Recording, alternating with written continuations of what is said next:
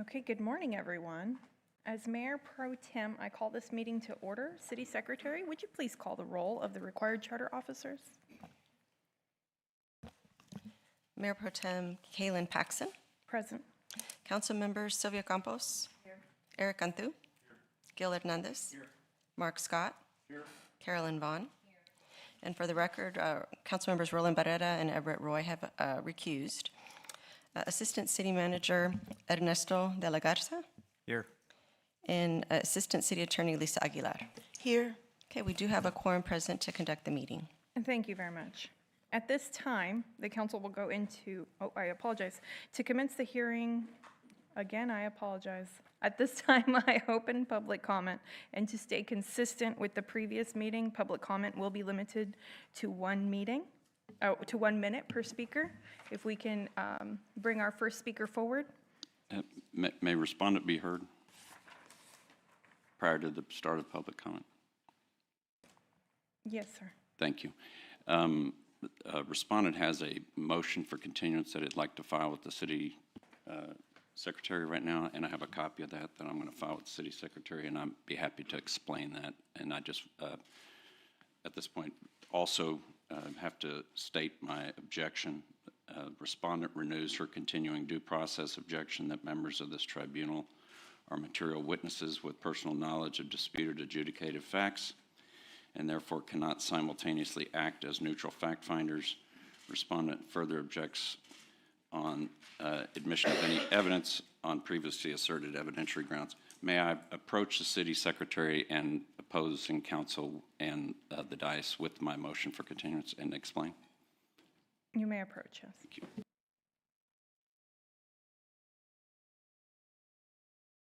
Yeah.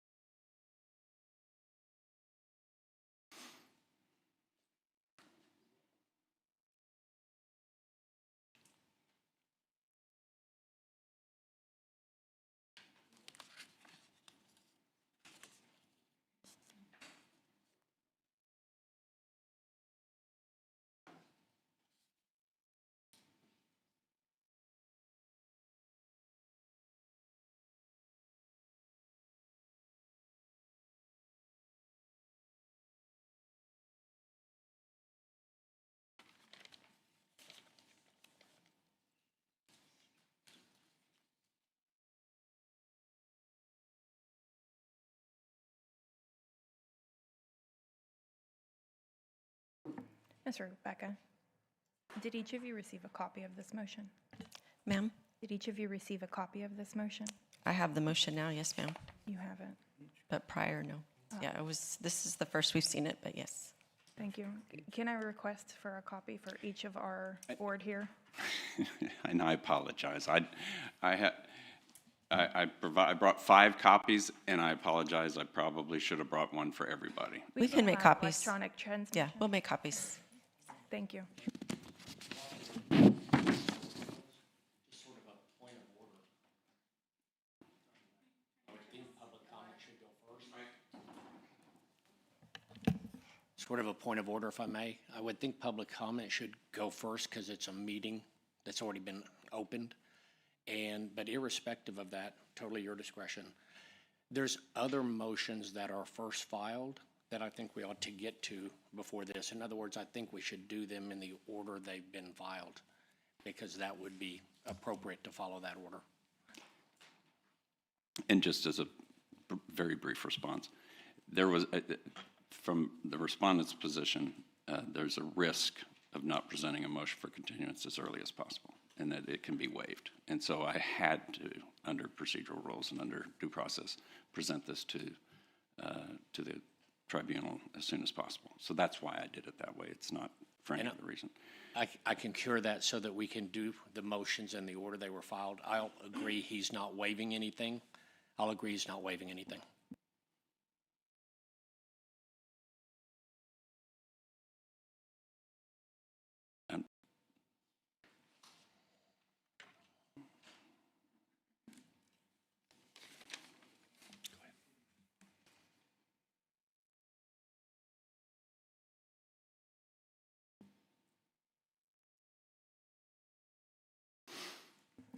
What we will do next then is, while we wait for everyone to get a copy of this, I would like to still move forward with public comments to save time. So that's what we will do at this time. We'll wait for those copies. And for public commenters, if our first commenter will make their way to the front, I have, let me see. And with all respect, I just want to renew respondent's motion for continuance at this time, because even with council's statement, I do run the risk of waiving the substantive rights that are contained within that motion. So Noted. do urge its ruling prior to any further proceedings. Thank you. Noted, thank you. Our first public commenter this morning is Mr. Mo Chavez. Mrs. Mo Chavez, thank you. It's okay. It happens all the time. Good morning, Mayor Pro Tem and council members. Mo Chavez from District 4. I've had the unique opportunity to observe our mayor over the years, not just in public, but behind scenes.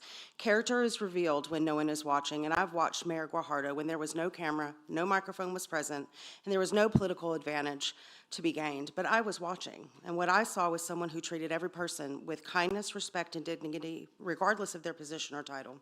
Integrity is measured on how we treat people when there is nothing to gain, and that is exactly what I have witnessed. I have also watched her stand her ground in rooms filled with influential business leaders in the midst of very difficult conversations. She was never intimidated. She was prepared, informed, poised, and steadfast in advocating for what she believed was in the best interest for Corpus Christi. Public service is ultimately about people, and I've seen her put people first. Whether someone agrees with every decision she has made is not the point. Leadership is not about avoiding difficult conversations. It's about facing them with courage and professionalism.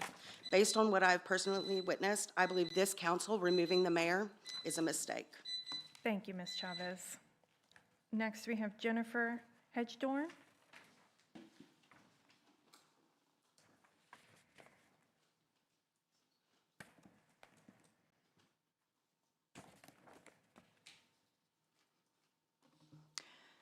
Good morning. My name is Jennifer Hagedorn. I am from District 3, and I'm here this morning. I rise today in strong opposition to this effort to remove Paulette Guajardo as mayor. This hearing stems from the same matter where 5 different law enforcement agencies found no criminal, ethical, or legal wrongdoing. If there was no wrongdoing, there should be no basis to remove the duty elected mayor of Corpus Christi.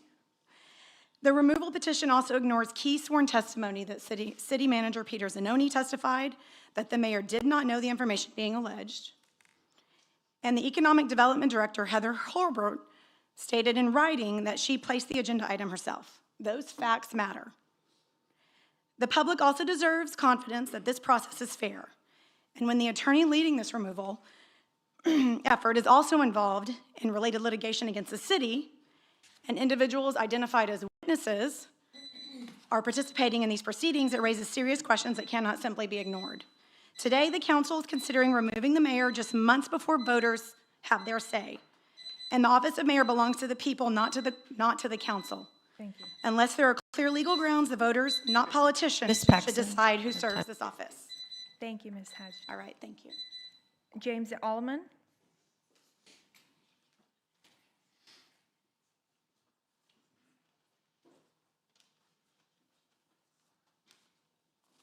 Hi, good morning. My name's James Olivan. I'm in District 5. I'll go quick. Please do not remove the mayor, our duly elected mayor. This is political, petty, and pathetic. We have wasted time focusing on the wrong issues.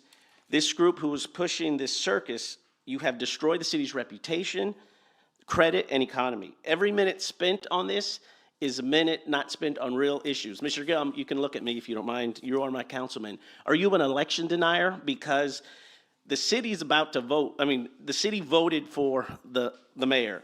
Do you realize she got 46,759 votes? Ms. Pro Tem, you got 4,400 in a runoff. Mr. Gill, who still won't look at me, who's my councilman, you got 11,000. Maybe Ms. Vaughn, you got 33. But again, how can any of y'all remove a mayor who has more votes than y'all got? What are we doing here? So again, I respectfully ask, let the citizens of Corpus Christi make that decision, not election deniers. Thank you. Thank you, Mr. Allman. Polly Harris?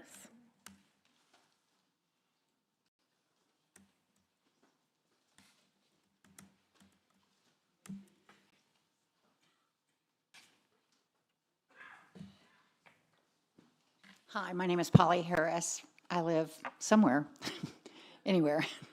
Anyway, good morning. I rise today in strong opposition to this effort to remove Mayor Paulette Guajardo.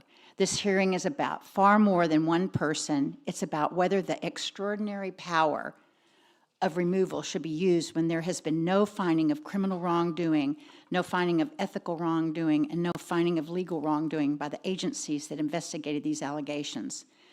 The attorney leading this removal effort, Doug Allison, is also representing hotel developer Ajit David in litigation against the city of Corpus Christi.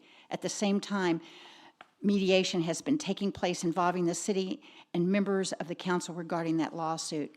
Residents deserve to ask whether those overlapping roles create a conflict that undermines the confidence in this process. Public trust requires that these proceedings be fair, impartial, and beyond question.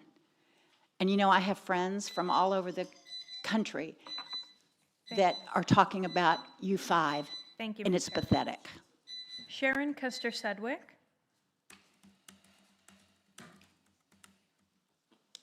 Good morning, Sharon Sedgwick, District 3. I'm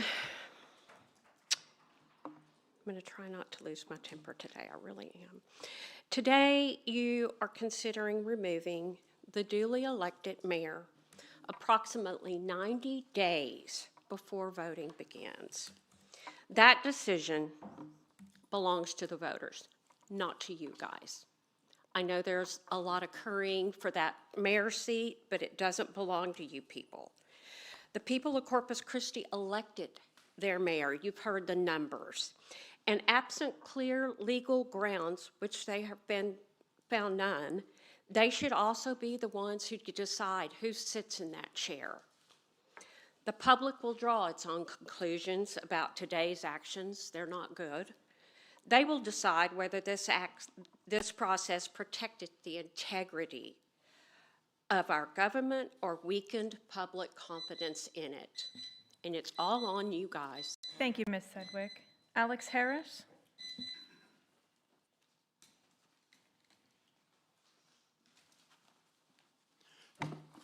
Good morning, Mayor Pro Tem and council members that are here.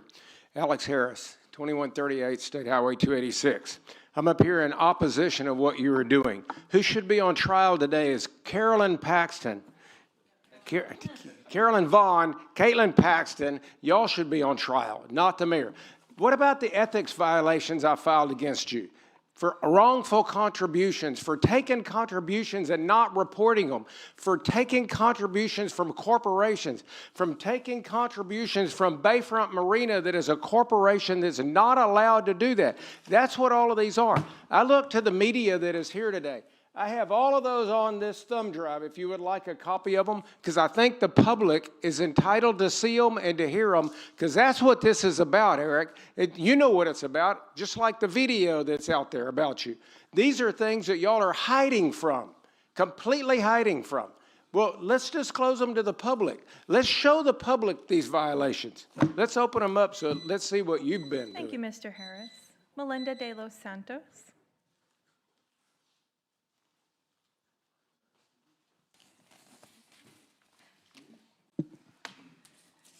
Good morning, Melinda de los Santos, District 2. I have to, after listening to this, I constantly remind myself God intentionally uses flawed and broken people to carry out his divine plan. What I've learned regarding these 5 agencies they keep talking about, the government, the medical, the judicial, educational, law enforcement, has brought not only a mistrust, but a true sickening to my core of what people are capable of doing out of greed and power. People who want to bring truth to light are suppressed through harassment, retaliation, and death threats. Our city, state, and nation has been infected with a disease called fraud. We need to be healed to flourish. I applaud Rachel for her courage to bring truth to light. Regarding the votes, Mayor won. She only won on the mail-in votes, and we have all learned that that is the most fraudulent part of the voting. She did not win in early voting and did not win on the election day. Thank you. Mr. Todd Norton. Mr. Todd Norton. Mr. Todd Norton. Kathy Fulton.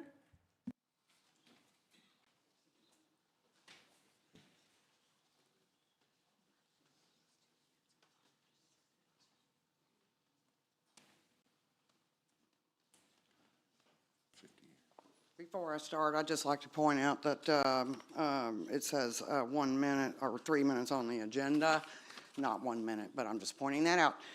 My name is Kathy Fulton. I'm from Port Aransas, Texas. I'm here in support of the mayor. I think that this farce of a hearing going on is vindictive, trying to get back at I don't know who. You think something's wrong, but there's other people on this panel right now who were all a part of the vote back in 2024, okay?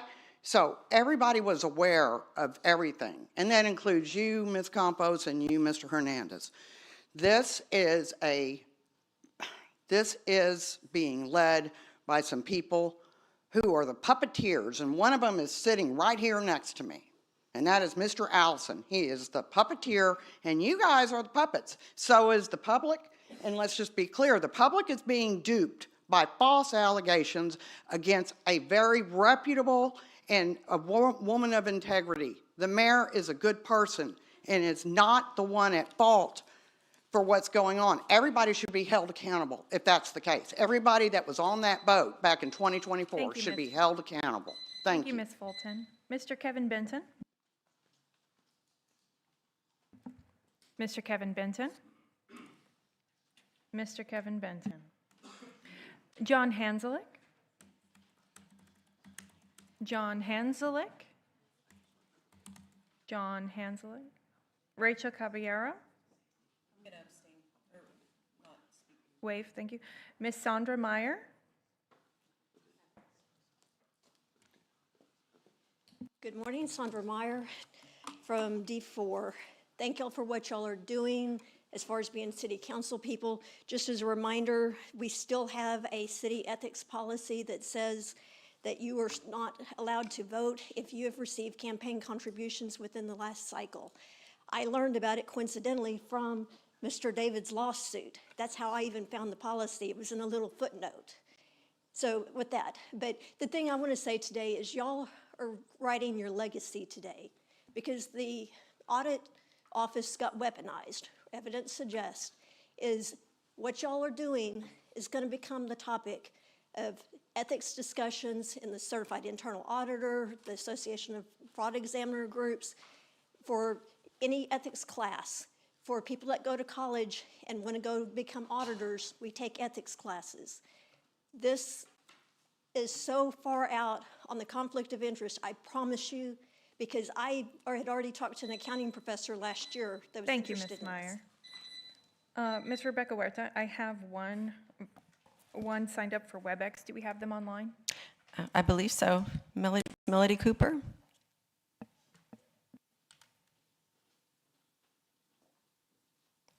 Can you hear me? Yes, ma'am, we can. Okay. Melody Cooper, District 5. I'm sorry I can't be with you in person, but I have litigation out of town. I will be brief, which most of you will no doubt appreciate. There is no mystery that I'm firmly in support of Mayor Fajardo and against his repugnant and unjustifiable removal action. I've made this crystal clear. This kangaroo court of your being petitioner, judge, witness, juror, and executioner is beyond the pale of legitimacy. It is particularly galling in view of your simultaneous attempt to change the removal provisions of the city charter to make yourselves safer if a removal action is brought against you, and believe me, it will be. I do not believe anything I say today will make a difference to you. I'm not stupid, but neither are the citizens of our great city. You may very well achieve your goal of removal, but the voters will not forget this week, next month, or next decade. This is your legacy with which you will have to live. The debacle is far from over. Savor your victory. Thank you, It will be Ms. Cooper. short-lived. Ms. Rebecca, do we have any further requests for public? No, ma'am, that concludes the public comment period. Okay, thank you very much. At this time, I'll allow Mr. Flood to address his motion for continuance again. Thank you. Yesterday afternoon, today is the 22nd, yesterday afternoon, the 21st, while my client, the respondent, was presiding over a council meeting, the petitioners added 19 additional exhibits to their already extensive exhibit list, and the new exhibits contain 1,922 pages of documentation, 5 videos and 1 audio recording. Between that time and now, it is impossible and has been impossible for me and my client to review those. Prior to the start of this hearing, it was impossible for me to review them prior to the start of this hearing. And respondent requires additional time to review this new evidence prior to the initiation of this hearing. In addition, this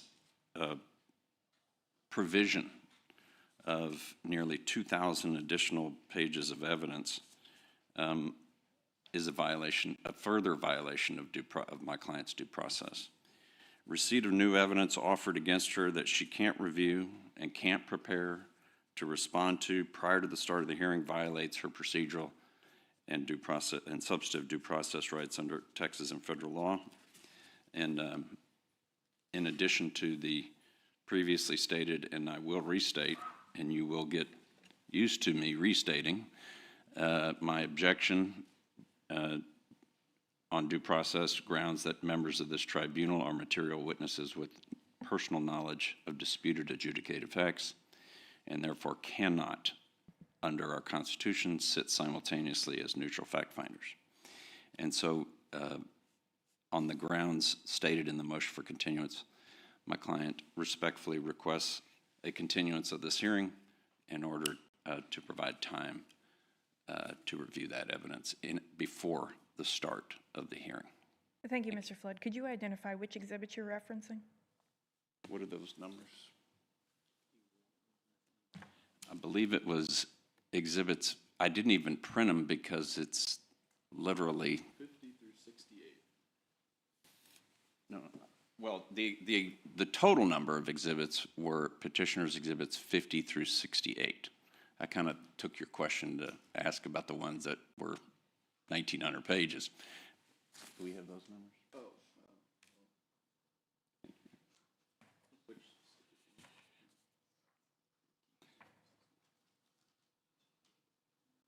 And if you're wondering why that young man behind me looks a lot like me, it's because it's my 34-year-old son, Peter. Well, 54 is 378. 54 is 378 pages. 951. 53 is 951 pages. 951 pages. Yeah. And 51 is 486. And the delta between that and the 1922 is minor, but it's just some other exhibits. And so I would just respectfully ask that the tribunal, for that reason and for also my other stated reasons, continue this hearing for that reason. Thank you. Thank you, Mr. Flood. Mr. Allison, now if you will respond. Yeah, thank you. First of all, with regard to the due process piece of it, he's talking in his motion about the same argument you've heard before, where they complain that you can't have due process because you guys are the judges, and he says witnesses. I don't think so. But let's put aside his different view of that and my different view of that. That's the same argument that they made to the federal judge when they wanted a temporary restraining order, and the federal judge denied it. That's the same argument they made to the federal judge in Galveston when they asked for the federal judge in Galveston to grant a preliminary injunction because of a failure of due process, for the same reasons, made the same argument. That federal judge denied it. Then they asked that federal judge to give a permanent injunction so this hearing could never happen. Rather than rule on that, the federal judge elected to sign an order dismissing the federal case with prejudice. That means never come back again and make this complaint. That means you do not have the right to ever complain about that again in federal court. You're done. Your case is dead. Your argument is finished. They've appealed that, which everybody has a right of appeal. They've appealed that to the Fifth Circuit, United States Fifth Circuit Court of Appeals. That's in New Orleans. And they asked that court, for the same reasons, a panel of judges, federal judges at an appellate level, to stop these proceedings. Yesterday, they know that the federal judge again, that panel of judges at the Fifth Circuit said, no, we're not going to stop these proceedings. There's no reason to think there's a due process violation. So it's not just Doug Allison versus John Flood. There are several judges who have looked at this very seriously and rejected those arguments. Now, with respect to the pages, could I get this, or am I on yet? Thank you. I'll remind you, and he's right, most of these, not most, all of these documents really have been produced in the litigation for Ajit David versus the city. The depositions were taken in the case of Ajit David versus the city, okay? The documents that he's complaining about, oh, I can't be ready, you just heard him, I can't be ready because I've had all these documents to read. I know you know this, but you'll recall that discovery was stopped in that case in January of 2025, okay, because they filed a mandamus to the 13th Court of Appeals. And remember, they're all happy. They call it a win. It's just a delay. They're all happy, the mayor was, because we didn't get to take her deposition again. She's hiding. And so all of these documents, these thousands of pages of documents that they're talking about, were developed in a case before January of 2025, at a point in time when the mayor was a party to the litigation and always had access to all of these documents, most of which were produced by the city of Corpus Christi. And her lawyers, and John Flood is one of her lawyers in that litigation, has had access to all of those documents always. He came in later, but always in that litigation. Now, I extend courtesies, and so when this started getting scheduled, this matter, you'll see on the screen, and I'll make sure it's a part of the court's record. I say those things naturally. It's the court to me, sorry. On the screen, you will see, as soon as Mr. Flood, and this started getting pressed, this impeachment proceeding, on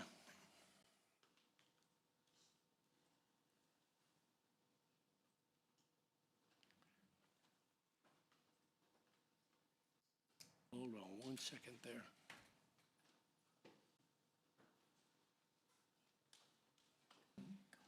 I thought I saw May date or July? May. Pardon? May. Yeah. Help me out. I want to get it right.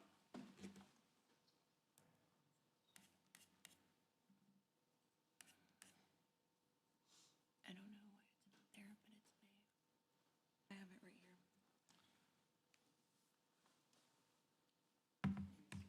Let's see if it'll work.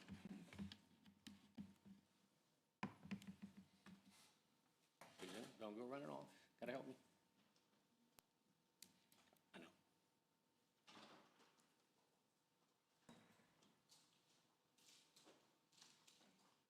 We're up.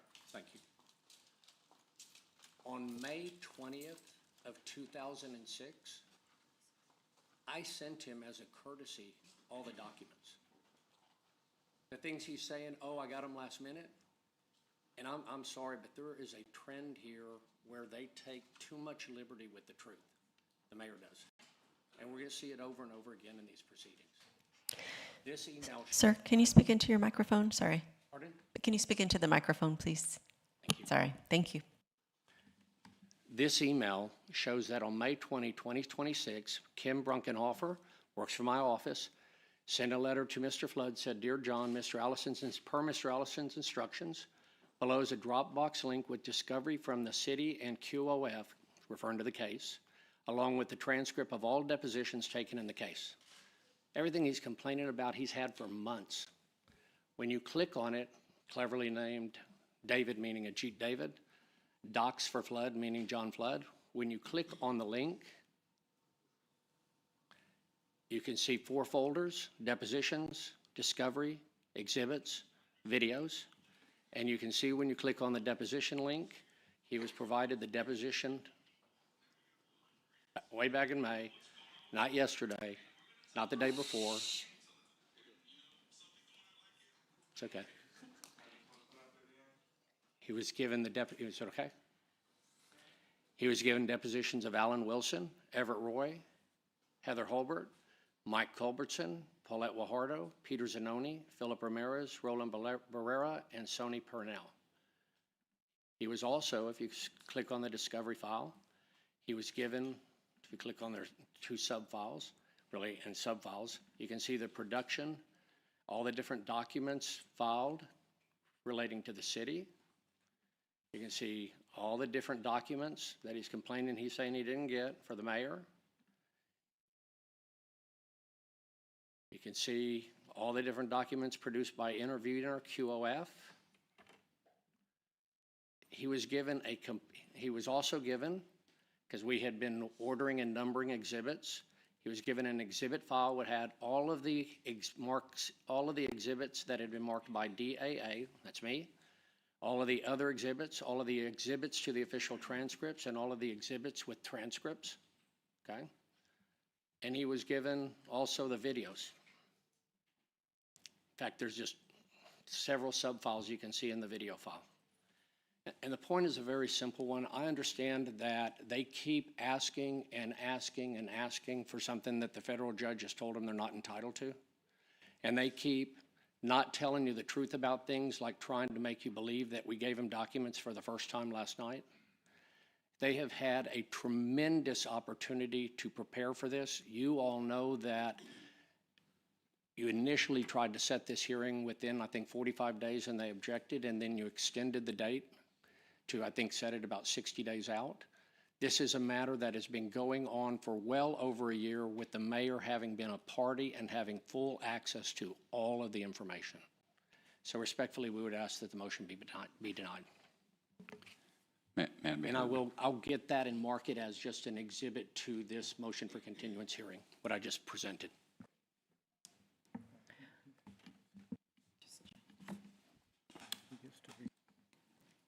Mr. Flood, would you like to offer a response? Yes, thank you.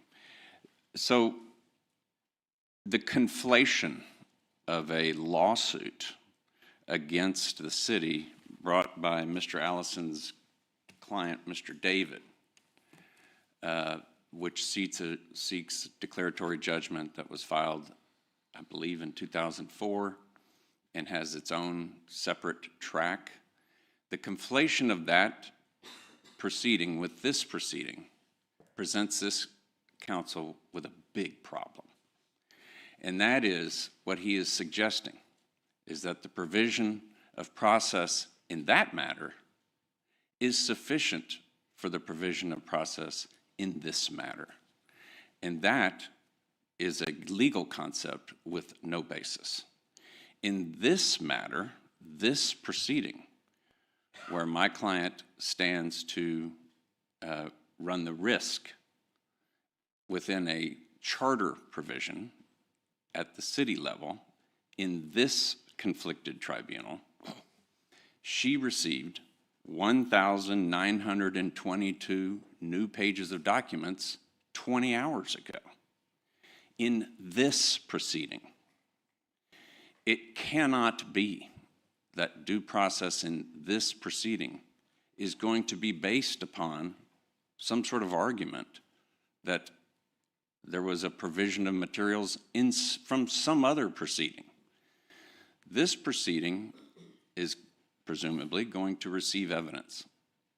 That evidence needs to be provided in such a manner that the respondent has an opportunity to review it and respond.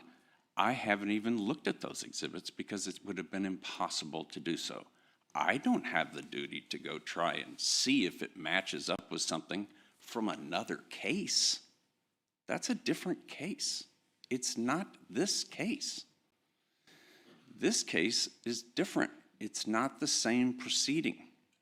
And so, for that reason, I needed to receive something like that well in advance of a proceeding like this, so that under the Constitution, we would have time to review it. This was not a choice my client made.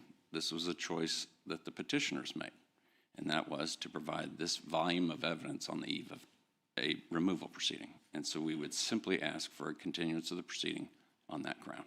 Thank you.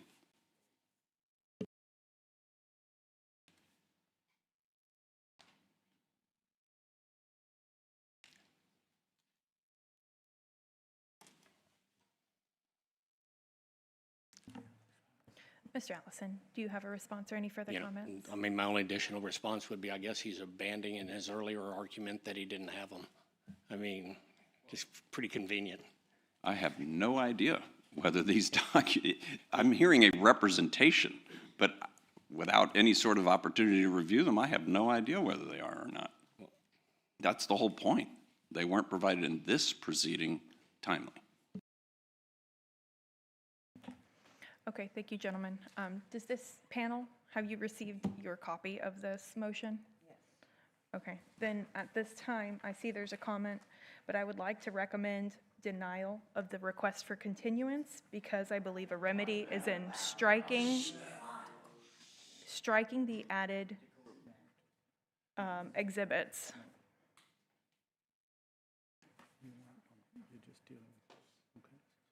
Okay.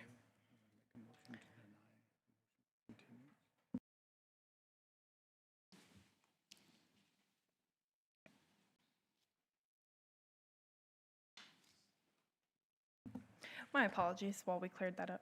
Then with our legal recommendation, it would be a motion to deny that continuance, but I will take comments from this board first. Mr. Scott, you can go first. Thank you, Madam Chair. So I guess a question and a comment, what is our, so you're working your way through it, and I think we're all working our way through it. I didn't know if we're going to deliberate that request here or go into closed session and listen to our legal counsel. It would seem to me that what happens, so my comment is to protect the integrity of the process. If people are watching like, yeah, that makes sense, you shouldn't submit something. I'm not a lawyer, right? And I avoid court at all times, to the best of my ability. that something submitted the day before our hearing is probably not a bad look. Not a good look, sorry. I think it's a bad optics, and it affects the integrity of the process. But it would simply, the answer would, I think, would be to eliminate the exhibits and move forward, or provide some time for council to review said exhibits.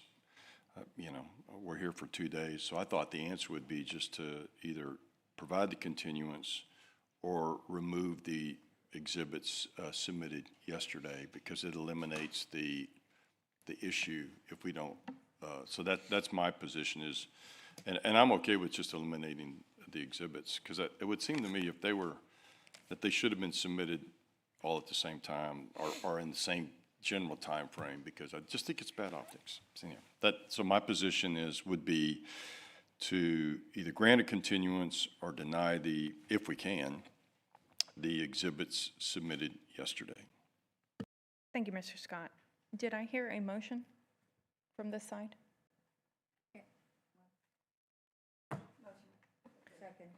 Motion to deny the continuance. Okay, I have, Mr. Hernandez, you have a comment? No, I think that most of this information has been out there for a long time, and we're just continuing to delay the process, and I don't think that we need to continue to delay. We were originally going to do a 30-day thing, and we extended it to 45 to allow for more time for Mr. Flood to prepare. So I think we should continue. Thank you. Okay, we have a motion on the second and a second on the floor. Do we need to take a voice vote, Ms. Rebecca? Okay, then all in favor of the motion, say aye. Aye. Any opposed, say nay. Nay. Okay, thank you. Then to commence the hearing, we will have announcements from the parties. First from the legal counsel for the petitioners, and then from legal counsel for the mayor. Douglas Allison, Your Honor, presiding, we're ready. Thank you. John Flood, counsel for the respondent, for the reasons previously stated, not ready. And for opposing counsel, your opportunity to respond.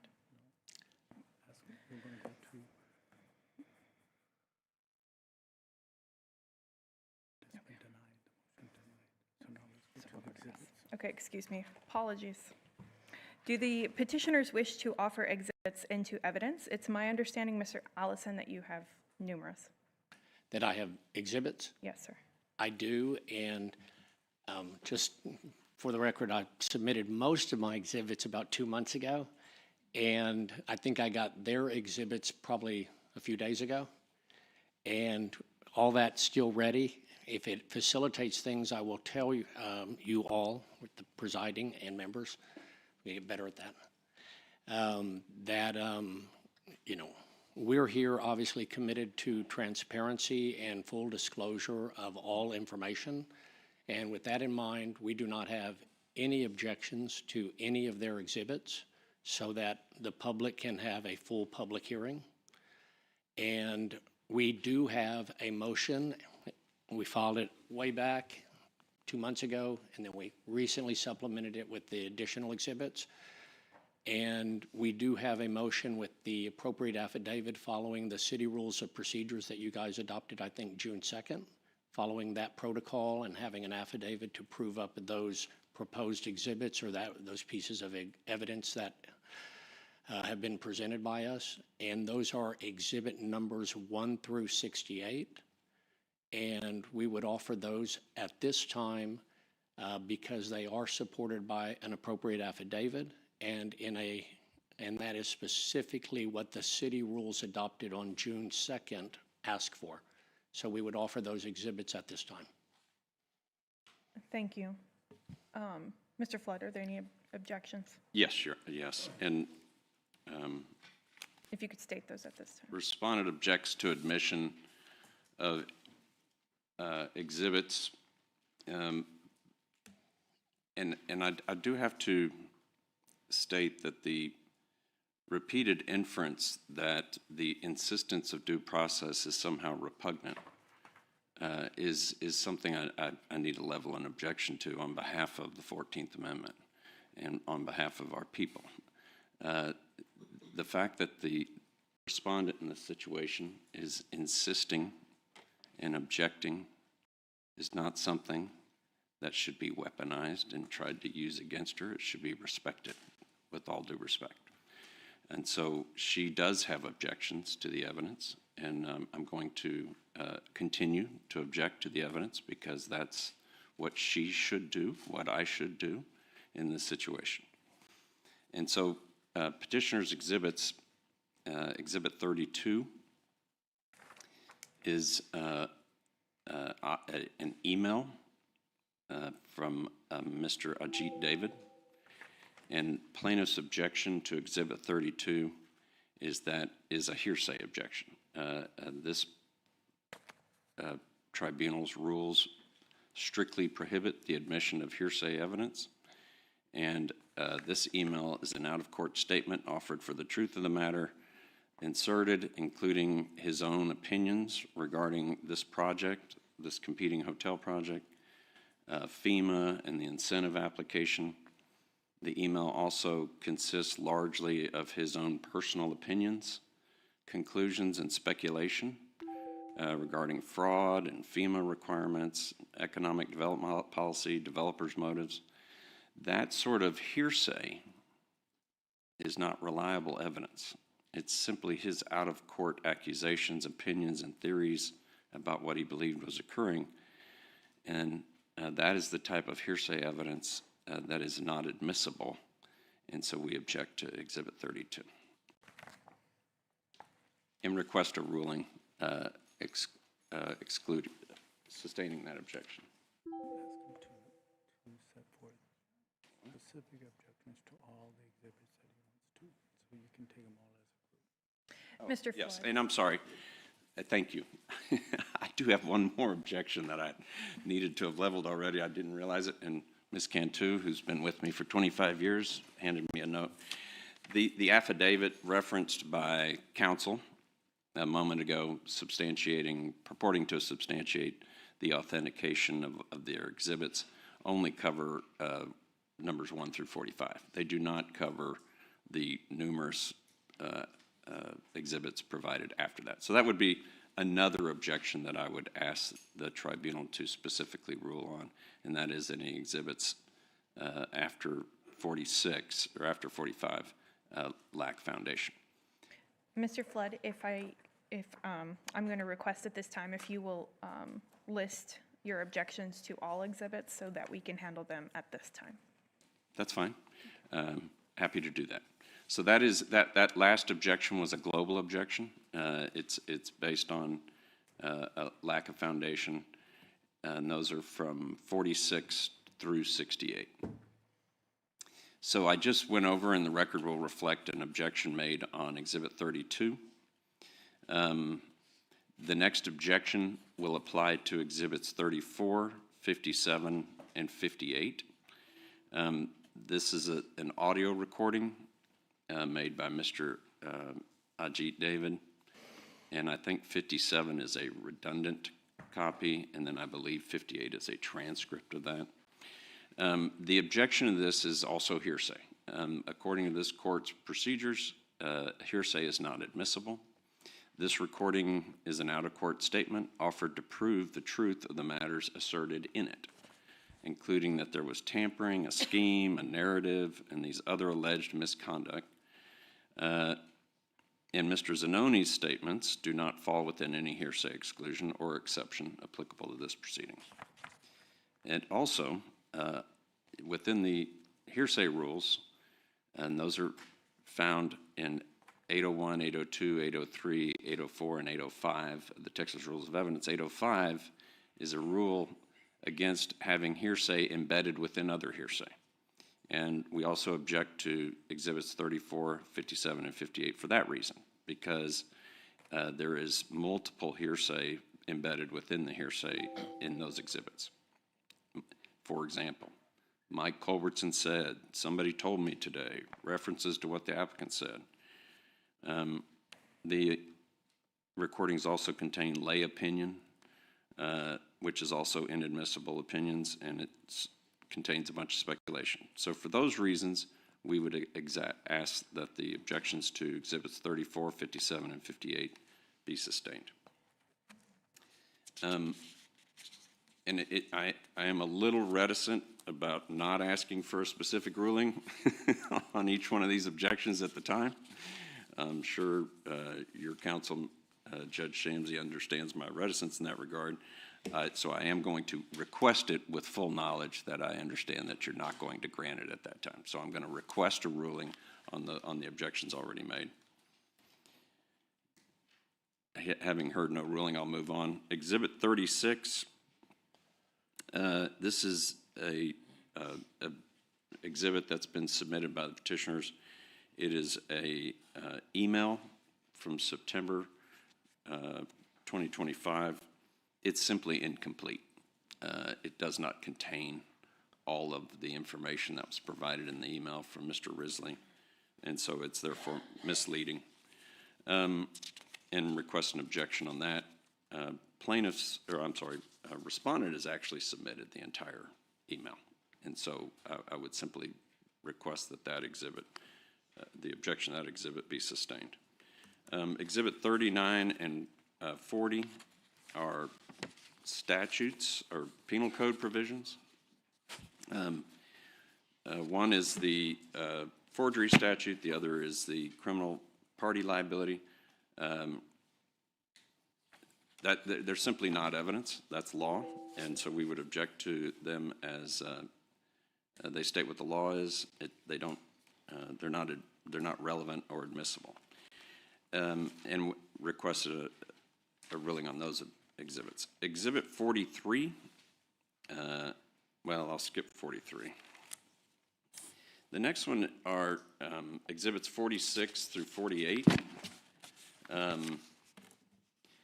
These are the Facebook posts by my client, and my objection is that as evidence in this matter, those are the epitome of pure political speech. They consist of criticism of elected officials, discussion of government procedure, commentary on public affairs, explanation, and advocacy directed to constituents. Those are at the core of First Amendment protections, and they don't have anything to do with what happened in 2024, which is what the articles of impeachment have to do with. They concern what the mayor has said publicly after these removal proceedings have begun, and whether you disagree or agree with her opinions, they don't tend to prove or disprove any allegations in the articles. And so they're not relevant, and I ask that the objection to those be sustained.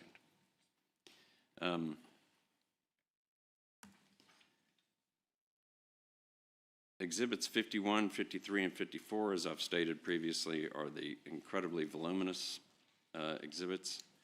The continuance has been denied, and so I would ask that those exhibits be excluded. 51 is 486 pages, 53 is 951, and 54 is 378 pages, and it's just been impossible for me to look at them, and so I just ask that those, that an objection to those be sustained, because I can't even, under the 14th Amendment, have an ability to even look at them yet.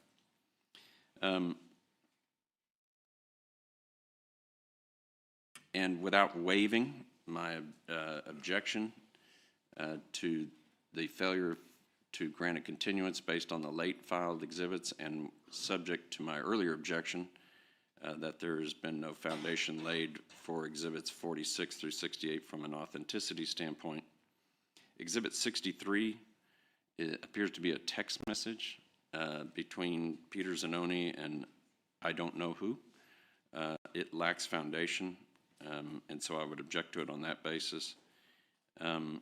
Also, Exhibit 68 is a spreadsheet of phone logs. It also lacks foundation, so there's no reliability under what we call Rule 1006, which is a compilation rule. Petitioners have not established that this is a complete compilation rather than a selective one. Without that showing, the exhibit risks a distorted picture of the communications. I'm going to request that each of those exhibit objections be addressed individually and ruled on specifically on the record, either being granted or sustained by by the presiding officer or tribunal. Thank you. Thank you, Mr. Flood. If I can ask Mr. Allison for a response? Thank you. I'm going to try to do this in a way that helps us keep organized, so bear with me.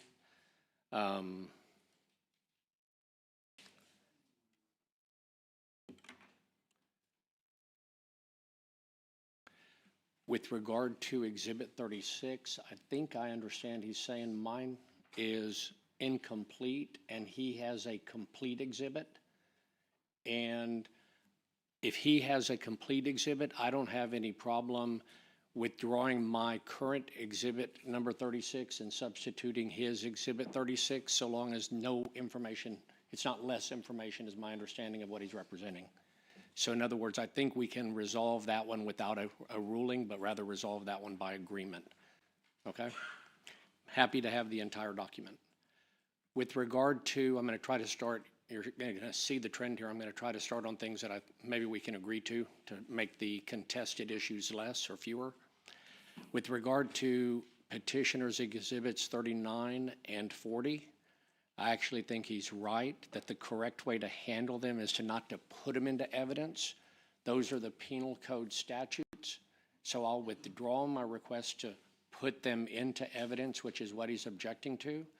I want to be very clear that is not me saying that I don't get to use them during the trial. The proper way to use a statute like that, I believe, is to present it to the witness at the time, and you don't actually usually place it into evidence. So I think he's right that we don't put it into evidence, but I want to be very clear that doesn't mean you're not going to hear us talk about it. You will. It doesn't mean we're not going to present it to a witness. We will. And so, but at least for right now, we're agreeing not to place it into evidence on exhibits 39 and 40. So those, I'm withdrawing those so we don't have to fight about them right now. I mean, withdrawing them as exhibits to be admitted, okay? Let me keep scrolling down here.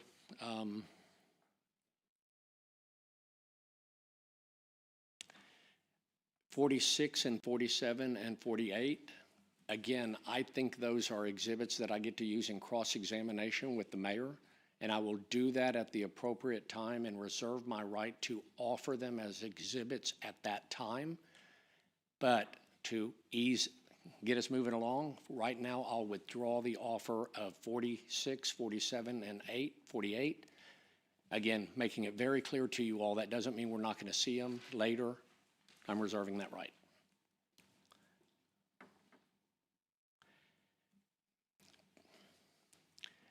'51 and 53 and 54. Those are ones that I think we provided to him, but I'm going to double check back in May of 2026. They are voluminous. I think they're repetitive of shorter exhibits that were given to him well in advance. That are the key documents. We may or may not need to fight about what's in the larger documents. I sort of put them there to make sure the record ends up being complete. But at this time, I'll withdraw the offer of 51, 53, and 54. So we don't have to fight about it right now. Again, subject to my right to bring it up later if they become something that's contested or in dispute.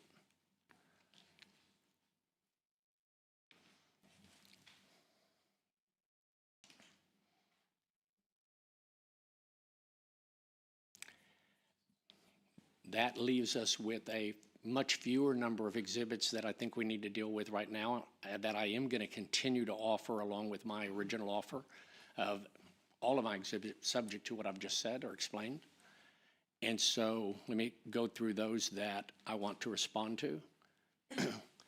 And what I'm about to say is actually true for several of the exhibits. Several of the exhibits, like Exhibit 32, that is put into the record not for the truth of the matter, but are put into the record for the purpose of Ajit David, any citizen, any resident, but it was Ajit David, giving written notice to the city, to Peter Zanoni, that I see a problem here. It's very clear at that time Ajit doesn't fully know the extent or the severity or the seriousness of the problem, so it's really not offered for what we call the truth of the matter. It is offered for the purpose of showing that Peter Zanoni and the city were given notice of what we thought was maybe, at that time, I think Ajit thought it was maybe been tampered with or altered. And so that is a clear exception to the hearsay rule, and 32 should be admitted.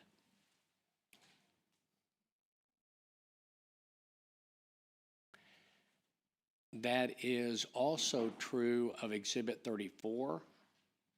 So I make the same argument with regard to 34, and it is properly admitted at this time.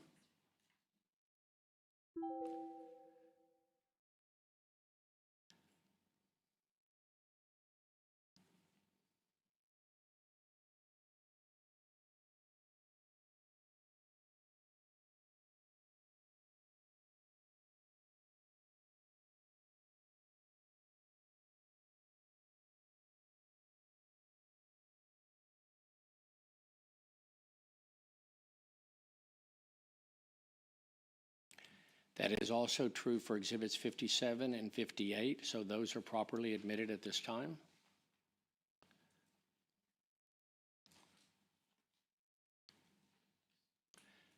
At this time, I'll withdraw Exhibit 63, just because I don't remember what it is, but I'm going to reserve the right to offer it later. It obviously relates to Peter Zanoni. It's 63, so I'll withdraw it so we don't have to address it now.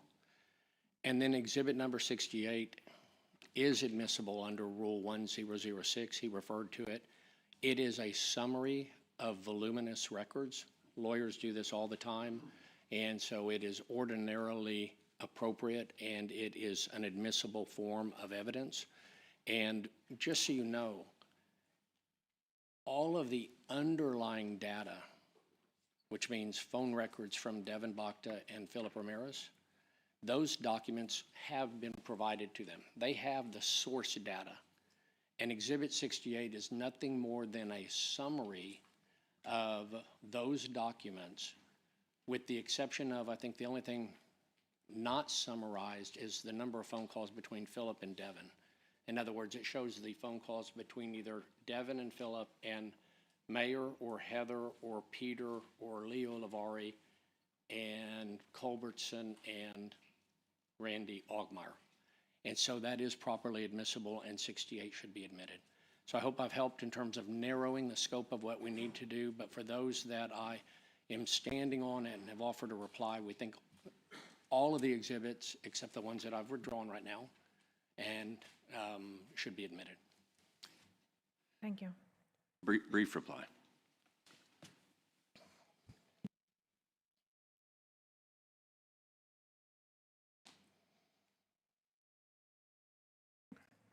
Mr. Allison, if you could provide a response as to not providing the affidavit to supply exhibits number Thank you. 46 through 68? We supplemented it yesterday. We'd been trying to get everything, you know, I think he gave me his exhibits 2 days ago, and I supplemented mine yesterday, but there's a new affidavit. If he hadn't seen it, I know that it got filed. Yeah, it's of record. So we have followed the protocol with regard to all 68 of the proposed exhibits. Is that cool? Yeah. This morning. My cell phone is off. I haven't looked at it. So I'm not aware of that. Yeah, they were supplementing exhibits the last couple of days. I did too.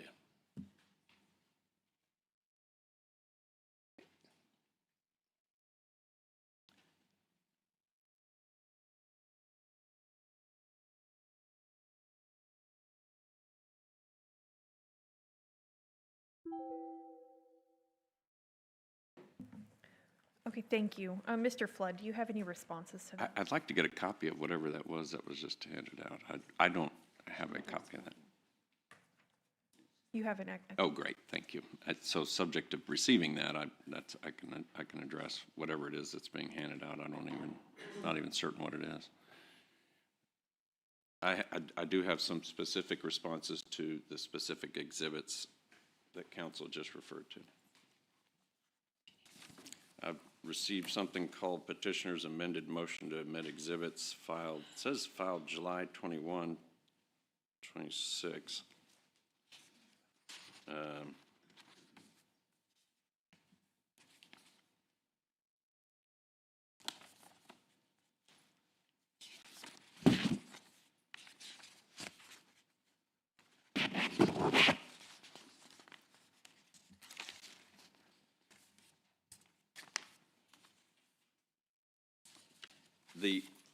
my objection to the amended motion and the affidavit mirror the motion for continuance filed. And so it would simply be that these are, new documents. I'm reviewing them for the first time. Did I receive an email this morning? Some were sent out yesterday, and I think one this morning. I couldn't. It would appear that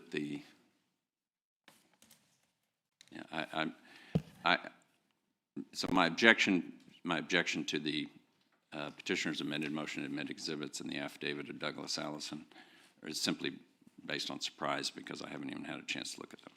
And so that's my objection. I'd ask that it be rolled on specifically.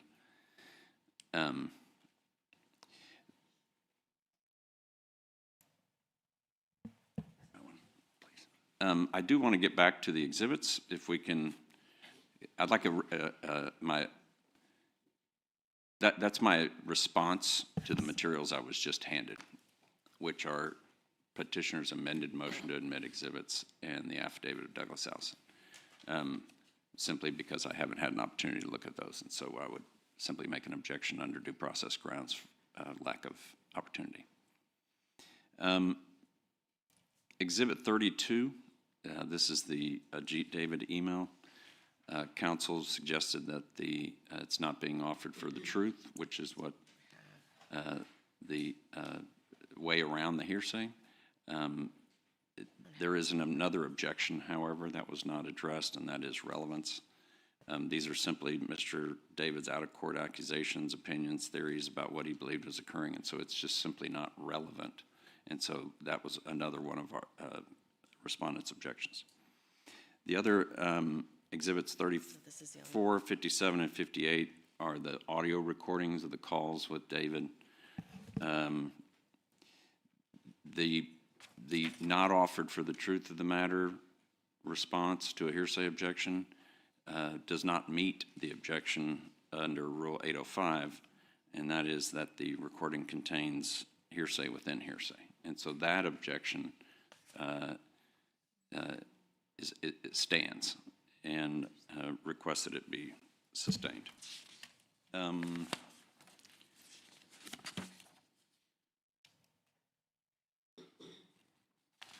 I believe that, well, and Exhibit 68, subject to our motion for continuance and complaints therein, that is the spreadsheet. It just simply doesn't have any indicia in and of itself of reliability. I understand the point of a summary under 1006, but it does have to be accompanied by testimony that creates reliability. I understand that the argument may be made that it's contained within Mr. Allison's affidavit.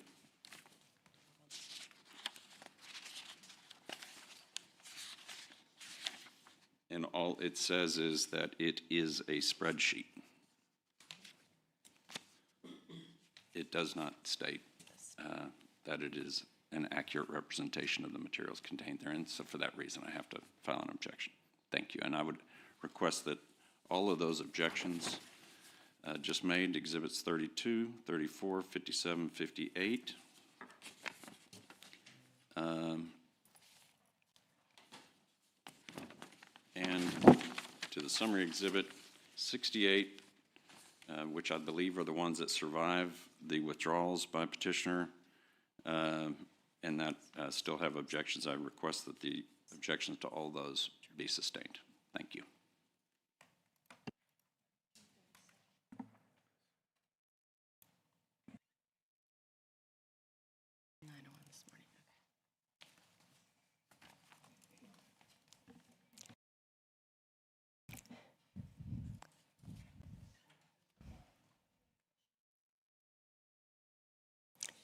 Mayor Pro Tem, I'm sorry, just to clarify, so Exhibit 033, 2026, that was sent this morning at 9 a.m., but the other two, 011.1 and 034, were sent yesterday, just for the record.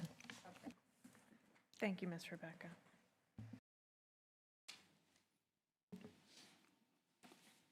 And for the record, I apologize am I supposed to say point of order? I'm not sure. I want to make sure the record reflects that we do have objections to the depositions. Since they were marked as exhibits, I want to make sure the record's clear that, this is something that we're going to cover. Respondent filed objections to exhibits 1, 2, 4, 5, 6, and 7, which are all the depositions except for my clients. And so I just want to make sure the record reflects that at this point I'm not waiving those and specifically want to be heard. And this is something that was discussed with counsel, your counsel and opposing counsel prior to. So I just looked down and I want to make sure the record's clear in that regard. Thank you.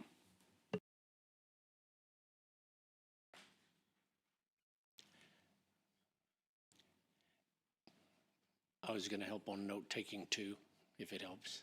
I was going to run through the list with you. I'm guessing that's what you're doing to make sure which numbers. You want me to call them out? Yes. The ones that I'm still offering and that I think should be admitted at this time is 1 through, I think it's 35. We're going to substitute 36 by agreement. And then I'm still offering 37 and 38 and withdrawing 39 and 40 at this time, subject to later use. And then I'm still offering at this time exhibits 41 through 45, which they've not objected to. And for this time, subject to being able to use it later, I'm withdrawing offers of 46, 47, and 48. So they don't need to be admitted. I'm not asking for that right now. And then 49 and 50, I think they're not objecting to. And then 51 and 53 and 54, those are the ones he complained were voluminous. So to facilitate things, I said I'll withdraw them at this time, may use them later. 52 still offered and not objected to. And then exhibit numbers 55 and 56 has subparts. All of those are still offered. And 57 and 58 are still offered, and I've offered an exception to the hearsay rule for them. And then 59 through 62 are not objected to. 63 I've withdrawn. 64 through 67 are not objected to. And 68, I still stand on the offer because a summary of voluminous records is correctly admissible.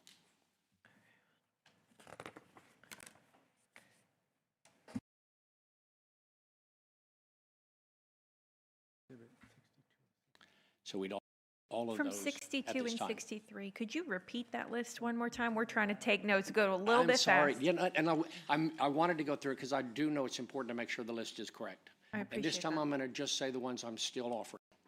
Thank Okay? you. And that would be 1 through 35. And then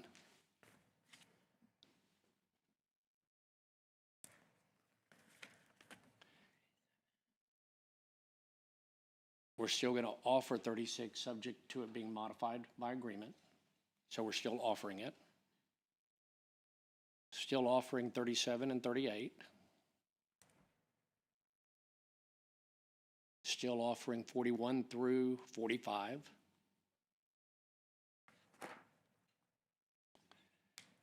Still offering 49 and 50. Still offering 52. Still offering 55 and 56, and I'll say 56 has 5 subparts. And still offering 57 through 62 and 64.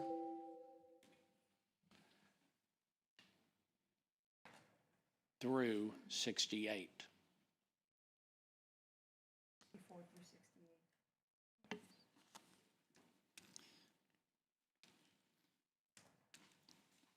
Do I need to restate the numbers of my objections?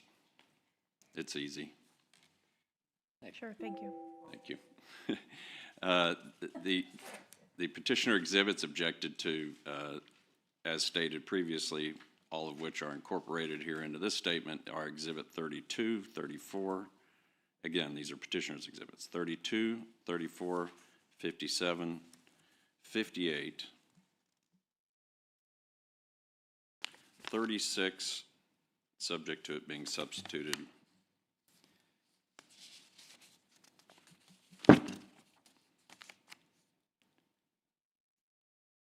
And 68, and I specifically request of the tribunal a ruling on those objections.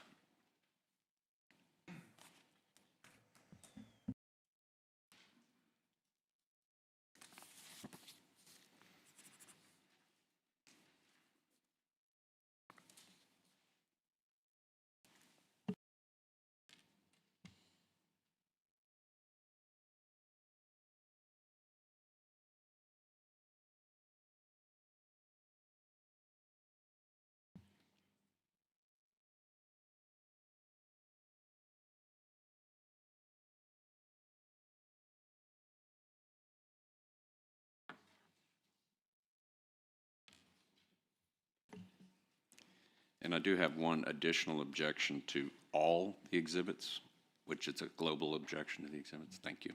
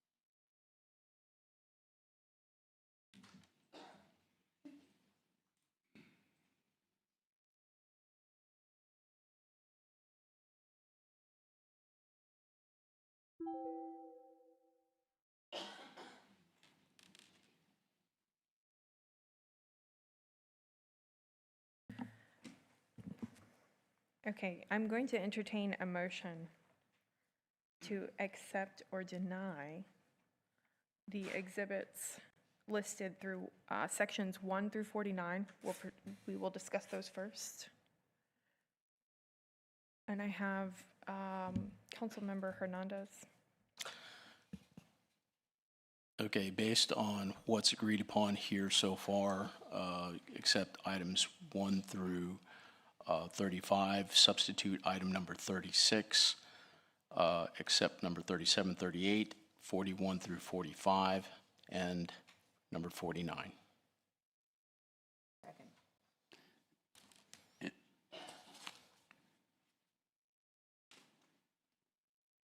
May I level that objection I referred to a moment ago? Thank you. Respondent objects to the admission of all the exhibits because their relevance and significance concern disputed facts within the personal knowledge of the members of this tribunal who are acting as adjudicators despite being material witnesses. So I would object to the petitioner's documentary evidence in the form of the exhibits for that reason in addition, and ask that that objection also be addressed. Thank you. Well, that has to be from her.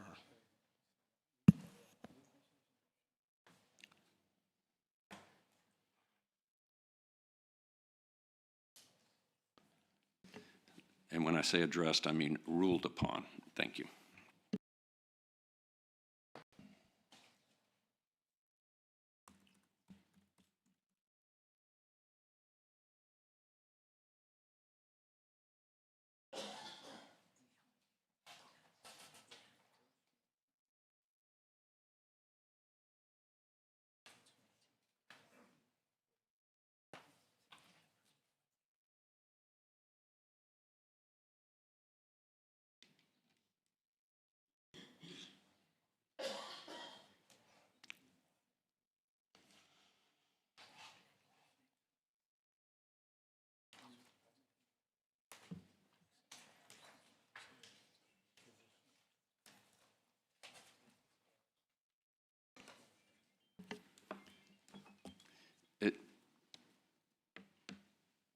May I be heard?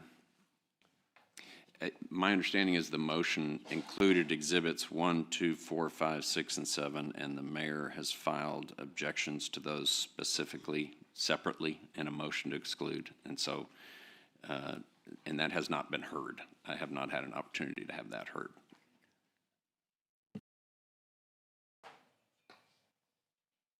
And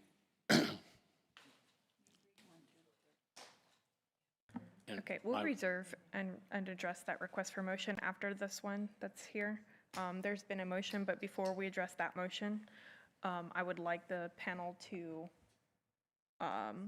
approve or deny the request from the respondents on their list of objections. And those were, was the motion to admit certain ones? Is that where we are? The motion was to admit 1 through 35, substitute number 36, number 37, number 38, 41 through 45, and 49 and 50. I'm sorry, just 49. It was to admit 1 through 35, exhibits 1 through 35, substitute 36 with the one provided by Mr. Flood, also admit 37, 38, 41 through 45, and number 49. Second. Well, I 40, filed 41 to 45, and then what was the last one? 49. Thank you. Apologize. So the filed with the city secretary prior to the beginning of this hearing was Respondent Mayor Wajardo's Texas Rule of Evidence 804 objection and objection to hearsay replete within petitioner's exhibits 1, 2, 4, 5, 6, and 7, and a motion to exclude those depositions.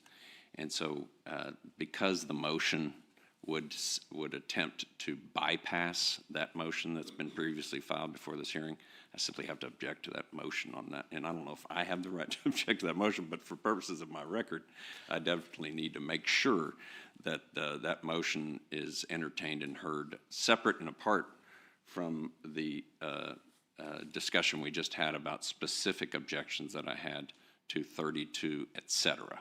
And so I just want to make sure we're not, this isn't some attempt to frog leap over that motion that was filed. Thank you.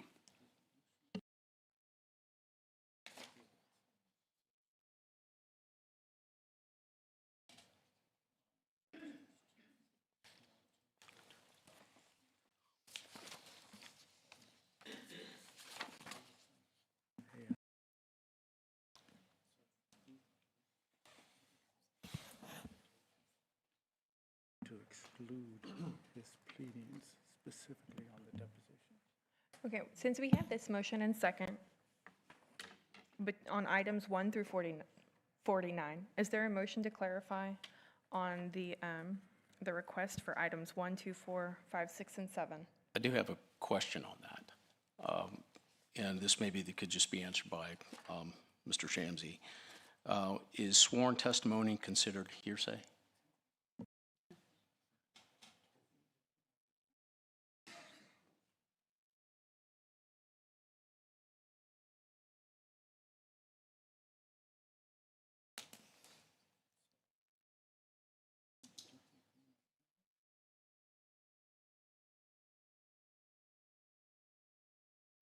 Mr. Hernandez, if we can get the agreements in, and then we can address questions on those different motions. Okay, so the ones that he wants to remove the sworn testimony. Yes, sir. Exhibits 1, 2, 4, 4, 5, 6, and 5, 6, 7. So we want to remove those from that 1 to 35 and listen to those separately? If that's the will of your motion for a motion clarification. If that's a recommendation from Mr. Shamsi, then I'll amend that motion to address those separately. Thank you. So your motion stands for 1 through 49 with special exception to 1, 2, 4, 5, 6, and 7. And we have a motion and second. I have one more discussion. We'll hear. Okay. All right. Then we'll take a voice vote. All in favor, say aye. Aye. All opposed, nay. Okay, the motion carries.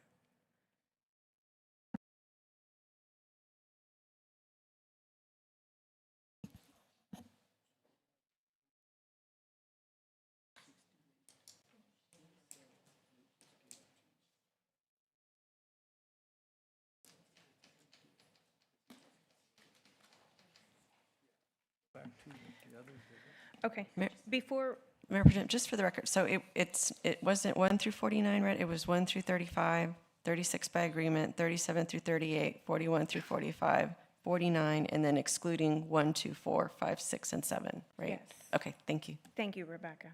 Before we return to those items in that section, we'll move on to items 50 through 68 and discuss those.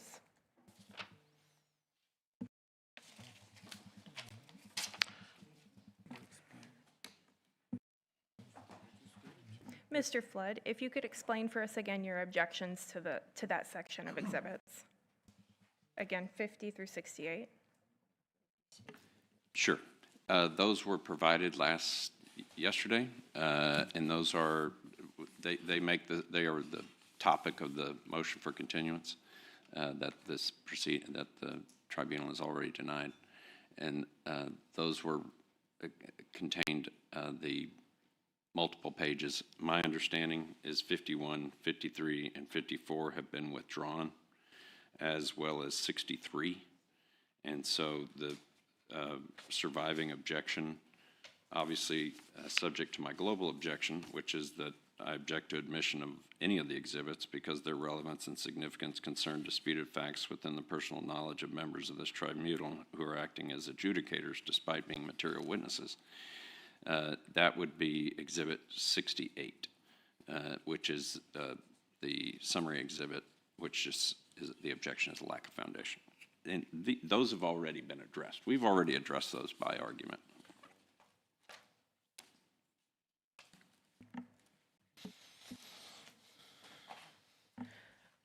Thank you, Mr. Flood.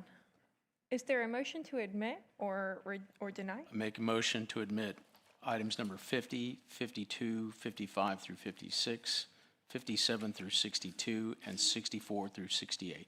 Second. We have a motion and a second. If all in favor say aye. Aye. Any opposed? Nay. The motion carries. Returned.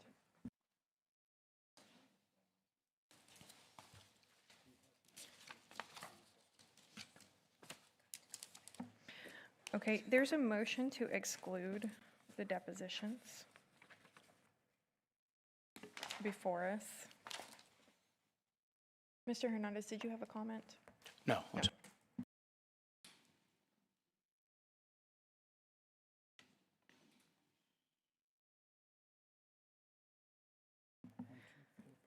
Okay. Mr. Flood's motion to exclude items 1, 2, 4, 5, 6, and 7. Do we have a motion? Oh, may I be heard? I apologize. Thank you. Yes. Thank you. So this is an important point, and that is that this proceeding is not the same proceeding in which depositions were taken. In fact, it was the opinion of counsel for witnesses subpoenaed for deposition in this proceeding that depositions are not part of the proceedings in this case. So there are no depositions that were taken in this proceeding. There has been no sworn testimony taken in this proceeding yet. The depositions that were taken in 2025 were taken in a lawsuit filed by a local hotel operator seeking a declaratory judgment that an ordinance, in layman's terms, was passed improperly and should not be enforceable. In that proceeding, pending in Texas State Court, there were depositions taken. The last deposition in that case was taken in September of 2025, or August of September, one of those dates, before a petition under Article 2, Section 11 of the Charter was ever filed. So there is no argument, factually or legally, that the depositions were taken in this proceeding. They are the depositions of Peter Zanoni, Exhibit 1, Heather Hurlbert, Exhibit 2, Exhibit 4, Philip Ramirez, Exhibit 5, Mike Culbertson, Exhibit 6, Alan Wilson, and Petitioner's Exhibit 7, Sonny Parinel. Respondent objects to those exhibits and the admission of the testimony contained therein prior to the receipt of any evidence in this case. This tribunal specifically adopted the Texas Rules of Evidence regarding hearsay for good reason. Hearsay is unreliable. It's not good evidence, and you shouldn't base any decision on it. Deposition testimony is addressed within the Rules of Evidence in Rule 804 regarding hearsay. And 804 applies when a declarant is unavailable. In other words, the declarant means the witness.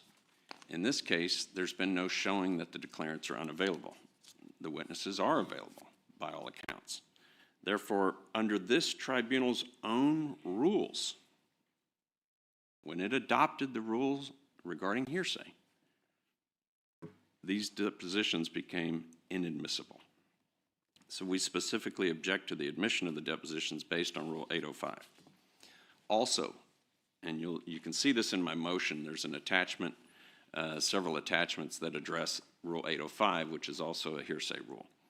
And that's the rule about hearsay within hearsay, which is even worse from a probative standpoint. So rather than eliciting each witness's personal knowledge, the counsel in those depositions, which was Mr. David's counsel, not petitioner's counsel, repeatedly read from or played other witnesses' depositions, recordings, emails, text messages, letters. And so there's just tons of what we call hearsay within hearsay embedded within Exhibits 1, 2, 4, 5, 6, and 7, the depositions I just referred to.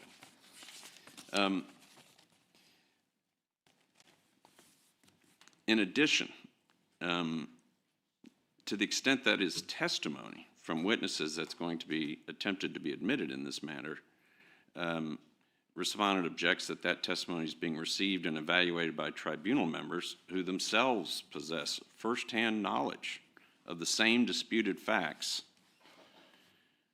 and are potential witnesses regarding are witnesses regarding those exact same matters. That objection is based on due process, fundamental fairness, and the prohibition against a witness serving as the adjudicator of disputed facts. And so hearsay, whether in a deposition or elsewhere, is not reliable, trustworthy, and of the type commonly relied upon. And this tribunal, knowing that, issued a rule that said hearsay shall not be admissible, whether it's in a deposition or elsewhere. And hearsay is hearsay. It doesn't matter what vessel it arrives to you in. I suspect the petitioner is going to argue, well, I was in a deposition and we said by the rules we can use depositions. Well, that doesn't fix it. It's still hearsay. And so, and by your same rules, you said depositions are permitted in this proceeding, yet no depositions were allowed to be taken. So by your own rules, hearsay is not admissible. These depositions under 804 are hearsay. And so I respectfully ask that you enforce your own rule and sustain that objection to 1, 2, or sustain all of those objections to 1, 2, 4, 5, 6, and 7, and exclude, affirmatively by motion, exclude those exhibits as evidence in this matter. Thank you. Thank you, Mr. Flood. Mr. Allison? Yes. The argument that he's making is a technical argument if you were in a court of law about how you treat a deposition if you're in one court of law versus another court of law. That's what that rule was written for, and if you look at the rule he cites, it says the court can do this, and the court can do that, and the court can do this. So it's actually not written for this circumstance in any way, shape, or form, nor do your city charter rules in any way, shape, or form support his argument. And I will point out, and I think it's incredibly important that kind of you hear the starting point for agreement. We agree that the test for admissibility at the end of the day, what hearsay is all about when people are arguing about hearsay, is the testimony reliable and is it trustworthy, okay? And the reason it would be admissible and thought of in any other court, and this one, is because it's reliable and it's trustworthy, it's under oath, and it was taken in front of the attorneys for the city who had an opportunity to cross-examine and question it if they wanted to question its reliability and trustworthiness. And at those same depositions, there was also an attorney for the mayor who had the ability to ask any questions if they wanted to call into question the trustworthiness or the reliability of it. Mr. Allison, I'm sorry to interrupt you. Could you put the microphone where Oh, sir. you're hearing? Yes, sir, that we're having trouble hearing you. Sorry. And so given that and that's really the test for whether or not you want to exclude evidence. If you were in a court of law, that's the test, and that's what the hearsay rules are designed to do, is to test for trustworthiness and reliability. And I'll submit to you, if it's admissible in a court of law, it should be admissible here in this front of this city council proceeding.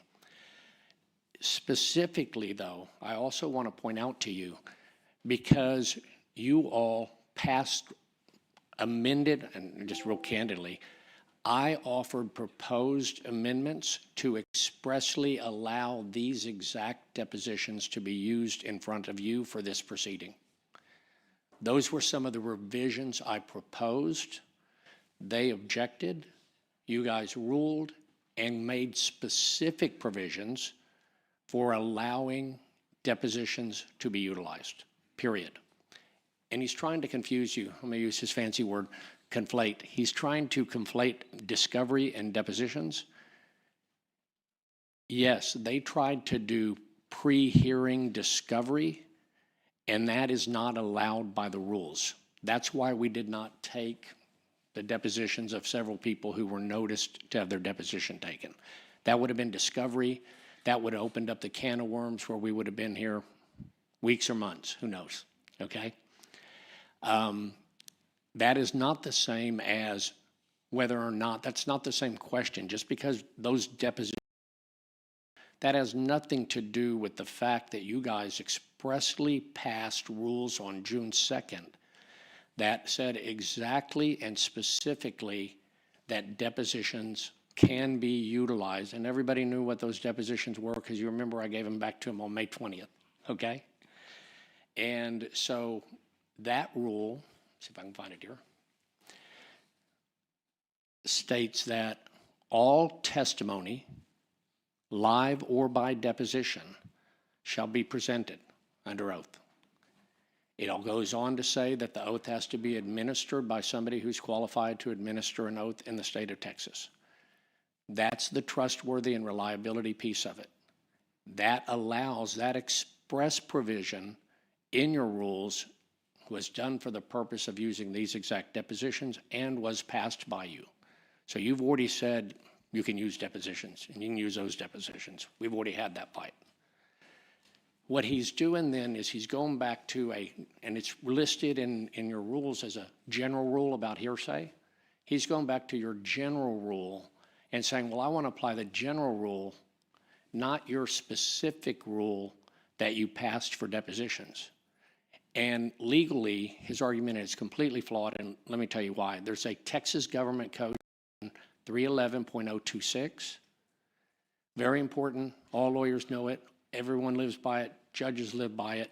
If there's a general rule that says you can't do it, and if there's a specific rule, like you guys passed a specific rule expressly saying you could use depositions testimony so long as they have been sworn by somebody qualified to administer the oath, If there's a general rule and a specific rule, Texas Government Code 311.026 specifically says, if a conflict, this is a rule of what we call a rule of construction. This is how we're legally supposed to construe something when you have a general rule that says, oh, don't use hearsay.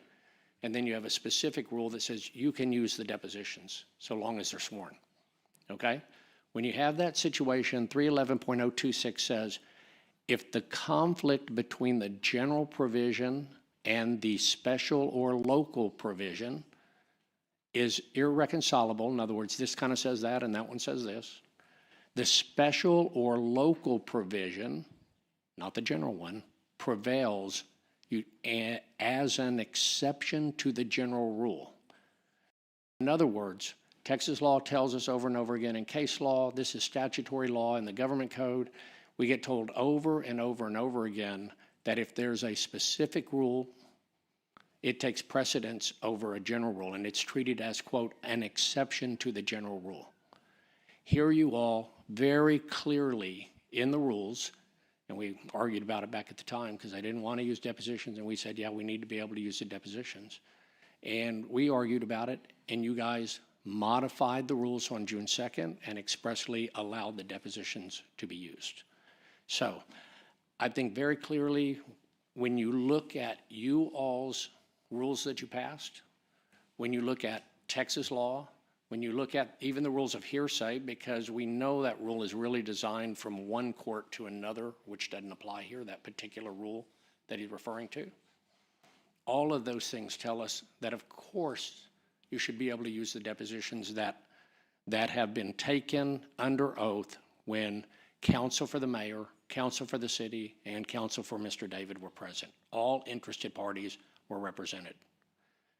Finally, and this is probably the most important thing, to be candid with you, one thing we always know as lawyers, and it's common sense to you, is that when we try to figure out what all these rules mean, we're supposed to consider public policy because we want to do things that are for the right reason, for the good of the public. Okay, that is essential. I've heard you several times talk about transparency, and I know you know the importance of that. This is an issue where now they're trying to, at the 11th hour, say you can't use the depositions that 2 months ago or on June 2nd, everybody voted and said you could use, okay? And so if you want to know how to reconcile sort of this conflict of how he reads the rules and how I think you clearly meant for the depositions to be used because you put it in a specific rule, to reconcile that, one of the things you should always fall back on is public policy. Public policy says be transparent. Public policy lets us know that sworn judicial proceeding is normally regarded as trustworthy and reliable. And public policy, therefore, supports the use of these depositions. Obviously, it's critical. He's trying to just throw out the whole case is what he's trying to do, and no surprise, we've seen a lot of objections, so thank you. Thank you, Mr. Allison. If I can hear if there's a final response from Mr. Flood. Yeah, that public policy is exactly why it's not admissible. That public policy of confrontation, and we lawyers use the word confrontation, and that is that testimony that's gleaned within a proceeding where there's a certain teed up parties and confrontation, you provide, there's a certain amount of respect for that evidence that comes from that. My client was not being removed in those proceedings. She was a defendant in a declaratory judgment action related to an ordinance. She was represented along with the city by the same lawyer in many of those depositions. So the whole idea that depositions from that proceeding can be admissible in another proceeding with different fact issues, very different legal concerns, very different sources of the allegations, very different consequences, is why it's hearsay. That's why it's hearsay. And so it's not admissible under hearsay rules because it's deposition testimony. 804 speaks to it very specifically. And nothing counsel just said changes the equation that these are not hearsay. They remain hearsay, and so they are not admissible under your own rules. And the reality is, there's nothing in the rules that say that it was these depositions. If he's right, then I can bring in depositions from divorce cases or from some other case that has nothing to do with this, if that's true. Because there is nothing in there that says that. And this is why we objected at the beginning from moving from the Mendez rules, and I'm referring to the 1987 rules, which said nothing about bringing in testimony from some other proceeding. In that proceeding, live witnesses testified, and that's what should happen. It shouldn't be deposition testimony from a different proceeding where there was all these other different motivations and different claims and different defenses than this one. And so proceeding under your own rules and enforcing your own rule regarding hearsay, I would submit to you that the only discretion you have is to exclude 1, 2, 4, 5, 6, and 7. And I would specifically request that petitioner's objections, her general objection for that reason be granted, and that her motion to exclude be granted. And I do have, obviously, conditional objections that have been made within my motion. In the event that they are admitted and they attempt to be played, I've got 805 objections that we'll have to take up along the way. But at this point, I'm asking that my client's 804 objection be sustained. Thank you. Thank you, Mr. Flood. Okay, well, I'd like to make a motion to go ahead and accept these sworn exhibits, depositions. We have a motion. A second to accept the depositions. All in favor say aye. Oh, I'm sorry. I just wanted to remind the body that, for the record, I voted against the amendments on June the 2nd. And one of the reasons I voted against the amendments on June the 2nd is I thought they lacked transparency. We didn't go through the list of proposed changes to our proceedings. And I thought that lacked transparency. My sense is you can remedy the depositions by having live witnesses, but that may not be completely true. But I don't intend to support allowing these to come in, and it's consistent with my position on June the 2nd, where I voted against the changes to the process. Thank you. Thank you.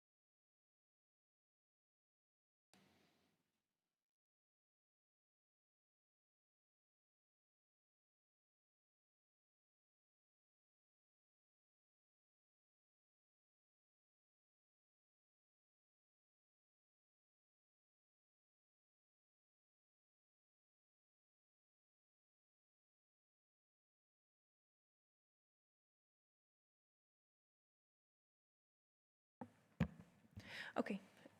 I know we have a motion and a second. Before we preside over that, Mr. Allison, have you provided cuts from your deposition exhibits to the other council? Yes. Mr. Flood, have you received those cuts? We provided them, and then I actually thought they were time stamps. And then he said, those aren't page in line. And then my legal assistant chimed in and said, no, Mr. Flood and I are both wrong. They are page in line. But we did those deposition cuts, which is typical. And I'm going to back up even. I'm the one who 2 months ago asked for a scheduling order, and they didn't want one, okay? Normally, you do cuts maybe a week ahead of time. There was no order or scheduling order for us, so they can be done anytime. We did them over the last two days, 2.5 days, and we gave them to him yesterday. And, you know, that's as soon as I got them, I flipped them to him. Because we had to turn them over actually to a videographer who actually did the cuts. The cuts came from the videographer after we send everything into him, and he does the deposition cuts. He provides us that information, and we send it immediately to him. How many cuts did you provide? I'm not sure quite what you're asking. I'm going to say there's 4 depositions that we cut. 4 or 5? 4? I don't recall, but the answer is there's hundreds of cuts, or I should say hundreds. There's many, many cuts. A cut being a deposition is edited, and so you're clipping page and line excerpts. So there were many, and they were provided last evening. And I frankly have not had an opportunity to review them, but my staff worked late into the night trying to see what those cuts were. Yes. And we of course object to all of that for the reasons stated. And I will say, I also offered, because he's entitled to do his cuts, and he can put them on now or later, and that would be true in a courtroom setting too. He can do his cuts whenever he wants to. I chose to sleep last evening rather. Me too.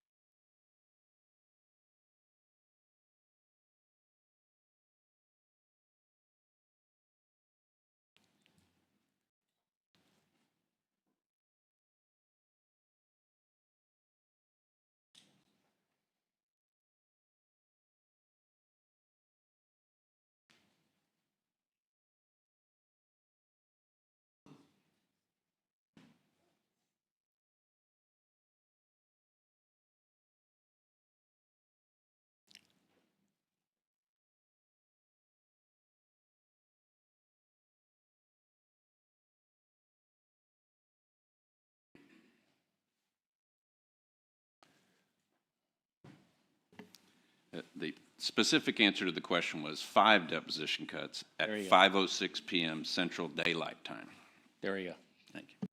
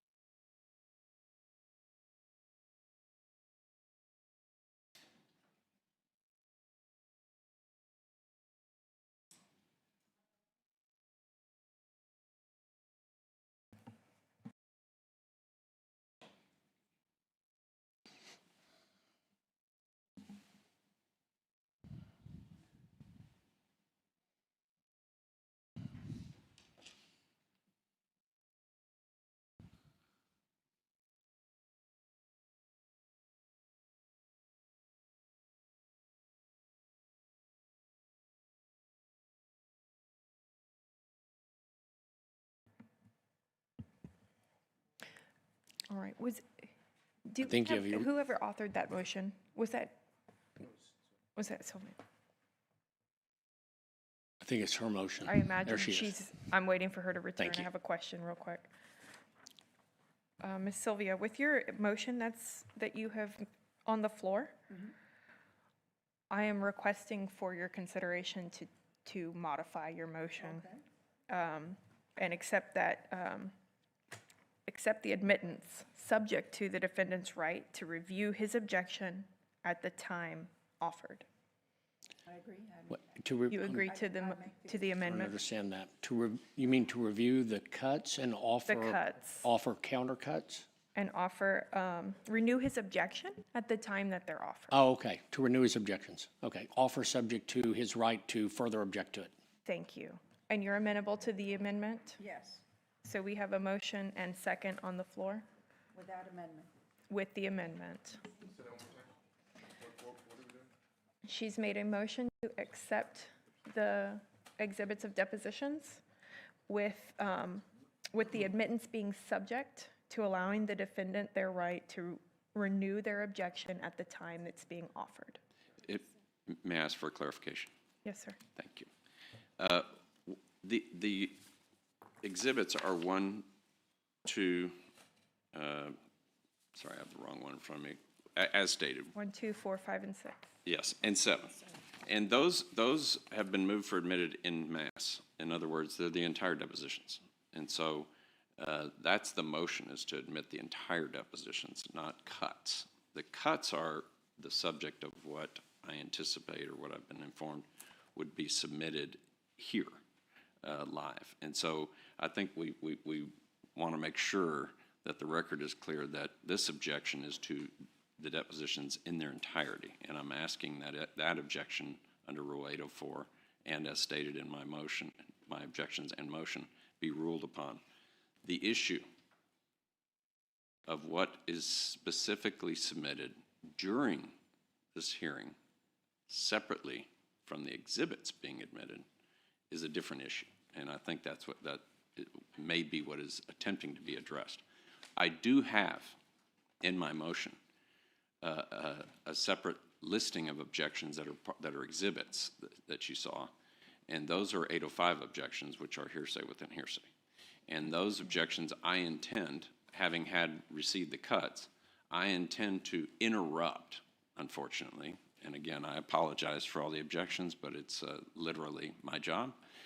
I will be interrupting those to object based on hearsay and other grounds during the objection. So we have those cuts, those objections will happen, and I don't mean to dictate how the tribunal handles it, but I think a safer matter might be to simply address the objection I have to all of the exhibits. That's a global objection,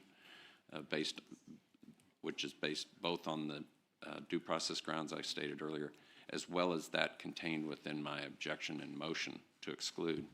And then as far as the cuts go, those will be addressed. They're contained within my motion, but those would be addressed at the time that the deposition testimony is actually offered during this proceeding. Thank you, Mr. Flood. Yes, Mr. Allison. Yeah, and I just want to be very clear also.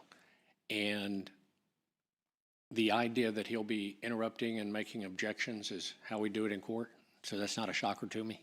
Okay, lawyers stand up and object, and I understand he has that right, and you're specifically giving him or making sure that the motion has been clarified so that he has that right at the time of the presentation, okay?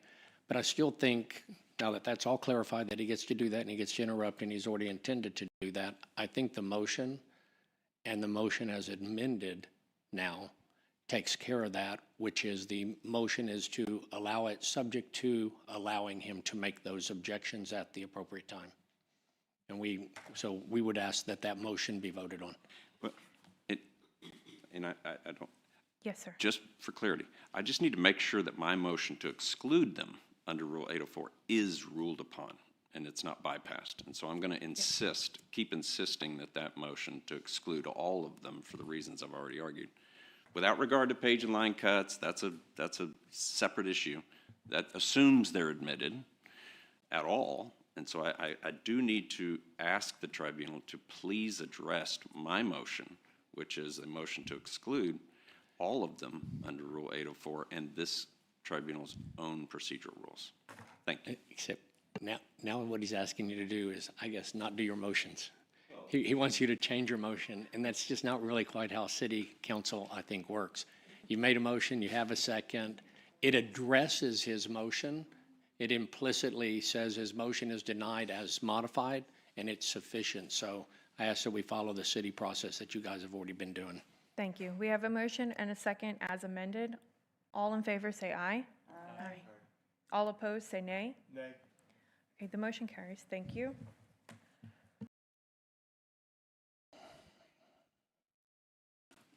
I would specific request then a ruling on my client's motion to exclude Exhibits 1, 2, 4, 5, 6, and 7 for the reasons included in the motion exclude, Rule 804 and others, and also because these are exhibits and purported testimony, I object because their relevance and significance concern disputed facts within the personal knowledge of members of this tribunal who are acting as adjudicators despite being material witnesses. So I'm going to, just for the record, have to continue pressing my issue on my motion exclude under 804 because at the risk of that prior motion not addressing it.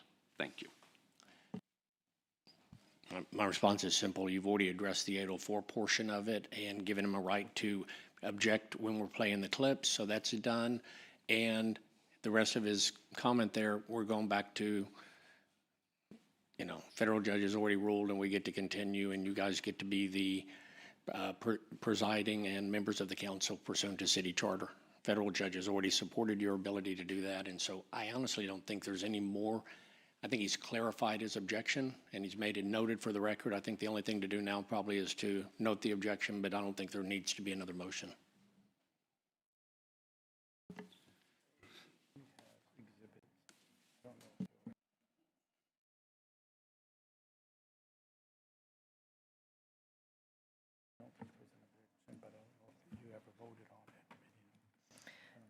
Thank you, Mr. Allison. Mr. Flood, does the mayor wish to offer exhibits into evidence at this time? We have filed a motion to admit, and I believe what I heard counsel for petitioners say is that they have no objection. Petitioners' exhibits are petitioner, my apologies. Respondents' exhibits are exhibits 1 through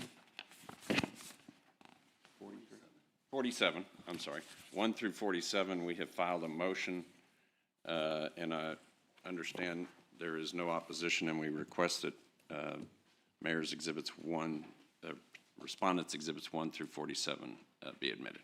Thank you, Mr. Flood. Mr. Allison, are there any objections? There's no objection, and I'm only going to note that the time savings, I hope, is paid back at some small point at the opening remarks. Thank you, sir. Then if no objections, then the exhibits are admitted into evidence.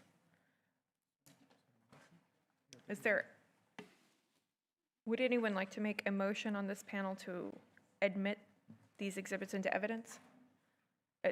Motions, exhibits 1 through 47? Respondents' Exhibits 1 through 47. Thank you. We have a motion. Do we have a second? Second. We have a motion and a second. All in favor, say aye. Aye. Any opposed? Say nay. Okay. The motions carry. We will now have opening statements. Opening statements will be limited to 30 minutes each. First, we will have opening statements from the petitioner and then from the mayor. Mr. Allison, please proceed with your opening statement.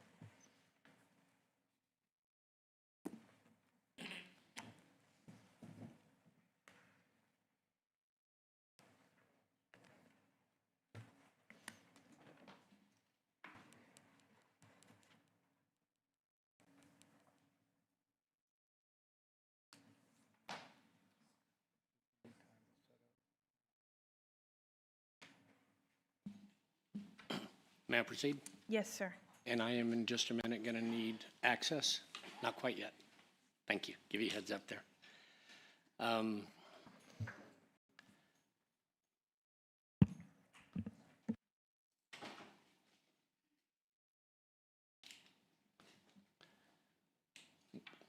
Welcome a little bit, I guess, to our world. We move slow. Justice is slow, but it's a fabulous process, okay? And I do want to start by kind of highlighting something because, and I've said this a million times to judges, I don't want to do anything on the record that jeopardizes due process. I don't want to do anything that jeopardizes these proceedings.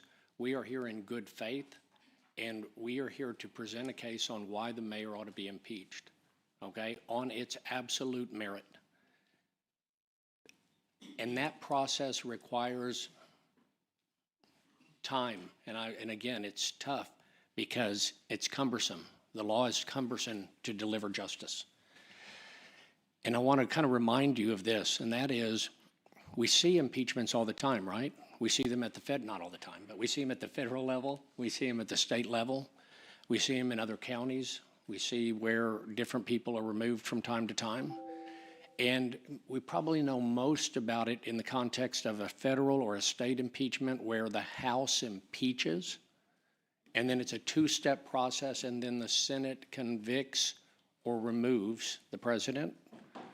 We had a proceeding similar to that in our Texas legislature not too long ago, and it's usually in those cases, and I think it's important for you to realize, so I bring it up at the outset. In those cases, there's two bodies, right? There's the House and the Senate at the state level and at the federal level. We don't have two bodies here. So we actually do it a little differently. We follow your charter, and it says shall, and you have followed that. You all have already adopted the articles, which is the impeachment. She's been impeached, the mayor has. And then this part of it is the evidentiary proceeding to see what consequence that has in terms of removal or other consequence, okay? And it's a slow process, but it's obviously an important one. And it's important to realize exactly what you should be. And the whole purpose of an opening statement is to give you all an idea of how to listen for evidence. And let me say it this way. If I give you a jigsaw puzzle and I put the pieces face up, it's easier for you to put it together. If I make you put that jigsaw puzzle together with the pieces face down, it's harder for you to put together. And so the whole purpose of opening statement is to give you an idea of what evidence you'll hear, so you'll be able to pluck the important evidence as it relates to the very issues you'll be deciding. And the very issues you're going to be deciding is put forth in your charter. And that is, should the mayor be removed because of, quote, misconduct, malfeasance, incompetence, inability, or willful neglect in the performance of her official duties. Did she do any one of those things can be a basis for removal. Simply put, mayor was the city's leadership through a corrupt process that resulted in the award of $2 million.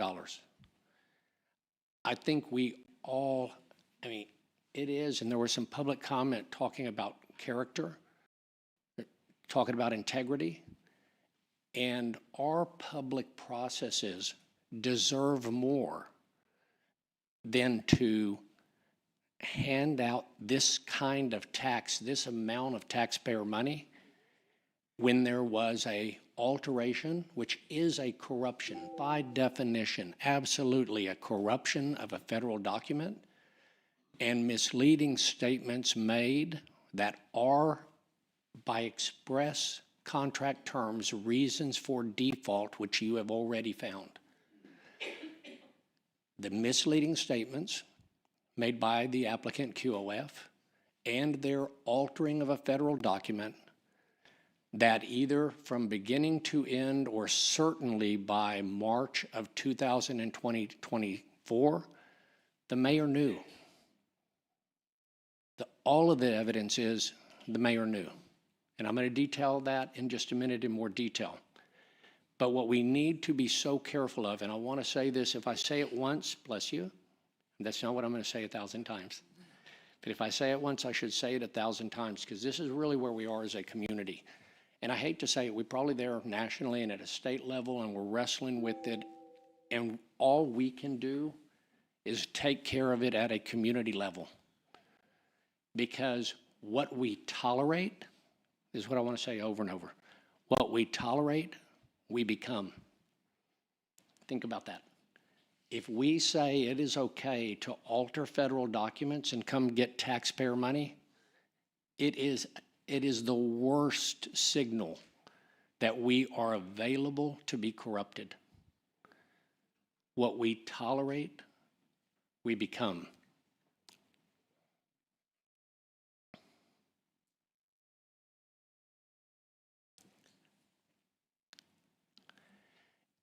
I want you to also, and so I want to say this, rest assured the process is a good process.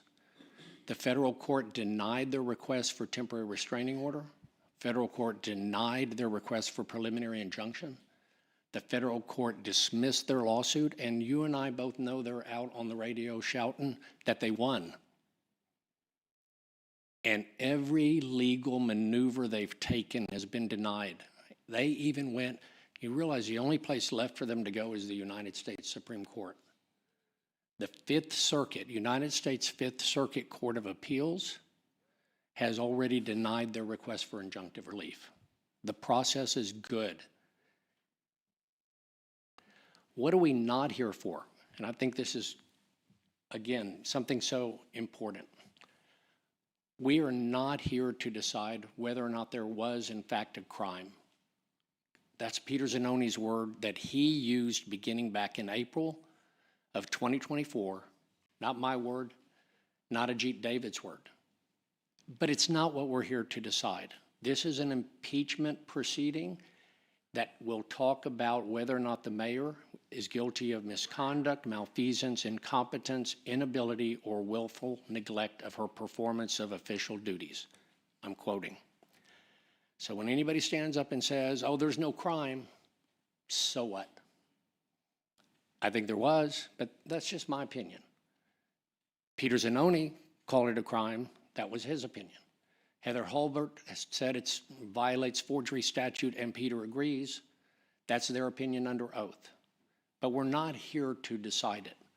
So let us not get sidetracked on that.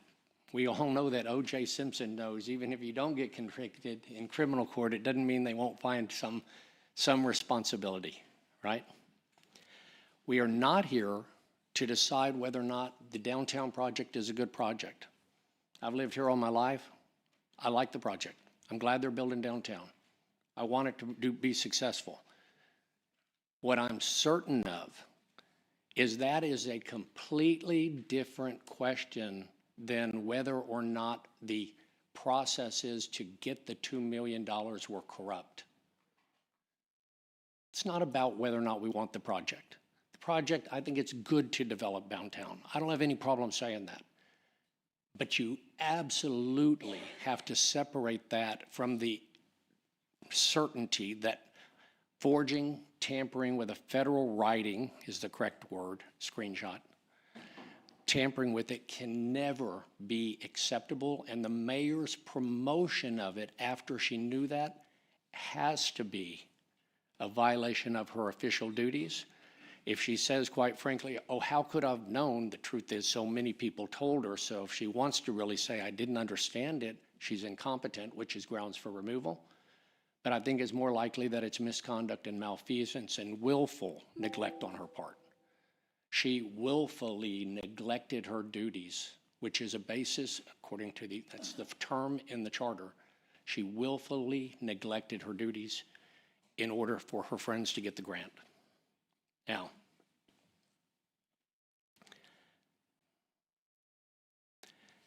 we are not here, okay, to debate the issues that continually get raised by, I'll use somebody else's term now, the puppets on social media, okay?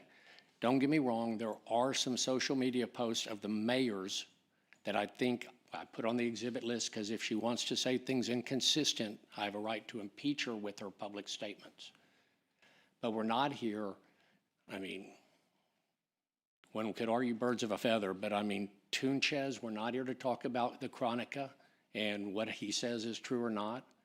I mean, his rap sheet is long, distinguished. These are the mayor's defenders, Adrian Garza, Tito, Dilcefino, Susie Luna. I mean, we need to base what we do here today not on the rhetoric you're going to hear while these proceedings are going on. We know some of those are pay for play, if not all of them. We're not here to listen to that. We're here to base a decision not on what those spokespersons for the mayor say, but based upon the evidence that brought here. We're not here to attack Ajit David or any of the petitioners, and we're not supposed to be here to attack you. So anybody that gets on the social media and starts attacking has completely missed the focus of these proceedings. And they do it to intimidate, and they do it to control, and they do it to manipulate. But we are got to stay steady and realize that the purpose of being here is to evaluate whether or not there's 4 articles of impeachment, any or all of those apply for the mayor's removal, for the willful neglect, for the malfeasance, for the misconduct, for the incompetence she's shown to allow this to go through the process, even though it was well exposed as a altered and tampered and forged document. We are here to decide, because all of those things in the charter, I think, can be summed up in one way. And again, I appreciate the public comment. Some people think she has good character and they're entitled to their opinion, and you guys get to be the judge of whether or not she is a good public service by what she did in this particular instance. Because a good public servant, I went ahead and Googled to see what it said. A good public servant is someone who serves the public with integrity. There's no integrity in what happened. Fairness, dedication, and a continuous desire to learn and improve society. It's not about self-promotion. Never was supposed to be. And I know we've drifted too far from that in terms of how we define or what we allow in public service. And so I will tell you, so I don't forget later, and I will remember later. I thank all of you for your service. I thank all of you for being here, because I know they've been attacking. And it shouldn't be, you're not supposed to attack the victims. And that's what's happened, is they've turned it into just a counterattack instead of, it's in these very chambers that she called out from the dais. My client, Ajit David, in the back said, he's the reason we're here. We're here because documents were forged and altered and tampered. And because even after the mayor found out, she insisted that the matter be approved. Turning a blind eye to that sort of corruption is misconduct.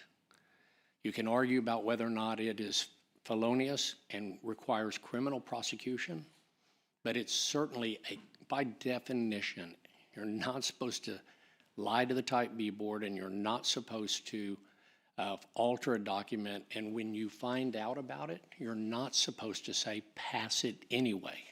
That's the corruption of the process that the mayor allowed and encouraged. Now, if I could have you switch this on.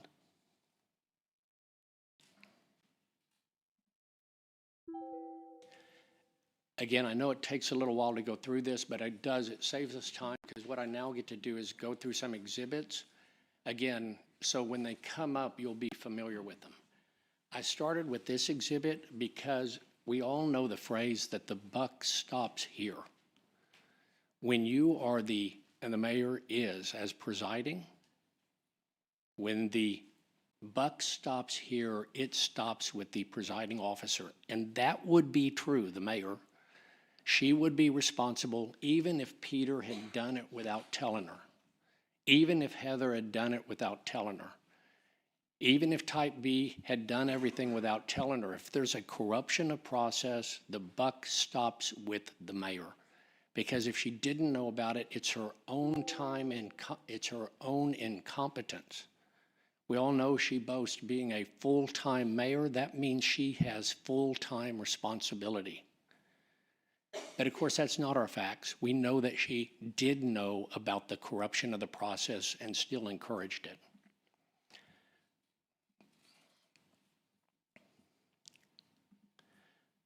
In terms of that corruption, I want to certainly give you detail. I think, and these are all exhibits, and I believe all have been admitted, the FEMA rules that Mayor and QOF claimed were changed and new rules, quote, newly defined. They claimed newly defined in 2023 and 2024. Those rules were published in October 9, 2020. We know that because they were published by FEMA in October of 2020. We know it again because in February of 2021, and we all know FEMA moves like at a glacial pace. In February of 2021, they said you can comment on them. And then in April of 2022, we know that they publish this website page and information in order to say that they become final and in effect on October 13 of 2022. All of this happened years before the project, the QOF project, was even imagined, according to their own slides. The QOF project was imagined July of 2022. So the whole FEMA process had already come to conclusion before they even imagined their project. Nonetheless, QOF put it, and I want to be real clear here, this is not just a one-off where somebody misspoke, okay? There is a constant barrage of misinformation that the mayor supported. It started back with CCREDC, okay? And in that application, they said, quote, newly defined FEMA AE flood zone that encompasses parts of downtown and has added substantial unexpected infrastructure costs to the project, which were not expected on the onset of the project. They'd already been finally passed before the onset of the project. That is a false narrative. That is untrue. It started at the CCREDC after Mike Culbertson told them you don't get any money unless you add an infrastructure feature to the project.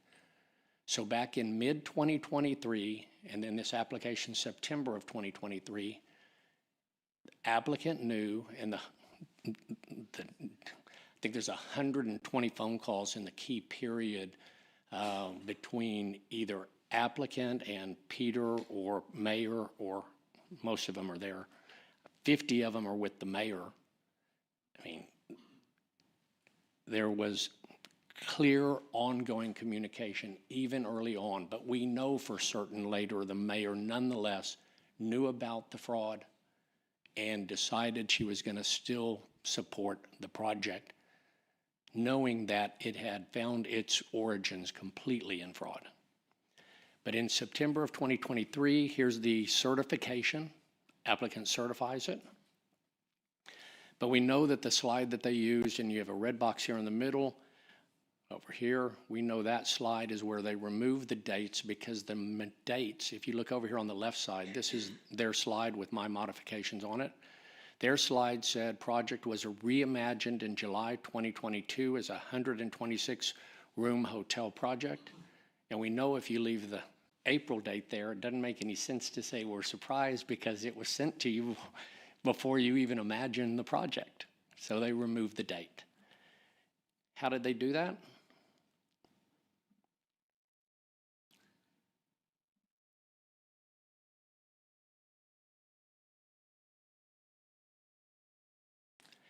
This is the actual slide, okay? And this was sent by the applicant to CCREDC, and it was used in the presentation to the Type B board. You remember a minute ago, let me see if I can get it back up here. Here's how it should have looked. You see the April date, you see the release number, and you see a second time when the release date is printed here. And again, the release date does not fit their timeline. That's clearly why they removed it. Because when you look at the actual slide, here's what they did. By the way, this was then sent as a PDF, and what you can do is then you convert it back to a PowerPoint, and when you do that, you can see the changes that Philip Ramirez says he made. And those changes are, there's a text box right here, and behind it, you can see the release date and other information, but a text box was obviously, according to CCPD and everybody who's looked at it except for Philip, intentionally modified to conceal the date. You'll notice that the text box, before I opened it up and moved it, fits exactly over the date and the information they wanted to conceal. And you'll see down below there's a second text box that conceals the date being repeated a second time. Now,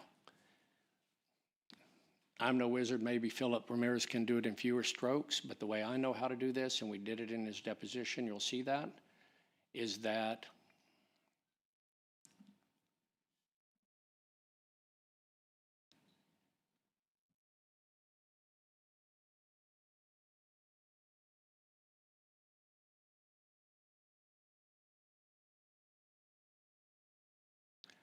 I'm only proving to you how bad I am at this.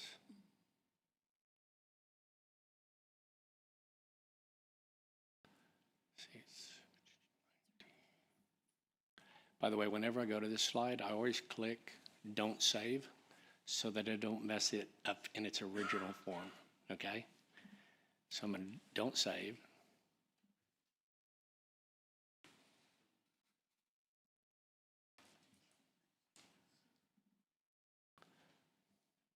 It's Exhibit 19 in the materials you have. It's the second slide.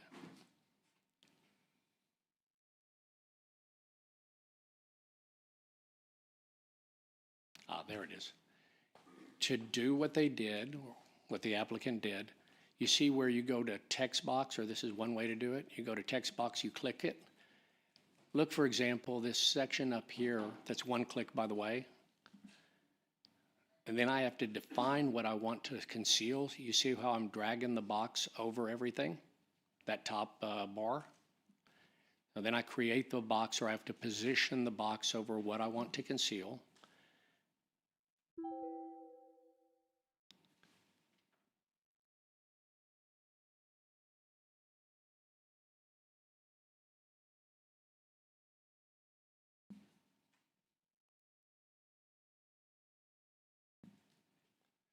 Then I have to go to and fill the box with a color. I'm going to choose white, because when you make it white, everything that is supposed to be on the slide now is concealed behind the white text box, and then you click and you're out of it. What that is 5 strokes on the keyboard for one text box to be specifically dropped on the date and reference number, and then 5 more intentional strokes on the section of this slide down below where the April date is concealed a second time. These 2 text boxes that I'm showing you right now. The only person in the world who says it was a formatting error and accidental, of course, is Philip Ramirez, who said, I did it. And my suspicion is it's probably because he really told other people at his office to do it, so he can't expect them to say it was accidental. But what we know is that they intentionally dropped those text boxes on those pieces of information with the design to fulfilling what Mike Culbertson said was a must if you're ever going to get any recommendation out of CC or EDC. And he will testify to that.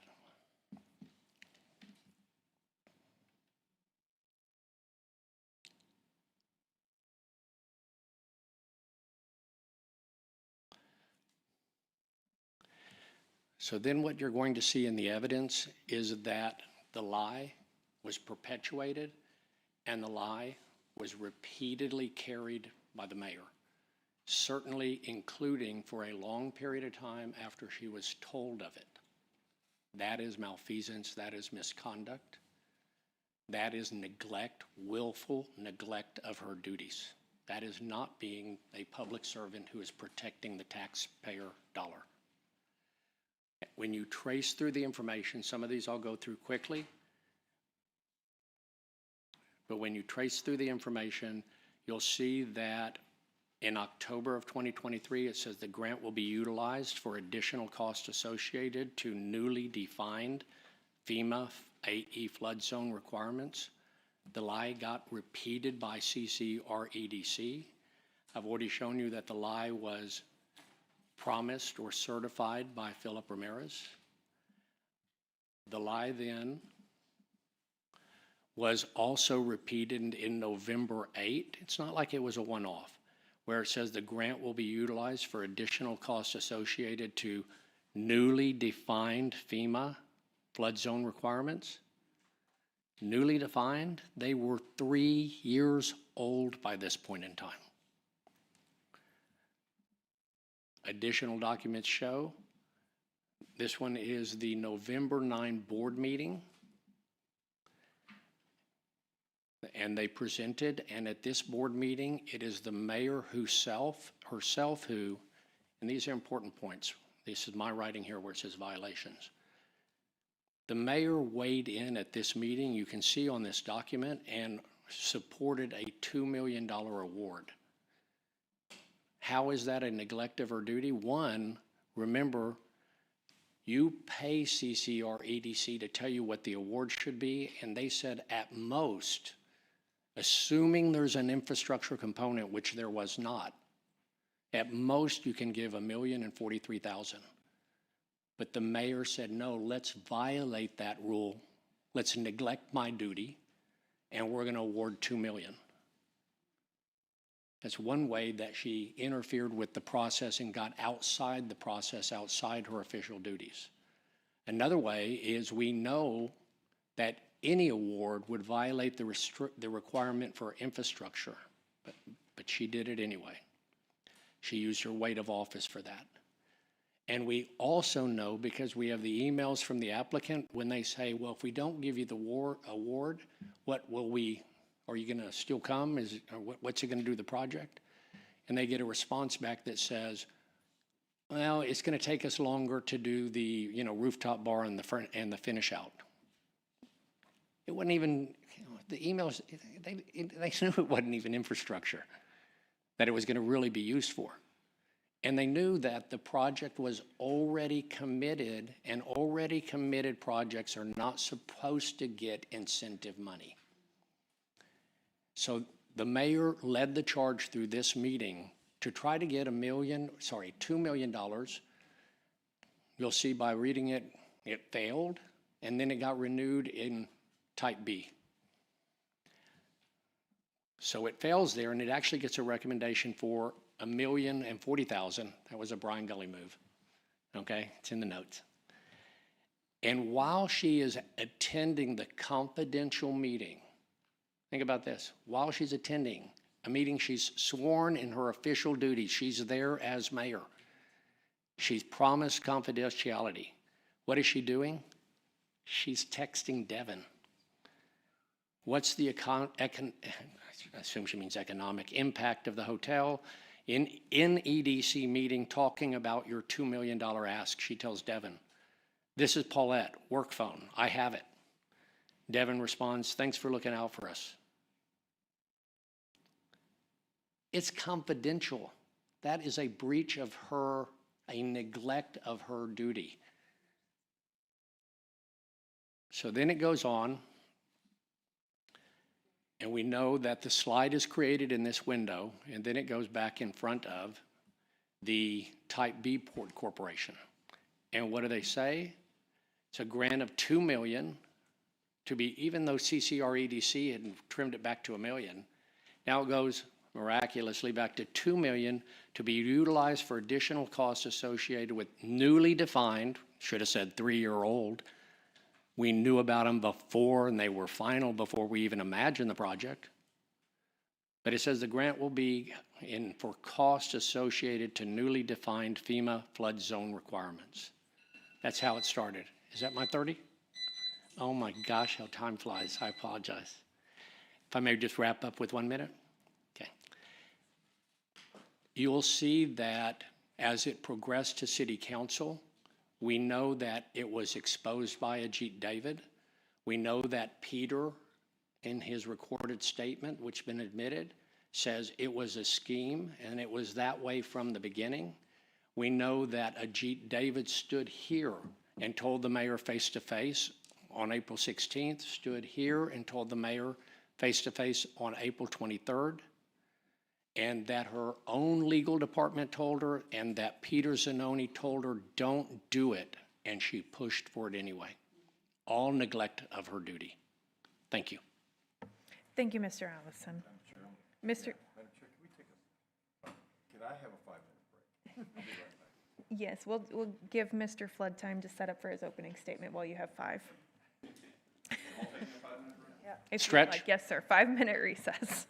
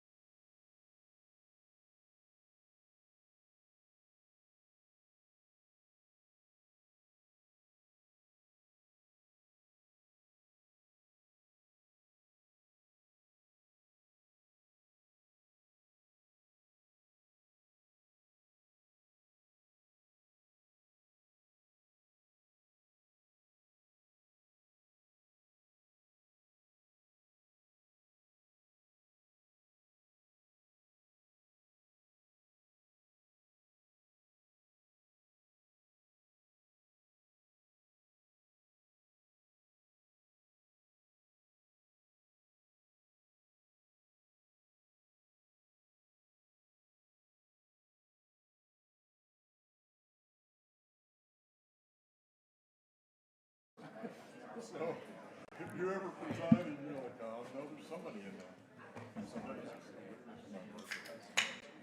And they're really smooth.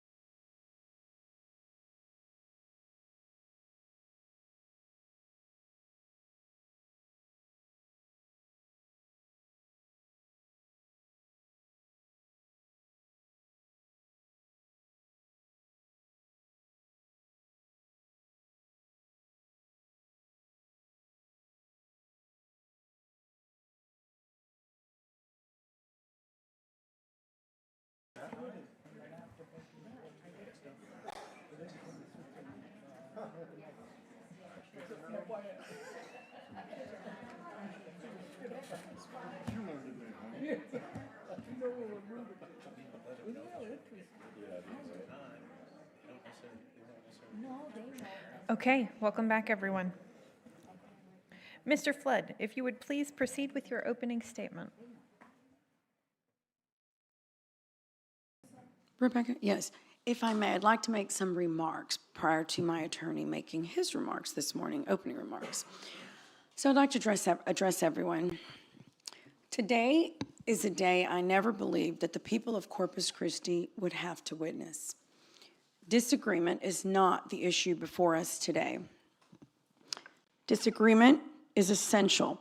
It's an essential part of public service. Every elected official who has served this city has disagreed with colleagues. That is healthy. It's expected. It's democracy. What should never become routine is the use of extraordinary governmental powers in a manner that causes the public to question whether political disagreement has crossed into something far more serious. I stand before you today as the duly elected mayor of Corpus Christi, chosen by the people to serve this community. This office belongs to every citizen who exercised their right to vote and placed their faith in the integrity of our democratic process. It is about the precedent that we establish for every mayor who will one day serve this city, every future city council, and ultimately every citizen who expects their government to exercise its authority with absolute fairness and integrity. History, history has a way of placing moments like this into their proper perspective. Years from now, people may not remember every ordinance we passed, every budget we adopted, or every disagreement that occurred on this dais, but they will remember whether this council strengthened the public's confidence in our institution or whether it diminished it. This hearing and the outcome will be indelibly imprinted in the history of the city. Throughout my service, I have made difficult decisions. I have taken positions that were not always popular because I believed that they were in the best interest of the people of Corpus Christi. Reasonable people can disagree with those decisions. That is the very foundation of representative government. Ultimately, all of our decisions are judged by the people of Corpus Christi at the ballot box. There is, however, a profound difference between political disagreement and the exercise of extraordinary governmental power. This or that distinction exists to protect the integrity of public office. It exists to protect the confidence in the rights of the people we serve. And it should never become blurred. It is about whether the citizens of Corpus Christi can continue to believe that their votes matter, that our institutions are guided by principle rather than politics, and that public authority will always be exercised with fairness, impartiality, and respect for the democratic process. My commitment has always been to serve this city with integrity. I have worked hard and served with great honor. I respect the trust that the people have placed in me over 5 straight elections. My commitment to the city of Corpus Christi remains as strong today as it was the day I first took office. The office of the mayor belongs to the people. It does not belong to politics. It belongs to the public trust. And now my lawyer will give you his opening remarks. Thank you. Thank you.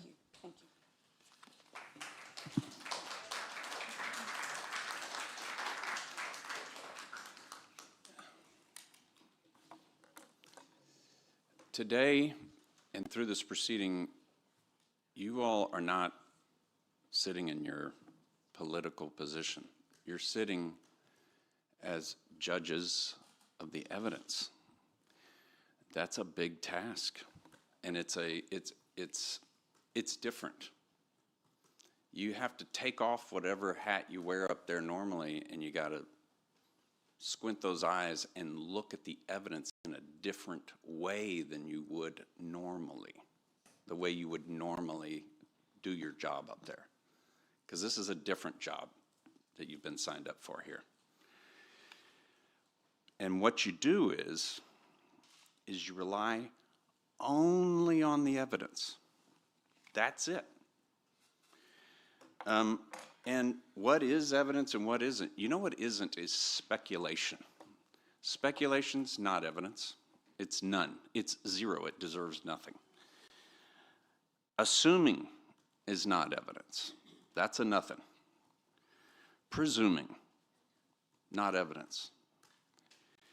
When deciding the evidence in this case, and I'm not going to make argument about what the evidence, what you should feel about the evidence right now. I'm not going to do that.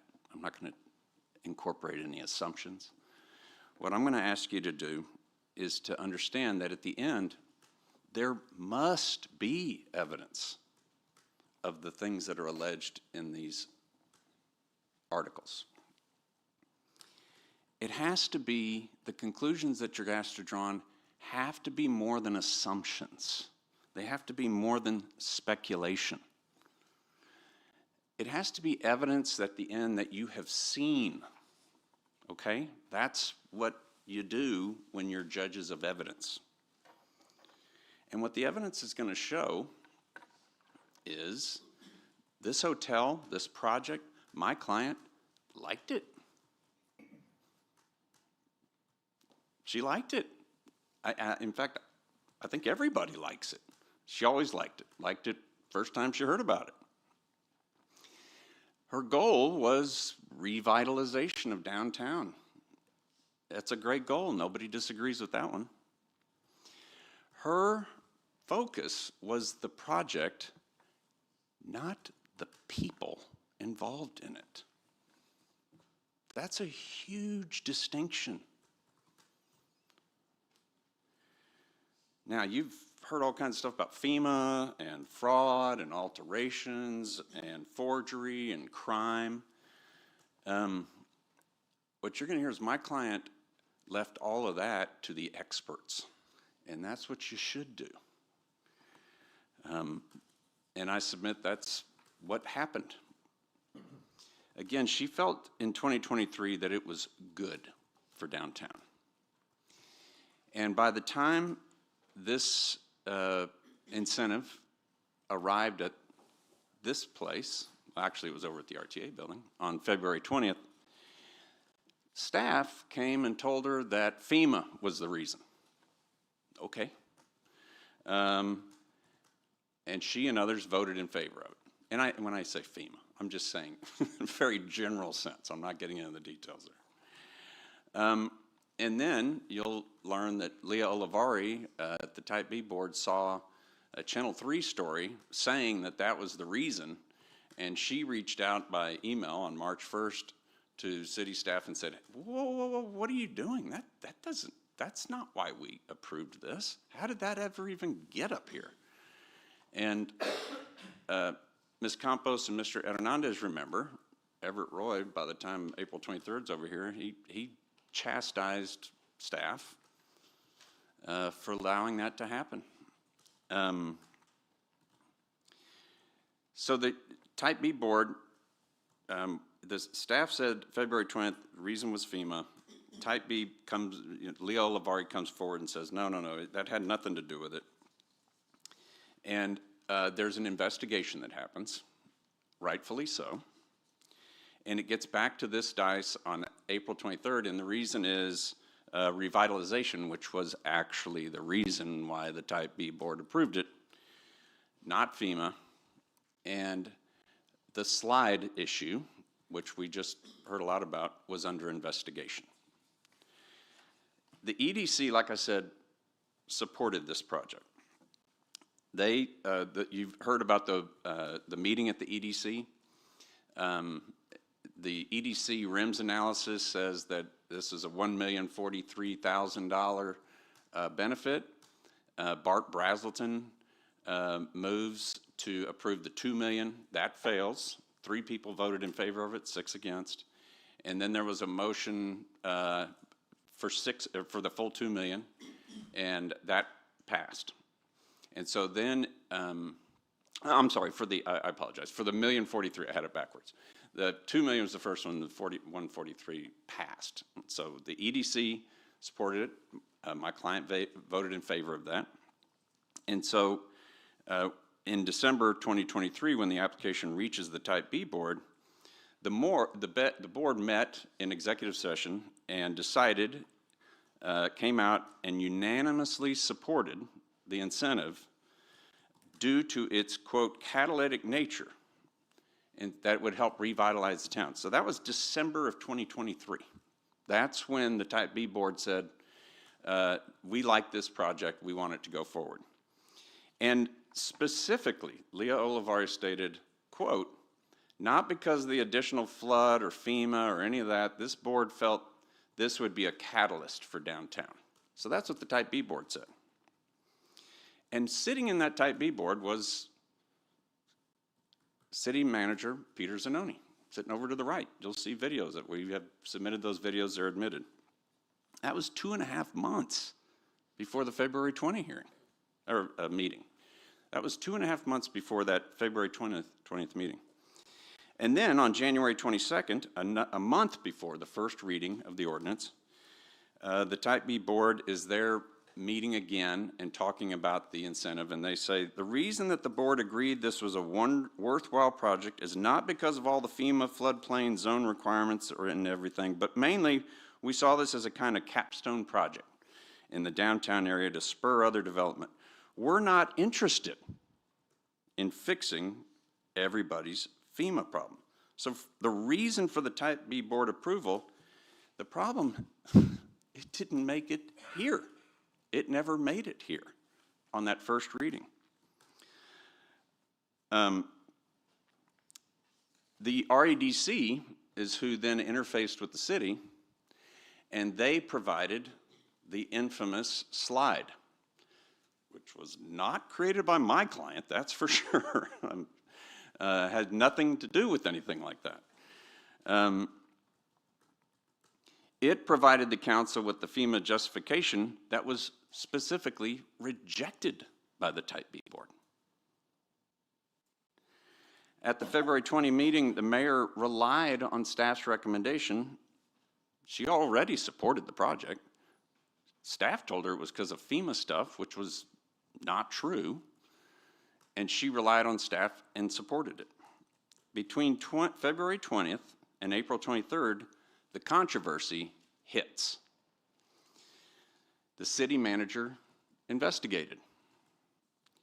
April 16th, 1 week before, Councilman Hernandez, Councilwoman Campos are in an executive session with Miles Risley, and he presents, and you're going to see this. The executive session is admitted, everything, his entire PowerPoint. And I honestly don't know how many times he uses the word alleged. And you know, we're looking at this 2 years later, but you got to go back and kind of get into their minds back then. And the idea that people were publicly saying people committed a crime doesn't make sense from a potential liability standpoint. You just don't do that. I mean, you just don't. And so that's why the executive session materials, which you probably have already seen, but you'll see again as part of this trial, specifically uses the word alleged, alleged, alleged all the time. And there was no conclusion of the city manager's investigation at that point, which is kind of why he said, well, you know what? I'm not going to recommend that they pass it. I am going to, though, I'm going to agree to put it onto the agenda, and I'm going to recommend that they discuss it.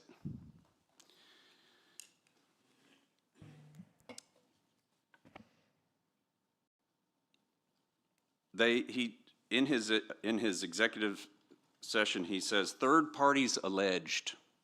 They alleged. The alleged alteration.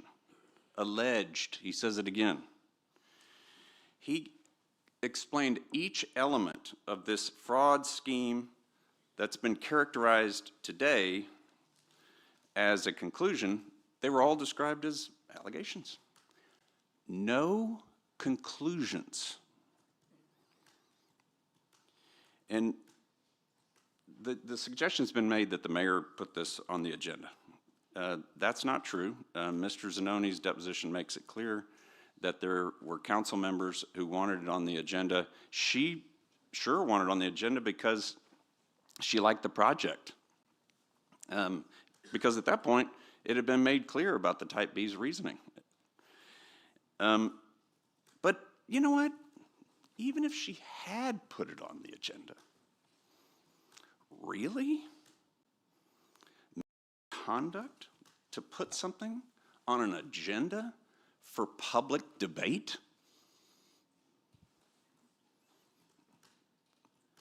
That would be misconduct if she somehow got something for doing that, but you'll never hear that. Council here and lots of other people who met with the FBI and everyone, to a person, no quid pro quo, there's nothing there. So putting something on the agenda, if that is misconduct, we've lost our way. There's no way that putting something up for public debate, having a public debate, engaging the political process, that's alleged to be some sort of form of misconduct. The council did what the staff asked to do it. They considered it. It's a hearing, that April 23rd hearing, 2 of you were there. It's all admitted as evidence already, and I asked you to consider it. A majority of the council, including the mayor, supported it for the reasons that the Type B board originally supported it. And you know who else supported it? Peter Zanoni, sitting right over here. He said, staff supports it for the reasons that the Type B board gave. Downtown revitalization, that's exactly what he said. Mr. Hernandez, you look like you're putting on those squinting eyes, which is a good idea. That's what we do with the evidence. But he did. You're going to see the video. He said, we support it for the reasons of the Type B board. He just had issues with the presentation, like Councilwoman Campos said. And I really appreciated your vote because it was, I really like this project. I've just got issues with the way it was presented. Good. That's a perfectly good reason to vote that way. Other people who looked at it said, you know what, it's still under investigation. I don't know. I like this project. I'm going to support it. Well, 2 years later, we now know, based on all the investigations, that that was a perfectly legitimate way to vote, and the way you voted was a perfectly legitimate way to vote too. That's called legislative discretion, and you can't be held responsible for exercising that. You can't. Then legislative immunity breaks down, and everything, all the independence that this body has starts to break down. The mayor supported the project because she supports economic development. Article 1 and 3 ask you to speculate that she supported it because of who was involved. That's what they want you to do. They want you to speculate. That's not evidence. It's innuendo. It was the what that she supported. Does she know the who? Sure. Does she like them? Sure. Are they friends? Are they supporters? Sure. But think about that. Everything you vote for is now suspect because you know the people involved? Come on. We got to have a higher standard than that. She supported it because staff recommended it and because she supports economic development. Now, perjury. Didn't hear much about that, for good reason. The Corpus Christi Police Department, FBI, long list, did a full investigation, and that included a review of every single deposition. The conclusion that you were provided, all of you, was that the investigation included a review of all federal and state laws.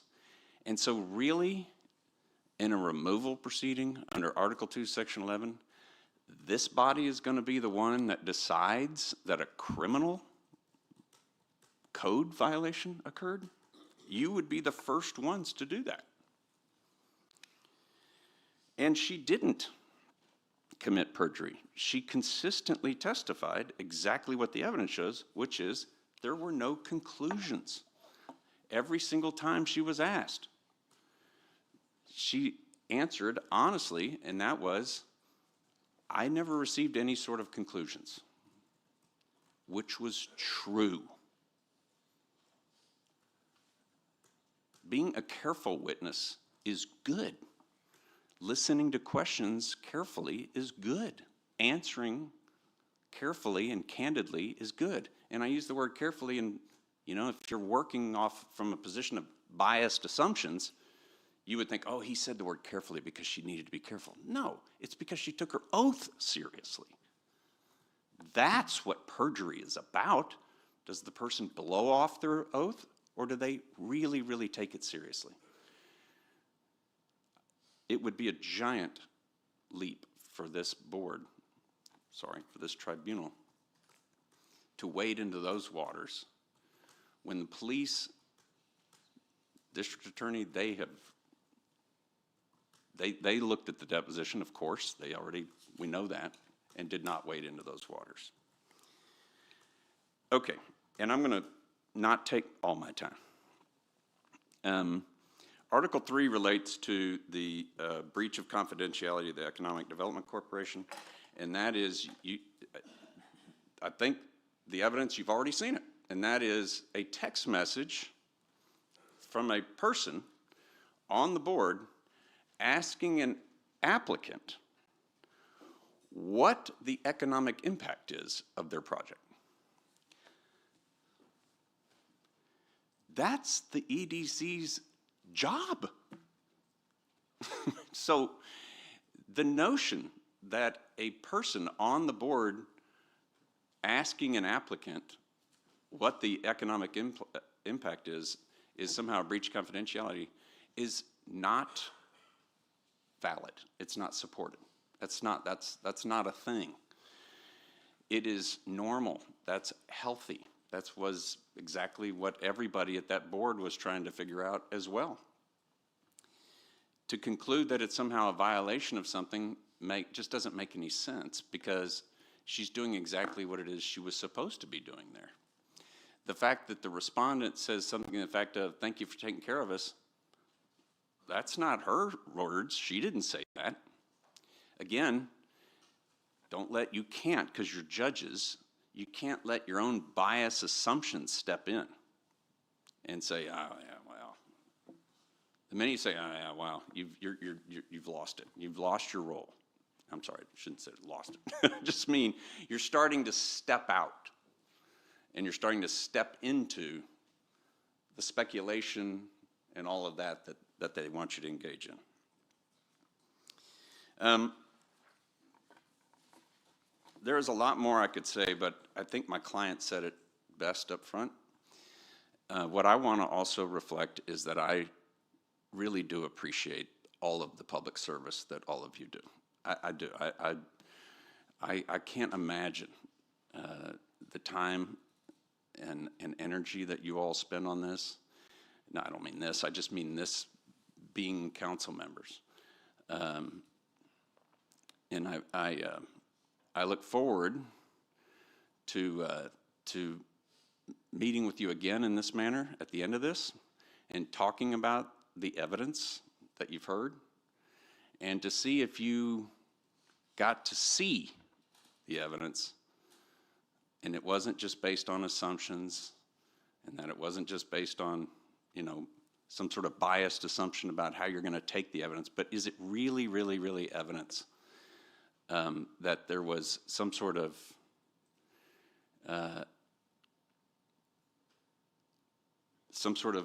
desire for my client to do something other than just see this project happen? Because that's what she wanted. She liked the project. It was not about the people involved. They would have to prove that that was the reason, and they can't. And so I appreciate, again, all of you, and I'm going to sit down now, and we will move on to the evidence, and I have to, I think, once again, and here, let me address something. And I said it earlier. If we were in a court of law, and a lawyer made a statement to the jury talking about the other lawyer's objections and how they're trying to hide the truth, the judge would shut them down immediately. And that makes a good judge. Here's the thing. My client seeking due process isn't just for her, it's for all of us. That's what you should do. That's what anybody should do. And so I look forward to presenting the evidence in this case and seeking another time to sit down and talk to you, not sit down, stand up and talk to you about it at the end of this. I appreciate it. Thank you. Thank you, Mr. Flood. The next portion of this hearing process would be moving into witness testimony from the petitioners, but in order to keep that slot intact, we will recess for a 30-minute lunch break at this time and then resume. Thank you.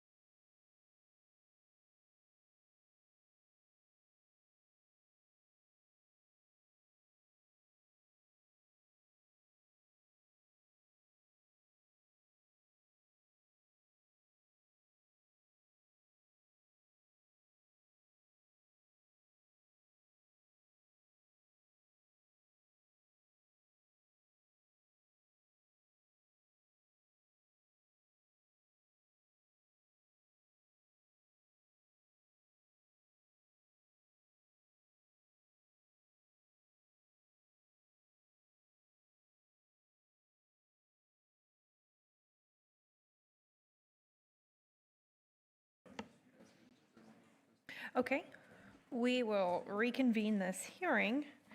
We pick up where we left off at witness testimony for the petitioners. Mr. Allison, please call your first witness.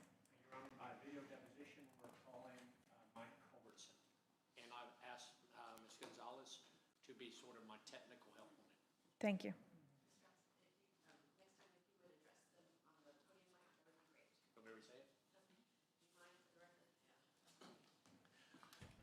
At this time, Your Honor, we call Mike Culbertson by video deposition, and I have asked Ms. Gonzalez to be sort of the technical person to help play that. Thank you.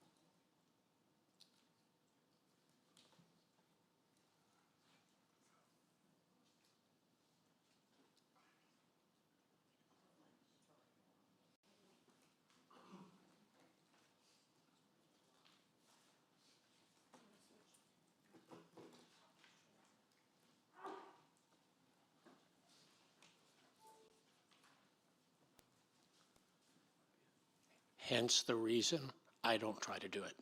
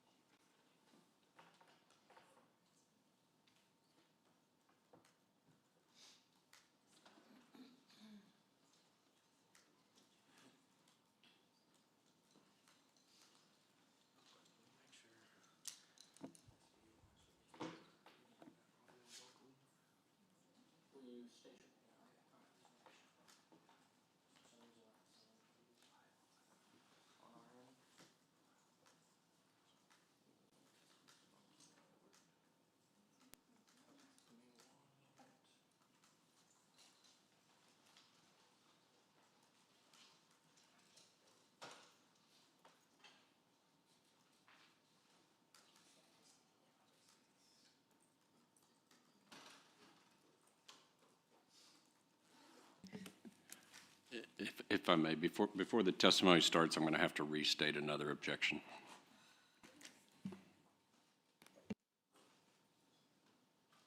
My apologies. Before the testimony starts, I'm going to restate an objection. Respondent objects that testimony is being received and evaluated by tribunal members who themselves possess firsthand knowledge of the same disputed facts and are potential witnesses regarding those matters. The objection is based on due process, fundamental fairness, and the prohibition against a witness serving as the adjudicator of disputed facts. Thank you. I request that the objection be sustained. I'll entertain a motion to accept or deny the request. Motion to deny. Do I hear a second? Second. All in favor, say aye. Aye. The motion carries.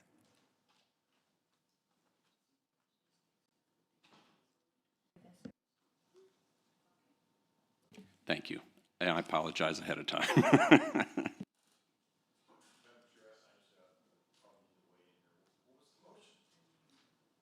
I didn't vote, but I know it passed, but I thought you might want to register my vote, so. Any that was opposition, the- say nay. So he's making a motion that we deny this the depositions witness, or we're going back to the juror?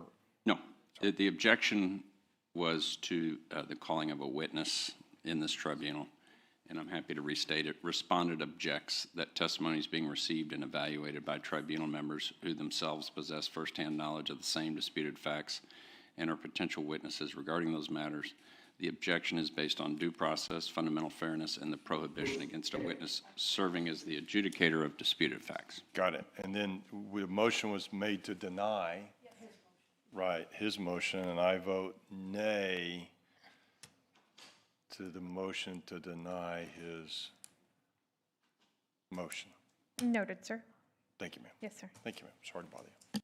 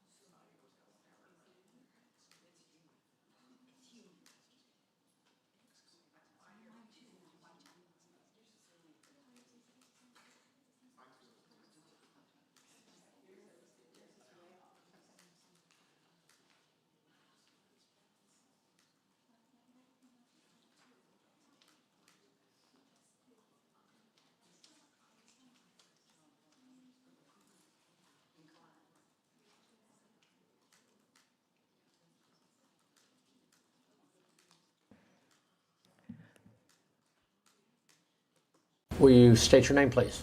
Paul Michael Culbertson. And do you understand that we are here today to take your deposition in a pending case? Yes, sir. And I understand that Mr. Bell is your attorney? Yes. Okay. And before we get into any of the details of the case, I do want to get some background on you. Okay. Where did you go to, let's say, college? I went to University of Texas. Okay. And did you graduate from there? Yes, I did. And what year? 1979. And so did you graduate with an engineering degree? Yes.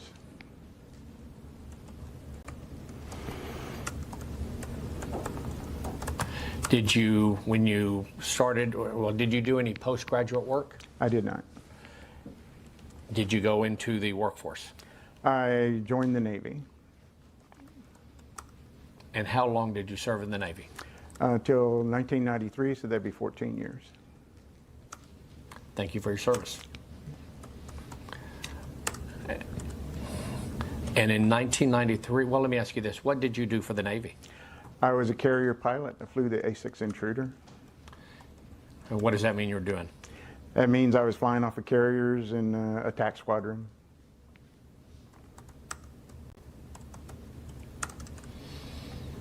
And after you left the Navy, what did you go do? I went and got my MBA at University of Houston. And did you graduate from there? I did. What year? 1995. And what was it that brought you to Corpus? My wife wanted to move back here. Was she from here? Yes. Corpus Christi Regional Economic Development Corporation. I started in 2009. And if we call that CCREDC, that Yeah. makes sense? Yes, sir. And so you have been with CCREDC from about 2009 until recently? Correct. And I'm still there. And you're still there right now? Yes. For how many years were you Vice President of Compliance and doing that job? Until 2015, so 6 years.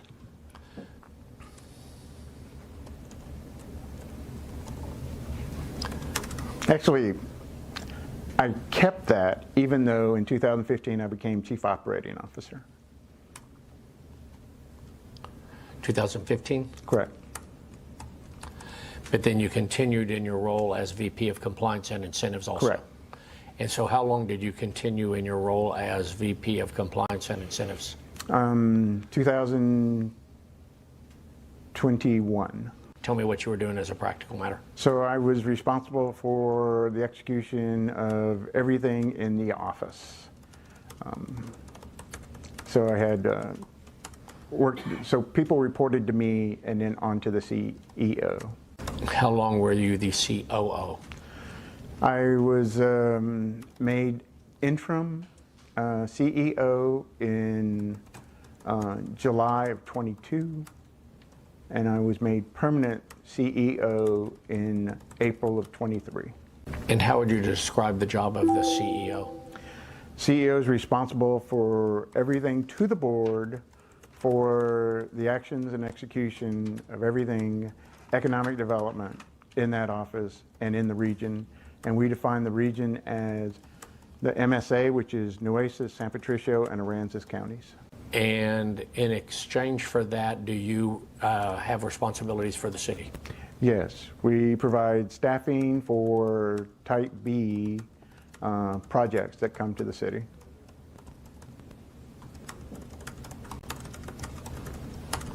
And Type B is a type of sales tax incentive, and so if somebody would like an incentive, they would come here, submit an application, and the application goes through through CCREDC. We take it through our board, per guidelines, through the Type B board, and present it to the city council.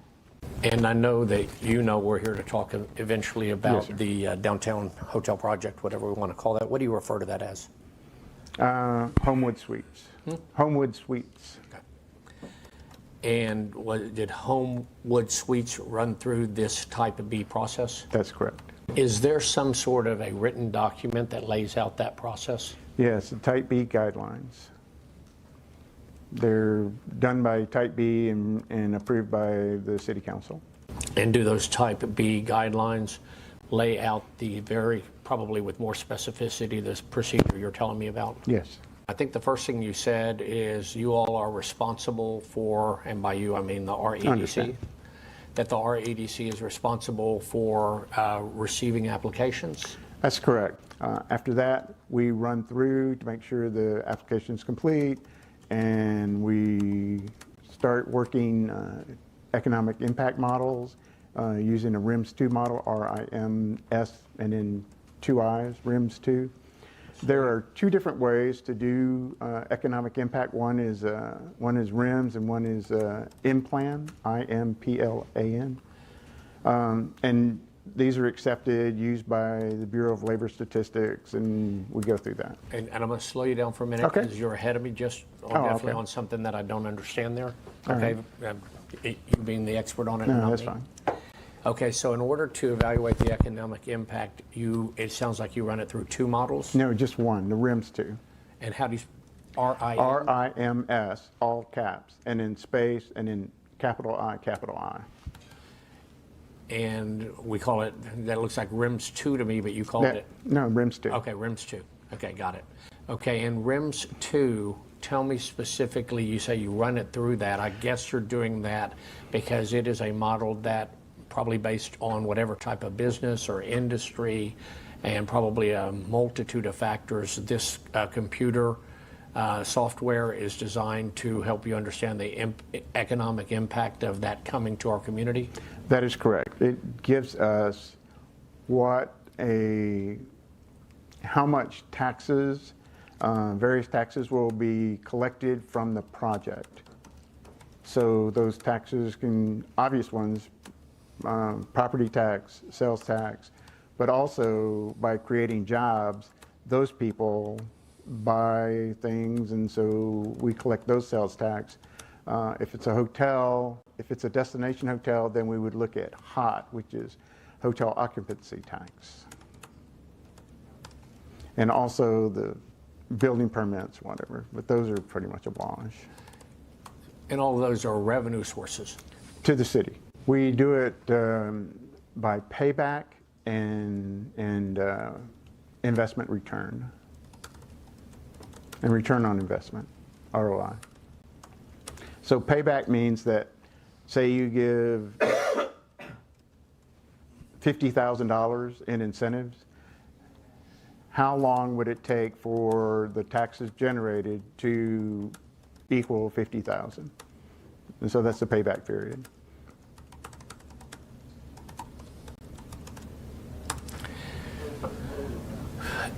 And is it in RIMS 2 or somewhere else that maybe there's some guidelines for an EDC such as yours to rank what are more attractive types of businesses to bring to a community?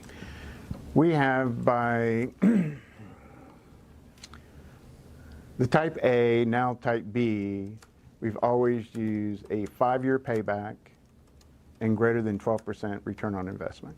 5-year payback and greater than 12% ROI? Correct.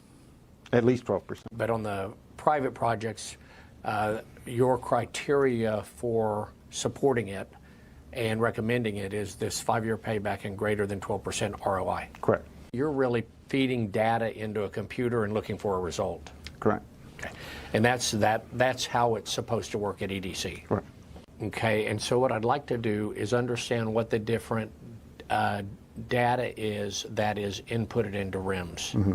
And it sounds like type of job is one. Correct. Is the pay scale for that job inputted? Yes.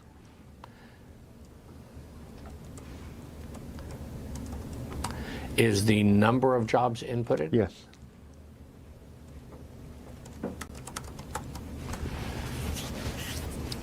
Is the type of industry inputted? Yes.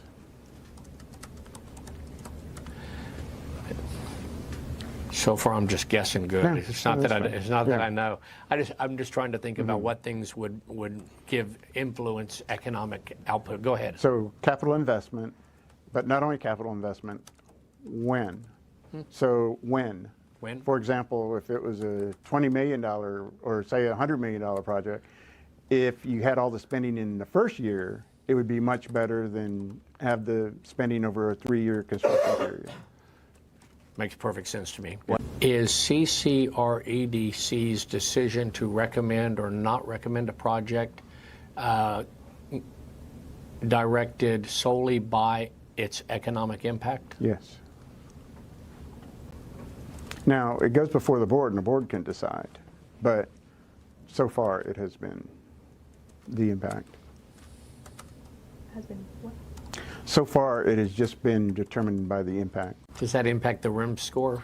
So if you were say Margaritaville, which is a destination, then we would include hotel occupancy tax because it would go up because of this. If you were just another hotel, in fact, this was the discussion we had with this one. If you're just another hotel and you realize that occupancy is even in good months, 72%, then we would not include hot.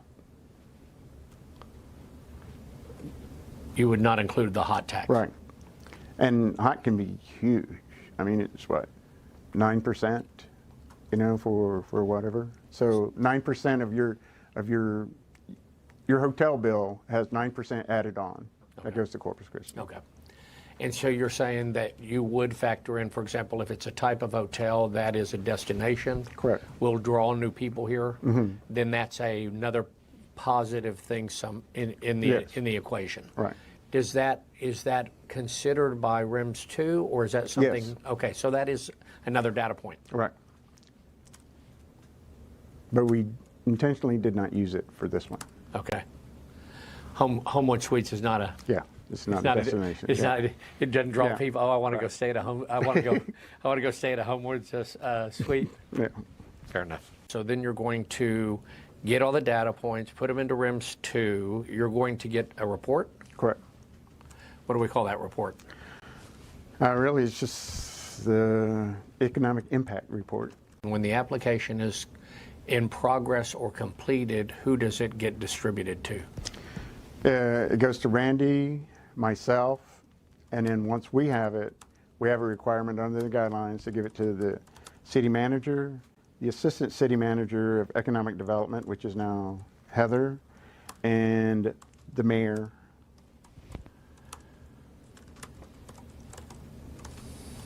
And we just send them the application and said, we have received this. So that, I would assume, means you present all applications to your board and to the Type B board.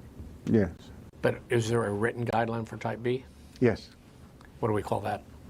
The Corpus Christi Type B Corporation guidelines. Okay, but there's no ranking of the type of industries that are historically better known for helping with economic development.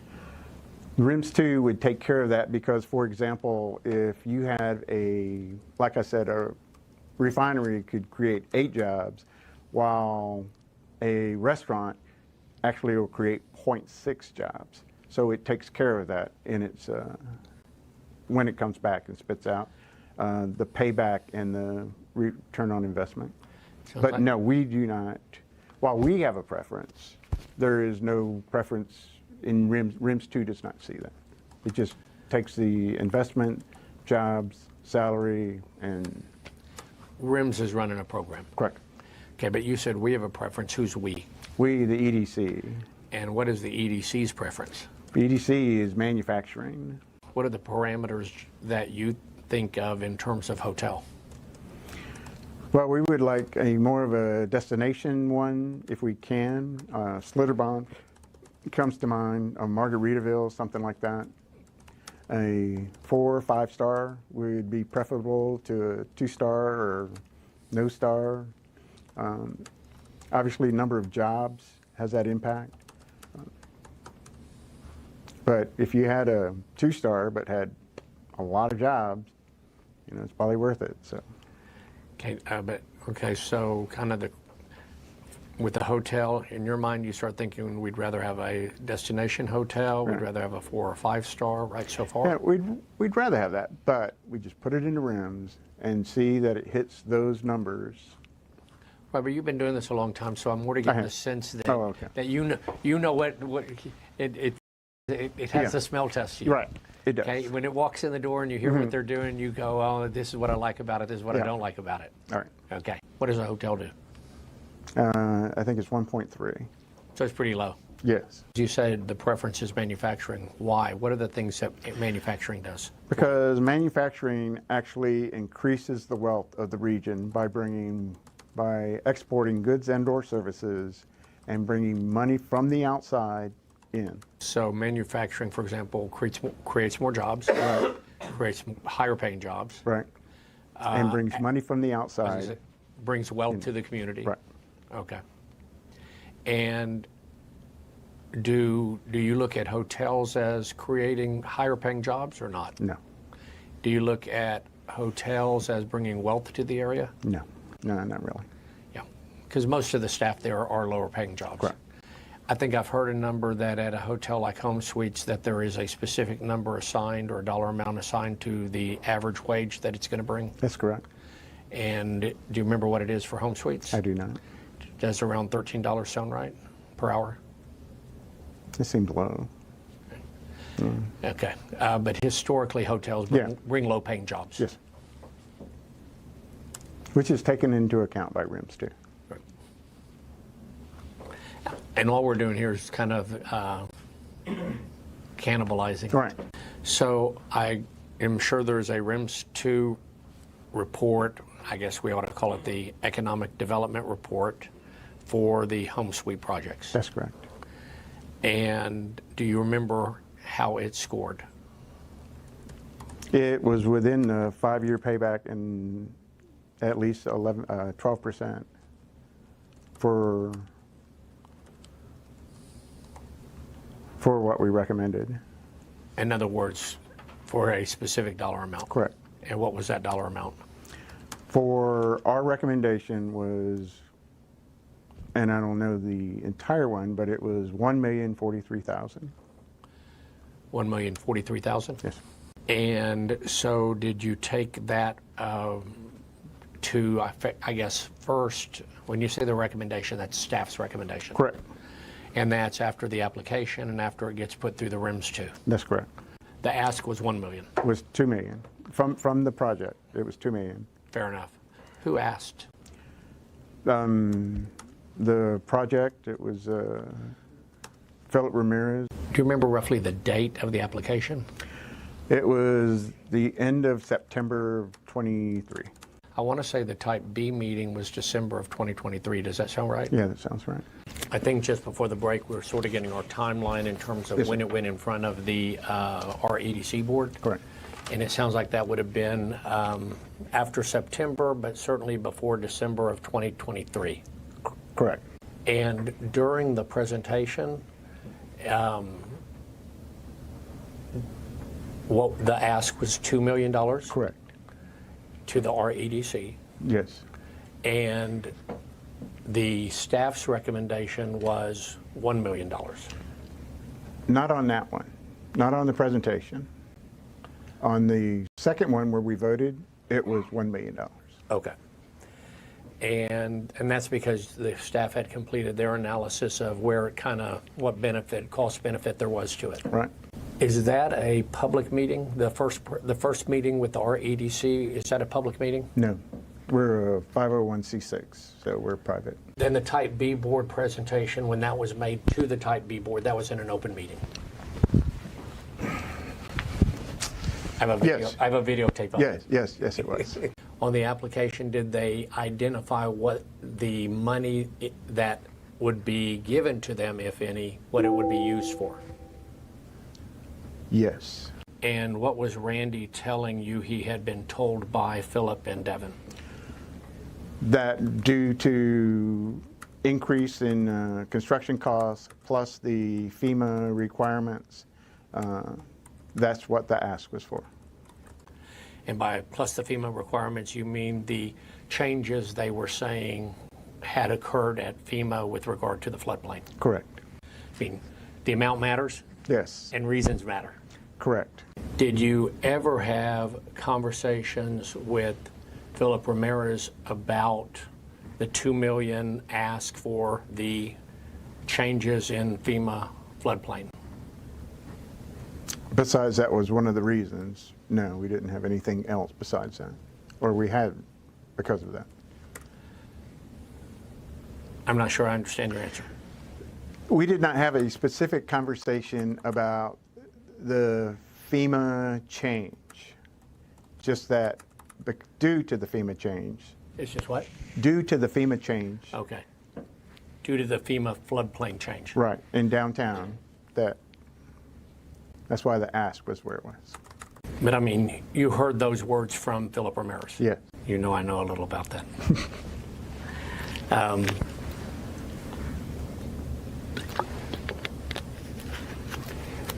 When you heard the words from Philip that the reason for the $2 million ask was for the change in FEMA floodplain, do you think that was before or after the executive session meeting that likely occurred with the Type B board? It's probably before. Okay. So it would have probably been November 2023? Yeah, or December. Did you have a hand in developing the presentation? No. The 5-slide presentation I showed you a moment ago was developed by, from your perspective, Philip Ramirez? From their side. I don't know who exactly, but you know, we did touch it. I mean, you'll see our logo on there. Okay. Who added your logo? Randy would have. Okay. Did Randy make any other modifications to it? Not to my knowledge. I think you and I both know. Later in time, it was pointed out that one of the slides in that 5-slide presentation had been falsified or altered, right? Altered, yes. Okay. Well, altered in a way that it was no longer conveying the full information that was on the published federal website, right? I know that a date was missing. And also the reference number, I think. Was it? Okay. I do not know that. I just know the date was missing. Okay. The date of publication was missing. And you and I know that became a subject of great criticism. Correct. And so I'm just putting a bookend on that for you now, because at some point in time, I'm sure you realized, hey, this presentation we're using has been, whether you want to call it altered or changed or falsified, whatever word you want to use, it created a commotion. Yes, it did. Okay. And then I'm sure naturally you sort of wanted to, or did say to yourself, hey, what's the deal here? What's going, how did this happen? How did we get into this uncomfortable spot? Fair enough? Yes. Okay. Did you have conversations to learn about why it had been altered or falsified? I did not. You never talked to anybody about it? I talked to Randy about it, but that was it. Just that it had happened. Who what? Just that it had happened. Because once it came out of Type B, it was a different animal. Your conversations with Randy relating to the altered or false slide, what were those conversations? Just what are they talking about? Because I was not making the presentations, Randy was, and so when it came up in City Council, that's when I asked him what it was. And what did he tell you? He said that a date was missing. Did you say anything else? No. On the presentation, but that was it. Did you ask him, Randy, did you do it? Yes, I did, and he said no. It's a pretty natural question. Yeah, no, I understand. The next natural one is, do you know who did it? I do not. Did you ask him who did it? No, I did not. I mean, I asked him if he did it, and he said no. Okay. He said, I received it like that. And I think you have had a conversation that tells me if I ask you who did it, then your deductive reasoning was it came from the applicant. Correct. Yeah. And I think you told Ajit David that it came from the applicant. Correct. Okay. And that's still your belief? Yes. I'm going to show you the online version of the FEMA federal document. Do you understand what I'm going to show you? Yes, I do. And do you see, I think you're familiar with this for sure, do you see the release date of April 13, 2022? I do. And do you see the reference number of R6-009? I do. And do you see the release date of April 13, 2022? I do. And then if I go to the slide that was used, do you see that all three pieces of information are missing? I do see that they are missing. Okay. And so, and I wanted to show you that because you've told me that, oh, I just knew about the one date, correct? Correct. Did you, until right now, know that there were 3 separate alterations or falsifications of the document? No. This is the first time you've heard that? Correct. I just thought it was the date. You told us that you were at the open meeting for the Type B board when the project was presented, right? Yes, I believe so. Okay. And during that presentation, I need we to have it on video, Mm-hmm. but the applicants, Can I we believe it pause was the Ramirez. video? Thank you. Thank you. Thank you. My apologies. We are, I think, what was that? Were we at page? Well, I need to state an objection just for the record. Pages 75, line 6 to page 76, line 11 is objection to all of that testimony under hearsay 801 and 802, even if the video is independently admitted, each speaker's statement still requires a hearsay basis. So I need to make it, just for the record, an objection on that testimony, 75-6 to 76-11. Noted. Do we have a motion to accept or deny this objection? Oh, I'm sorry, Mr. That's okay. Allison. Yes, go ahead. You're objecting to, just give me a page and line, 75-6? 75-6 to 76-11. It's him recounting the Type B presentation, that's all. And it's a hearsay objection.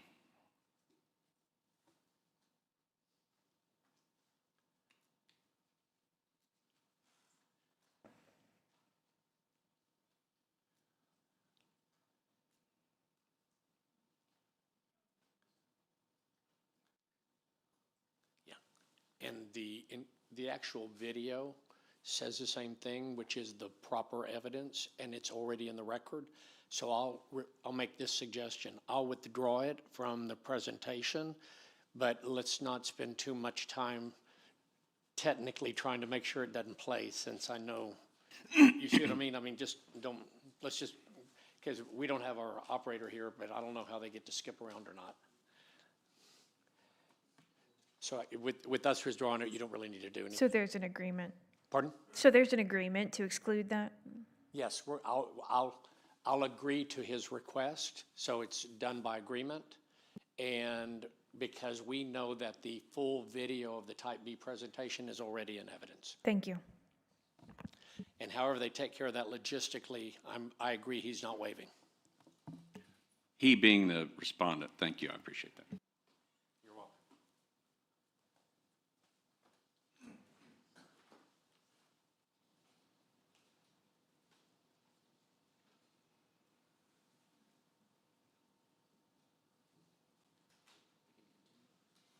Yeah, my worry about starting and stopping it'll be more trouble than it's worth sometimes, but I'm not complaining. Are we able to restart the video at this time?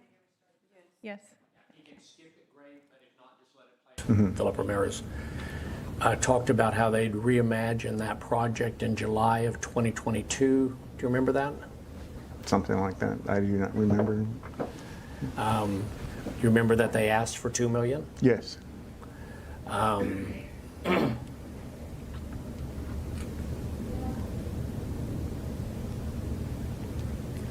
Do you remember that they told the Type B board that the change in FEMA rules is what they were representing, that was one of the reasons for the ask? Yes. And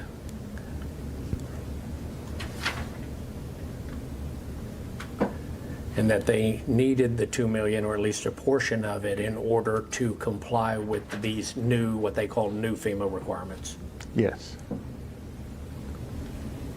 And specifically, they told the Type B board that they had to elevate the first floor of the building 4 feet. Yes.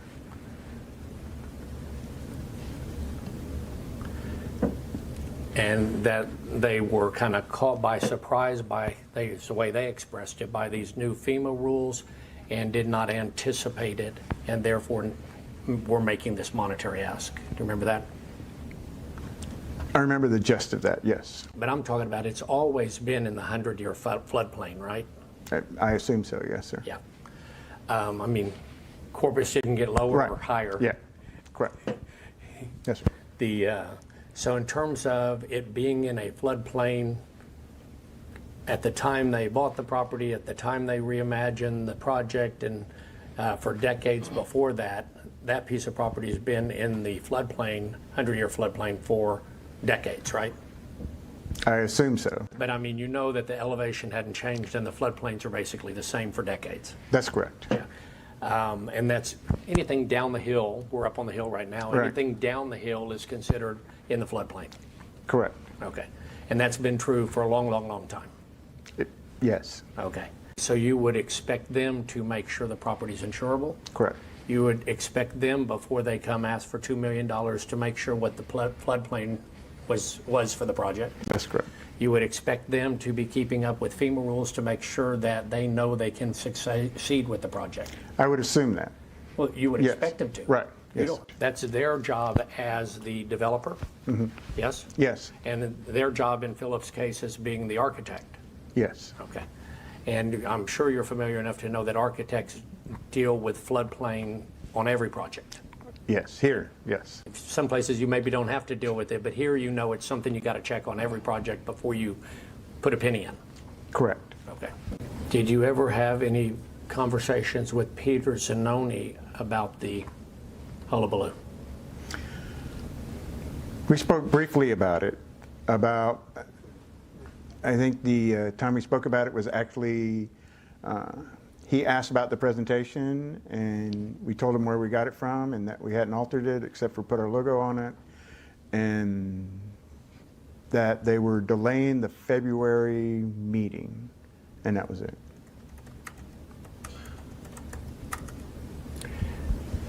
So you let Peter Zanoni know that the REDC was not responsible for the change in its content That's correct. in the slide presentation? Correct. In the FEMA slide specifically? Correct. And that is specifically what he was asking you about is, hey, who changed this slide, basically? Yes. If the mayor is saying that the floodplain, that the FEMA rules had, suddenly changed or recently changed, do you know where she would have gotten that information? No. But you now know that's false information.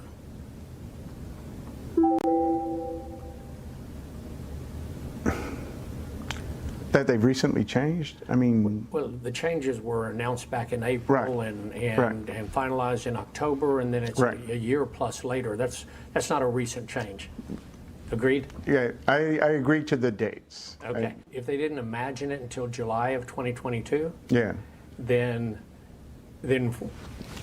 we know that they should have known it. The architect should yes, have known. I will say that, yes, they should have known.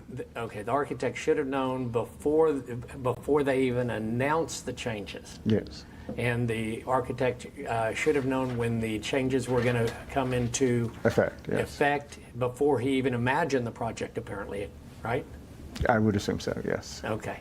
And so if you're going around acting like it's this change that we didn't anticipate, that's, whether you want to call it untruthful, disingenuous or untruthful, it's really not, it's not being square. I'll agree with that. Okay. And whether you want to call it disingenuous or untruthful or not squared up, not honest, that's the reason that city council changes in FEMA is the reason that city council was given for the 2 million ask, right? At first reading. Yes. Okay. You know I'm going to look at the agenda item. Right. Okay. And the reason that the developer, Devin, Bakta, Philip Ramirez were given to the city council for the 2 million ask was for, quote, cost associated with FEMA flood zone requirements. Does that sound right? Yes. And the other reasons were that the grant request, it said, would be utilized for additional costs associated with newly defined Federal Emergency Management Agency, FEMA, AE flood zone requirements that has added unexpected additional cost of $1,510,000 and change towards the project. Do you remember that being essentially on the agenda? That's correct. Okay. And that's really a false reason. Agreed? It's not entirely, covers everything, no. Well, it's not entirely true? Just something like that, yeah. Okay. Remember in school when they said if it's not entirely true, then you're supposed to check false? Yes. Okay, so on that one, we're going to have to check false. Agreed? Agreed. Okay. And I assume you would agree that everything that is being put in front of the city council when you're asking for $2 million in tax money needs to be 100% true. That is correct. So what goes in is what we do compliance on. Okay, but I mean, you're agreeing me, Yes, okay, you're agreeing with me. I am. Okay. And what we're reading on this agenda clearly is not 100% true, right? Correct. And that's why a minute ago you agreed we have to check the false box on it. Yes. Okay.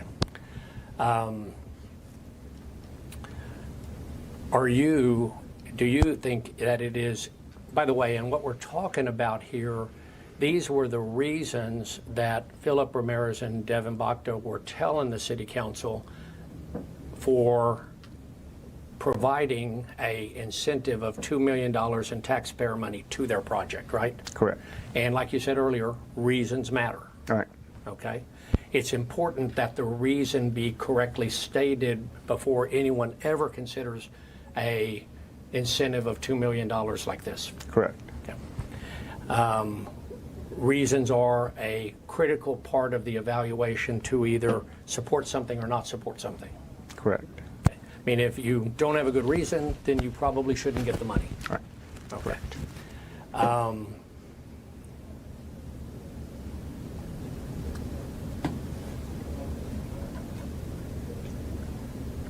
So I assume you would agree with me that it is 100% in the wrong to have asked for $2 million with reasons that are not correct. Correct. Well, it doesn't pass the smell test. Do we agree? Correct. But I think we can agree that going to them, knowing the timeline that we know now about FEMA, that going to the city council and asking for the $2 million for the reasons set forth in the agenda item is wrong. In the first reading, yes. Okay, and you agree it's wrong to have done that? Yes. And I assume you agree it is wrong to have altered a federal document as part of a presentation to get $2 million. Yes. But we can agree that forging or falsifying or altering a document in order to play into a narrative that it's a recent change when it's not really that recent is a misrepresentation, at least, about the need for the project. I'll agree. And you shouldn't get $2 million. I'm trusting in your character here. You should not be asking for or receiving $2 million if you're misrepresenting material information like this on a project. I would agree. But we know that out of those two narratives, you understand those are two different narratives. Correct. Out of those two narratives, the narrative that made it into the city council agenda item that got voted on at first reading was the narrative, the false narrative about it being a change in FEMA. That's correct. And Leah was calling saying we need to get rid of the false narrative, and I'm not saying she used that word, but we need to get rid of that false narrative and get a different narrative in there. That's correct. Okay. But the numbers you were working on was that it met your criteria if the investment was $1,043,000. If the incentive were $1,043,000, correct. And that was no longer the incentive, so you're no longer living in your world of numbers. Correct. Okay. Yes. So now we're living in a different world of politics by the time it gets to the city, right? Correct. Okay. It wasn't going forward or not going forward because of the numbers at that point in time, because the numbers it was going forward with at the city $2 million. were not, and which is a number you had not recommended. Correct. Okay. Our board had not recommended. Right. Both. Yes. Do you need to correct any dates? Let's see. So we did type B in closed session in October 16th, closed session on November 23rd, And then we did an open session on December 11th, and they directed staff to prepare a $2 million grant. And then it was passed on January 22nd of 24. City Council first reading was February 20th, and then the second reading was not until April. So we were delaying it off of the March, between the first reading and second reading. So. And do you have the dates for the REDC meetings? We had REDC was introduced September 27th of 23. And, oh no, that's when we received the application. The initial meeting was October 12th of 23, and that was just introduced, and it was voted on November 9th of 23, and we recommended $1,043,433 to the Type B board. And that once it became a $2 million animal, then it's no longer within your realm of the numbers. Right. So in December, Type B board directed staff, which is us, to prepare a grant for $2 million. Right. And what I was asking you, because when we said a moment ago, it kind of goes from a numbers to a political Right. issue. Yes.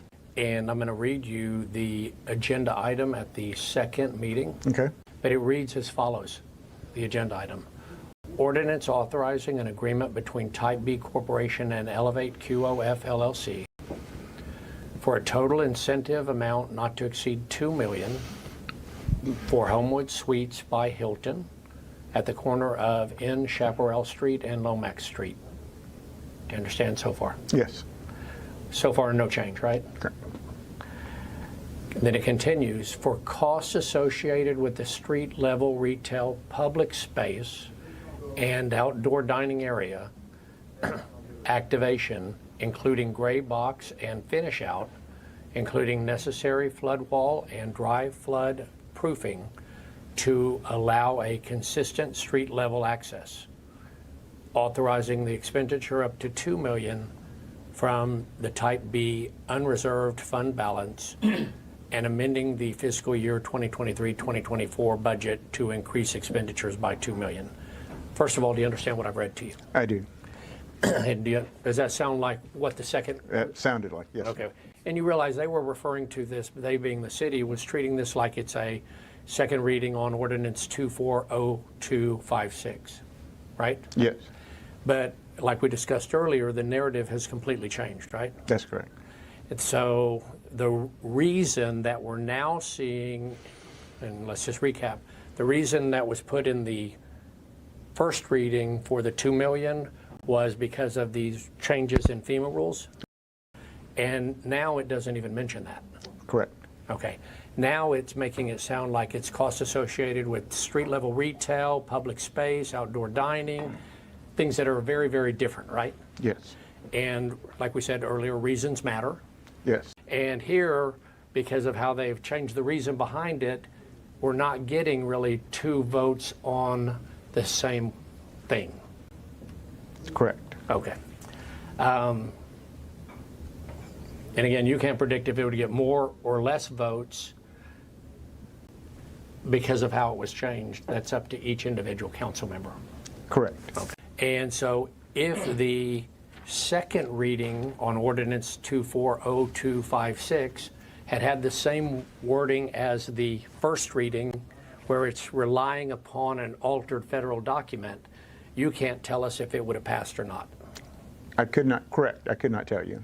Before this Homewood Suites project that we've been talking about received this $2 million in taxpayer money, before that, has there ever been any hotel that received a favorable recommendation from REDC for a grant of $1 million or more? Slitterbond, because it had a hotel attached to it. But besides that, I cannot think of one for Type B or A. Okay. So this would be the only one that was a hotel only. For Type B or A. And let me rephrase it because I kind of generalized there too. The Homewood Suites, the one that we're talking about in this lawsuit, it would have been the first hotel that's just a hotel Schlitterbahn's a lot more than that. Understand, yes, sir. It would have been the first hotel that you know of that ever got any Type A or Type B money. That's correct. And was this Homewood Suites one, and I understand the recommendation coming out of our EDC was a million plus a Right. little. Was it the first one to ever get our EDC money? First hotel? In type A or B. We have had tax abatements on, but in type A or B is the very first one. Yes. And you understand the difference between tax abatement and giving Right. them your money? Right. Okay. Yeah. Do you know of any studies that would indicate that bringing the Homewood Suites Hotel here, the one we're talking about in this case, that bringing it here would in any way increase, serve the purpose, increase tourism or serve the purpose of a destination hotel? No, there has been none. In fact, we specifically took hot out of the calculation. For the reasons you explained earlier? Correct. Yes, sir. Explain that to me one more time. We did not believe that a hotel of this nature would increase tourism, be a destination in and of itself. It would just take rooms from other businesses, so we did not add hot in the calculation for the incentive. Okay, this is a scenario, since it's not a destination hotel, Homewood Suites is not a destination hotel. This is a scenario where, since it's not bringing new people to town, it may take away from other hotels. Correct. Yeah. And it was, that taken alone would really mean it should not qualify for any incentive like this $2 million. Agreed? Our recommendation based on RIMS 2 was $1,043,000. That was based on numbers. Anything above that, and that is what we held throughout the entire process. And anything above that you would not be recommending? Correct, and we did not. So the politics of it were for you to get behind it? Yes, yes it was. But the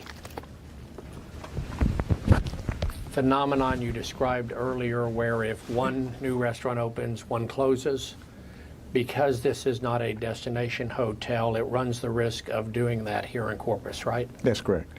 And that's another reason that there should not be public money spent on it. It does not help the economics. It does not. Right. Which, the whole reason you're supposed to be given public money is to help the economics. That's correct. And so the fact that it doesn't help, Homewood Suites did not help the economics, that would be a reason to not give them anything. Not nothing. We still have the investment, which adds to the tax base, the sales tax during maintenance and during construction, and the jobs. Now, if it reduces in jobs, but you still have the investment. I'm going to say this. The phenomenon that you talked about earlier with one restaurant opens Yes. and another one closes, it's Right. sort of, for lack of a better term, it can't. Cannibalizes. I thought you said that maybe Yeah, earlier. we say that word. Okay. And so this is a scenario with this Homewood Suites, because of the factors we've talked about, that it may cannibalize other hotels. That's correct. Okay. And that factor taken alone, sir, is not a reason to give money to it. That is certainly something not in its favor. Yeah. And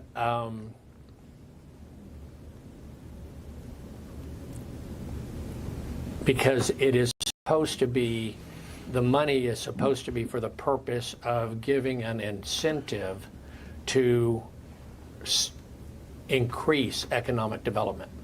That is correct. And what we're talking about, this cannibalizing effect, is not increasing economic development. Yes, barring the new investment. Correct. Okay. Because you can understand that it doesn't make sense to give money that's incentive money Right. to a project that's already committed. Correct. Okay. And so that would be another reason that would cut against giving money to this project if they were already committed. I agree. Yeah. They should not qualify for an incentive. Right. They're already here. Yes.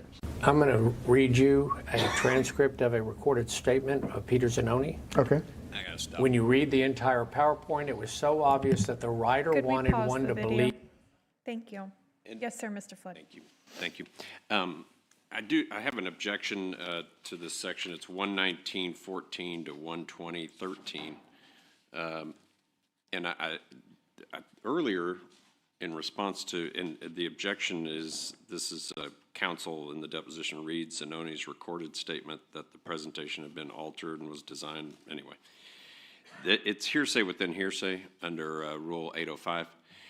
Earlier, when I made an objection like this, there was a representation that it was going to be taken out, but it wasn't. It was played anyway. And so I just need, for the record, to not waive this hearsay within hearsay objection 119.14 to 120.13. And if I'm looking at your cuts correctly, I think it's all in there. I think it's included. So I would make that objection. Mr. Allison, could someone turn on his mic? On this one? Oh. Excuse me 1 second, we're turning your mic on. Thank you, Rebecca. Yes, sir. Yes. Ready? Yes, sir. On this one, the audio is already been admitted into evidence, so it is proper to present that to another witness and let him testify about it. So I think on this one that I should just say that his objection, I think he's really just making sure he doesn't waive it. In other words, he's objected to it once, it's coming at him again, he's objecting to it again, so he can't be accused of waiving it. I agree he's not waiving it, but I think you've already ruled on it. Thank you, Mr. Allison. Yes, Mr. Flood. Well, I would simply request that if that's the case, that the objection be overruled, and That's fine. Yeah, what I'm asking for is the objection to be overruled. So I hate to educate, I'll let Terry do it, but I just need the objection overruled, that's all. Thank you. So And I think reassert my objection. I think y'all previously voted to admit the particular item, so I don't know that you need to vote. You can, of course, if you want. I think this record. That's exactly correct. Council's correct. I'm just preserving my record. I'm not Just trying to preserve. obstruct or try to get in the way. I'm just trying to make sure my objection is. Okay, thank you. Then shall we resume? Pardon? Then shall we resume? Yes. Just resume. You want a motion? Motion, do I hear a second? Second. All in favor, say aye. Aye. Any opposed? Thank you. Thank you. Resume the video, please.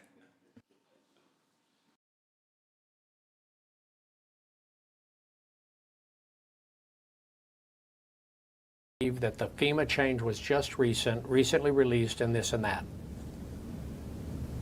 Do you agree with that? I would agree. Continuing to quote, part of it goes back to the narrative. Mike Culberson said this has to be tied to infrastructure, and then they hatch a scheme, FEMA floodplain.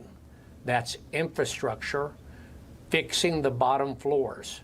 Then they developed a narrative to fit it that they just found out because people would say that shit, they should have known of this a long time ago, like Commissioner Hunter, Councilman Hunter. Sorry. Councilman, yeah. Did that happen? I'll go. It's a long sentence, and I hate taking things out of No. context, so Okay. I read you the whole thing. Yes. Now I'm going to center in on the portion of it that I want to ask you about. Fair enough? Fair enough. Okay.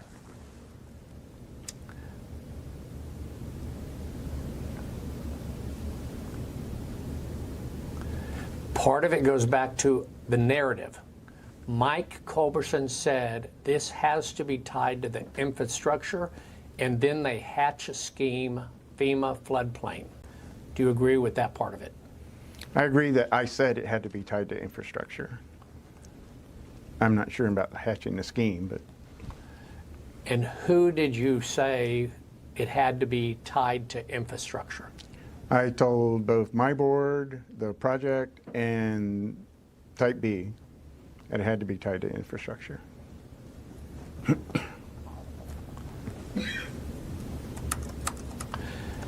And what is the reason that it had to be tied to infrastructure? Because in the Type B guidelines, there is a clause that allows for the reimbursement of infrastructure.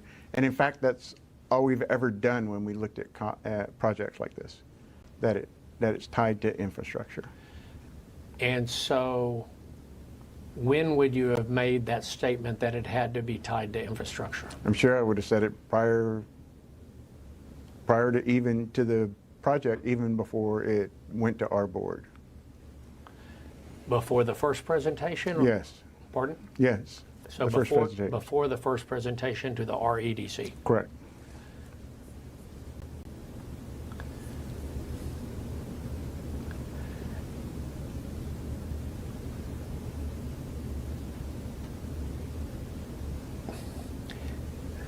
Peter goes on to say, then they developed a narrative to fit it that they just found out because people would say that they should have known of this a long time ago, like Councilman Hunter. My question is this. Do you agree that they developed a narrative to fit the infrastructure requirement? I'll agree that they came to us with the infrastructure, By they, you're talking about the project. Philip and Yeah, and Devin. Devin, you're correct. Okay. And was that after you told them it had to fit infrastructure?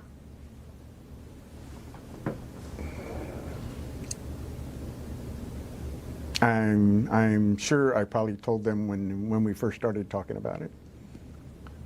So you think the sequence of events is you had some conversation where they want 2 million? Right, And you're telling them it has to fit infrastructure? correct. And then, do you think the sequence is, and then they came up with this FEMA plan concept? I do not know the actual thing, but that sounds like it would fall into place, yes. That seems like the likely sequence Scenario. of events. Yes, So apparently this discussion you're telling me about started a discussion between our EDC and Philip and Devin where you're trying to say what infrastructure can we pin it to? correct. And part of that discussion was a discussion about FEMA. Correct. And the result of that is it ended up that FEMA was really the poster child, the face for why you needed the 2 million. That's correct. Okay. And then that obviously led to the falsification of a slide that we've seen in the 5-slide presentation. I can't say that it directly led to it, but it was after that. The falsified slide came up after the idea of we need infrastructure came up. Correct. Okay. And you were looking for an infrastructure tie-in in order to try to support this $2 million award or million award, whatever amount it was going to end up being. Correct. Because you knew you couldn't get behind it without there being some infrastructure tie-in. Correct. And you couldn't get type B money in your mind unless there was a infrastructure tie-in. That's correct.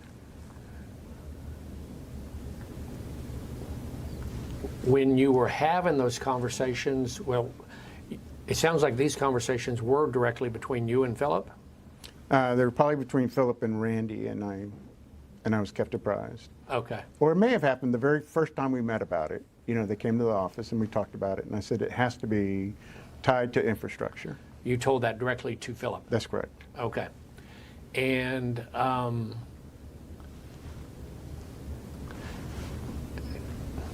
did you in any way, shape, or form mean or suggest that the need for an infrastructure tie-in justified altering a federal document? No, Would you have ever tolerated that? no, I mean, you would have screamed bloody murder, I think, at him. that's correct. I would not have let it go forward. Pardon? I would not have let it go forward. Right. And therefore, they would have never gotten it. Agreed? Yes, But now apparently, what it morphed into was prettier sidewalks in a dining area, right? correct. Yes, Okay. Which did not meet your infrastructure requirement, right? correct. Let me put it this way. Earlier, I think you agreed that the way it was presented misrepresented the project and also was false because it's not really truthful? Correct. Okay, in that sense, do you agree with him that It people... provided a different timeline, right? Because it's recent, but it had actually been out since April of '22. Yeah, Doesn't pass the smell test. I'll agree with that. Okay, because, I mean, there's conversations that you're aware of with it needing to fit an infrastructure issue. Help us understand perhaps what someone was thinking when they altered the document. Okay. Agreed? Agreed. Okay. And of course, that's not.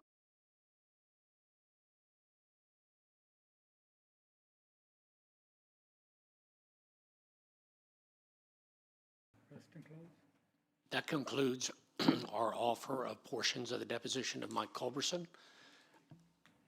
Your discretion, if we take a stretch, or we're ready to probably play the deposition of Alan Wilson. Want me to get that one done? I think it's fairly short. It's short, yeah, we can move forward. Okay. Thank you.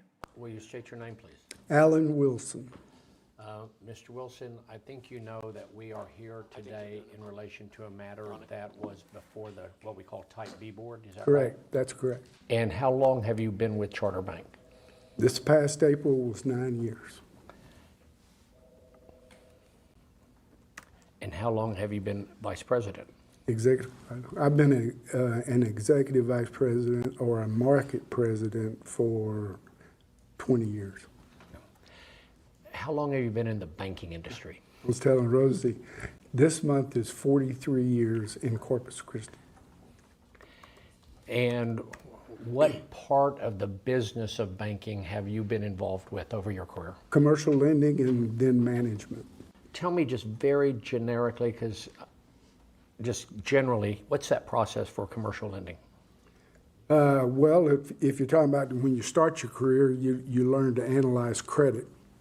And usually a year or two into that, if there's an opportunity, you become a commercial loan officer. What's involved with that is being able to appraise people's character, being able to read and analyze financial statements, and then being able to structure loans that doesn't put your bank at risk, but provides service to the community. Okay. You mentioned in there appraising people's character. Is that important to the loan process? We talk about in the lending process the 4 C's of credit. The first C is character. And character, does that run hand in hand with the integrity of the person? Yeah. Okay. The honesty of the person? Sure. Okay. The truthfulness of the person? Yeah, those are almost synonyms. And how long have you served on the Type B Board as a appointee by the city? I'm in my 6th year. In September, I will term out. And I think at the time of the application and funds that we're going to be talking about here, that all relates to a Homewood Suites project. Right. I think at that time you were a member of the board. Yes, I was vice president. Okay, and I think now what is your current position? President. Since we know this was one of the projects, or that this project for Homewood Suites and the funding request came through EDC, right? Is that a yes? Yes, I'm sorry. It's okay. Let's stick to that framework. Okay. And they would have done that analysis, and one prerequisite to it even getting out of CCR-EDC is that it meets the CCR-EDC criteria. Okay. Correct? Yes. Okay. And you don't, the Type B Board doesn't get a project unless, other than the exception, which we know doesn't apply here. Right. The Type B Board doesn't get a project unless it gets the check marks as meeting the criteria for the CCR-EDC. That's correct. And then it came in front of the Type B Board. It did. And then it got voted on and therefore approved and passed on for city council consideration. That's the process. Have you heard the discussion with Peter Zanoni? I don't think I have. Okay. I'm going to have to stop just for a second to make a... Please pause the And let me video. give you the con. And I think I figured out a way to make this even a little easier. We're learning as we go along. I'm going to make an objection, and what I'm going to do is read the pages, and this will be multiple objections because it's all in sequence rather than stopping. It's going to be from page 15, line 18, all the way to page 19, line 15. And all those objections are all hearsay and hearsay within hearsay. So that's 801 and 805. And so that entire stretch, I can try to make this one objection if possible. Thank you, Mr. Flood. Mr. Allison? Through 19 what? Through Line 15. 19. 1915, page 19, line 15. Thank you. Can I have one moment just to look at it? Yes.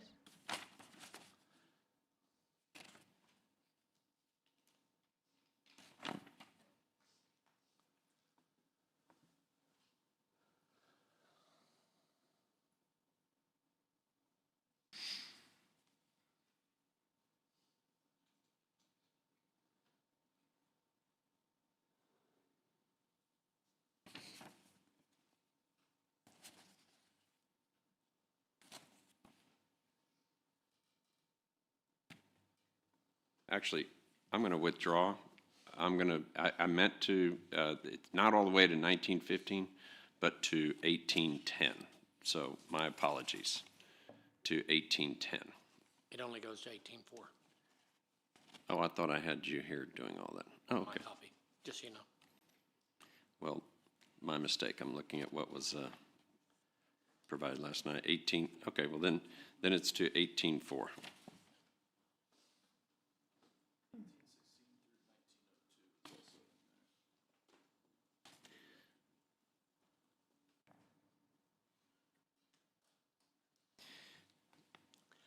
Yeah, I think he's just discussing his understanding of the issue, which is not hearsay.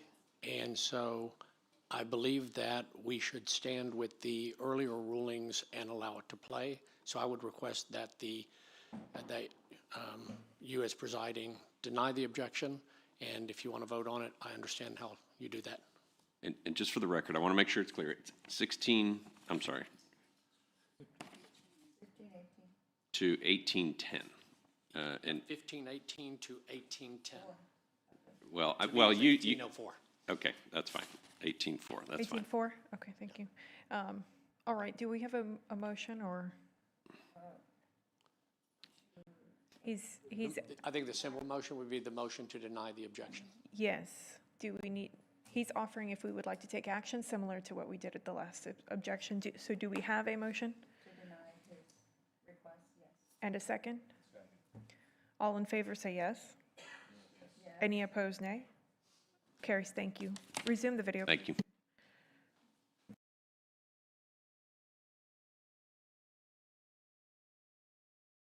Context for it. You know that later in time, this project was in front of the Corpus Christi City Council. Yes. And between first and second reading, you probably remember there being some hullabaloo Yes. about the altering of a federal document. Yes. Okay. And there was an investigation by the city to look into that, correct? I don't know that. Okay. One of the conversations in that time frame was this conversation.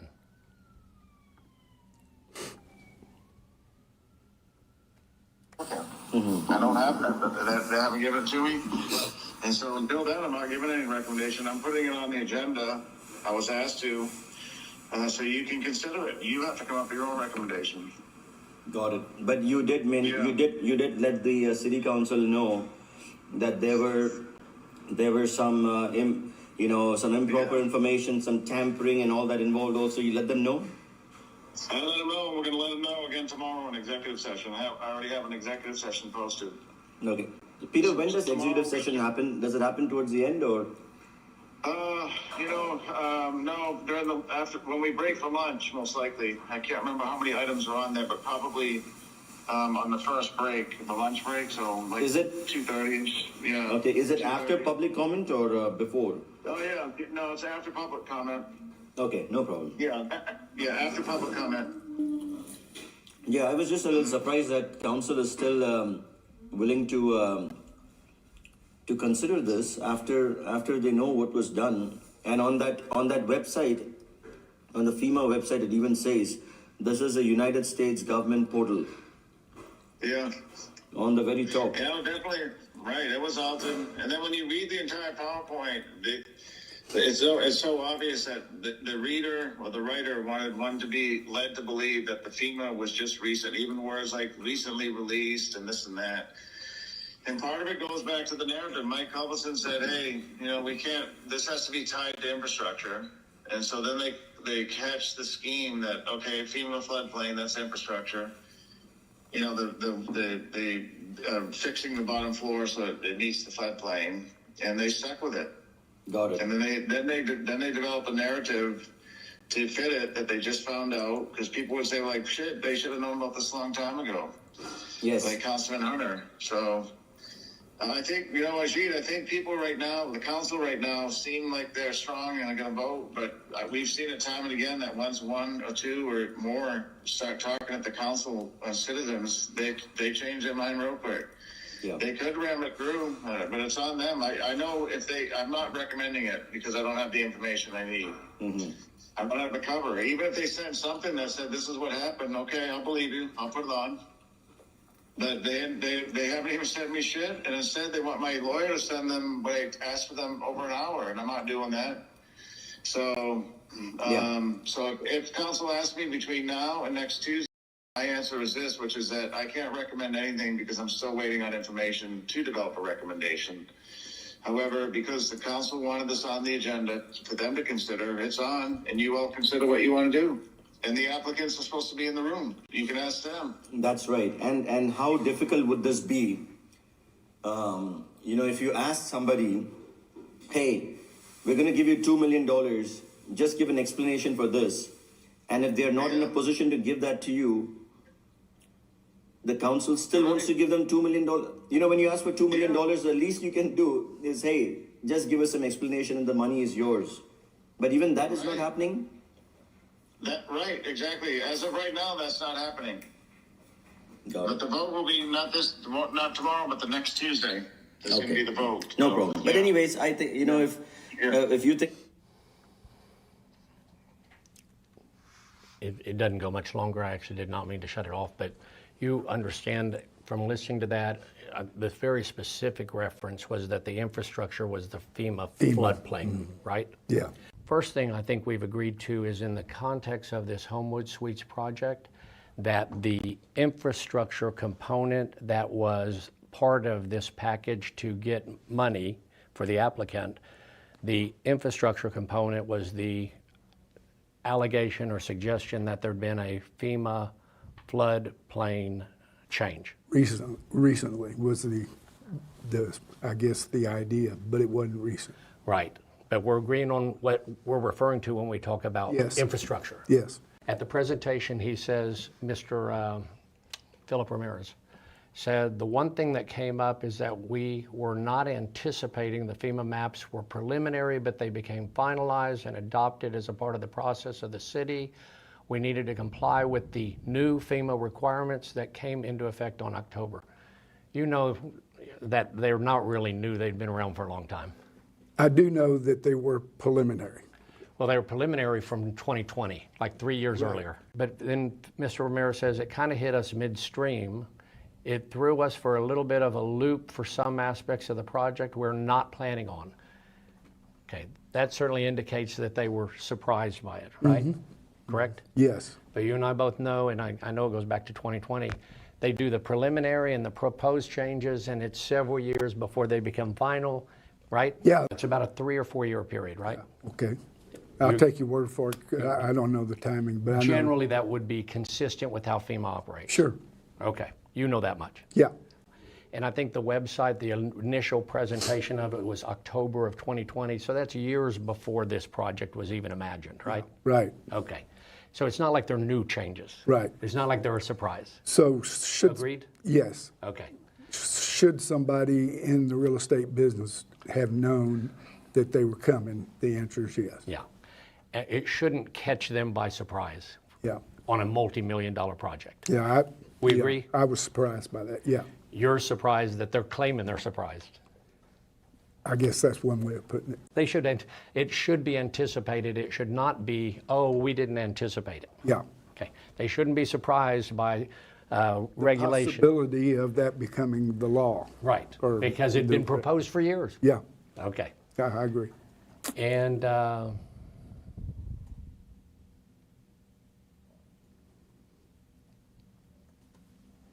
again, Mr. Ramirez goes on to say, the applicant in front of the Type B board, quote, so there were some FEMA requirements, he says requirements, but we know he's referring to FEMA. Quote, so there were some requirements and parameters that we certainly did not anticipate. Again, they should have anticipated them, right? In my opinion, yes. Yeah. FEMA doesn't move fast.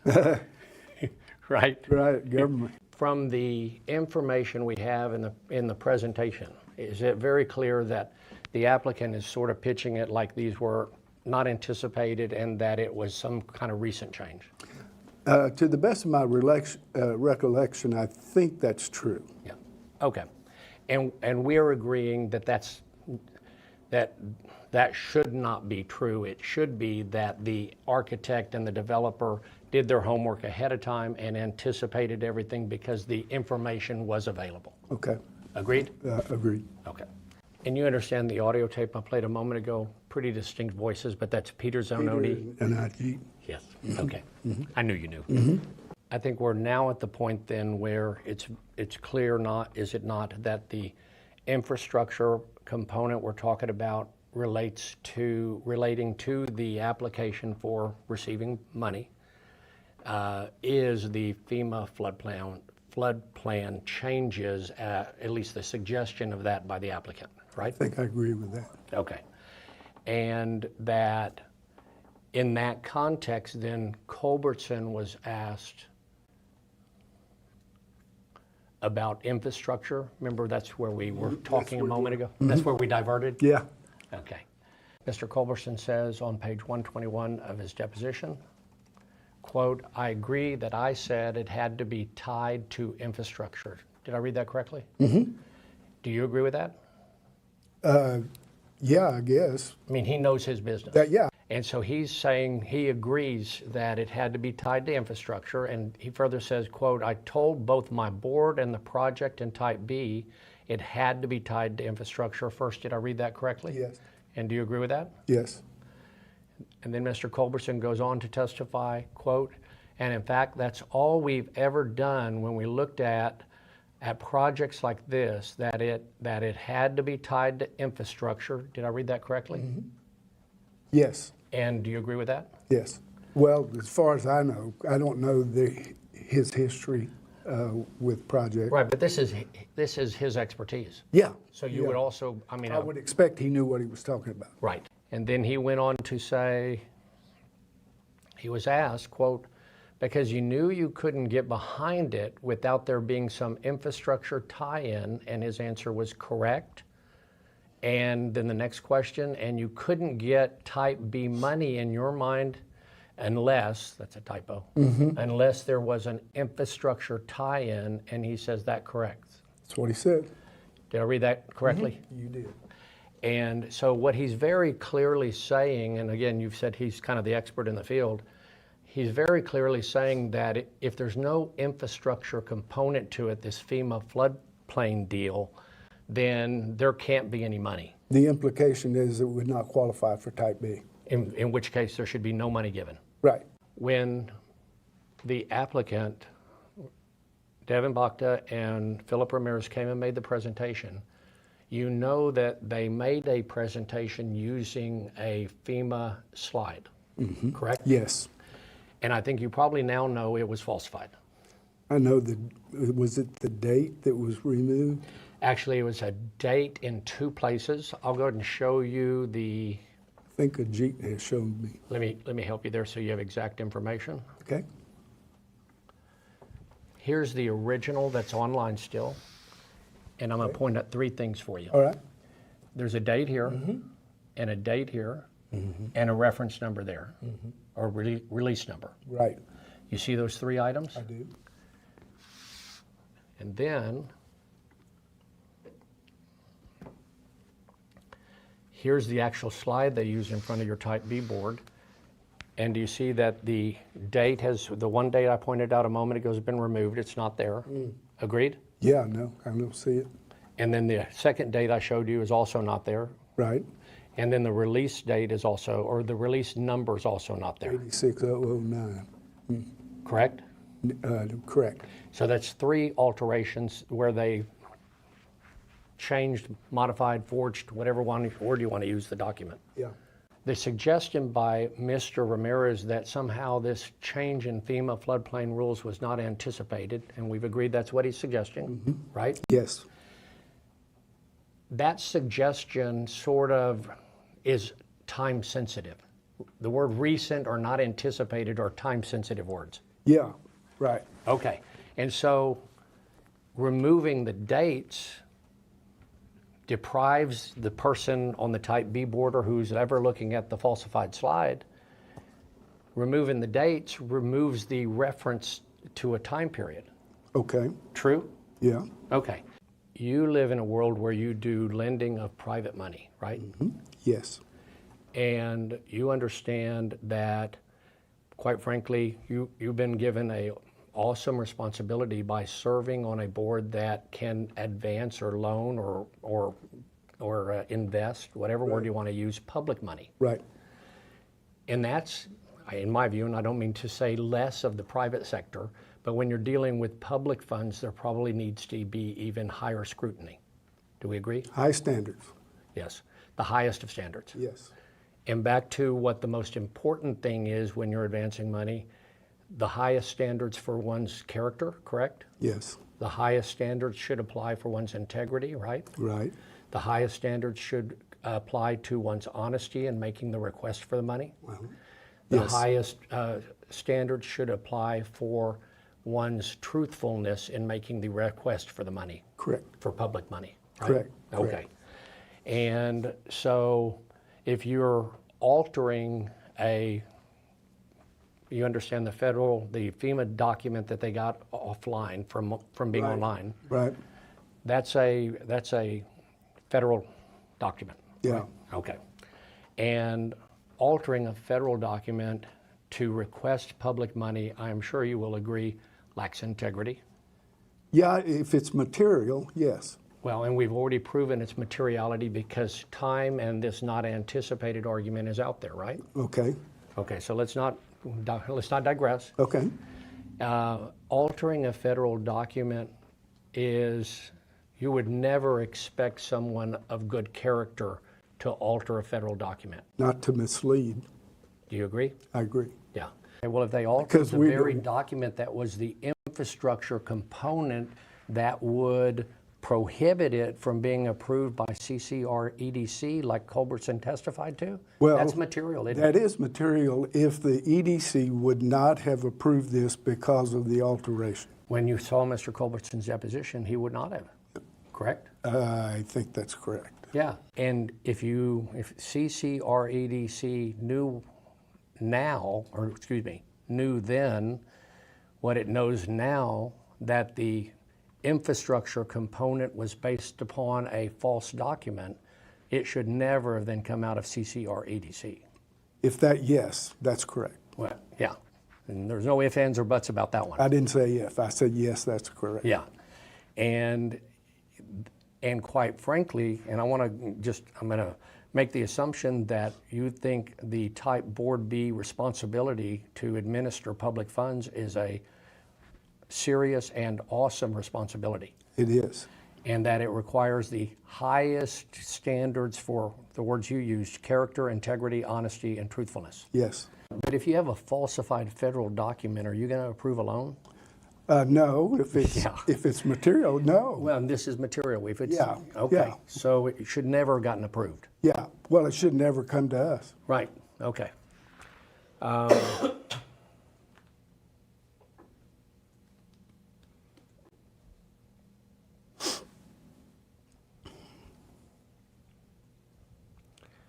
And if you'd have known back then what you now know to be true about... We would have tabled it and investigated it and tried to understand why, and we would have gone several steps further. Yeah.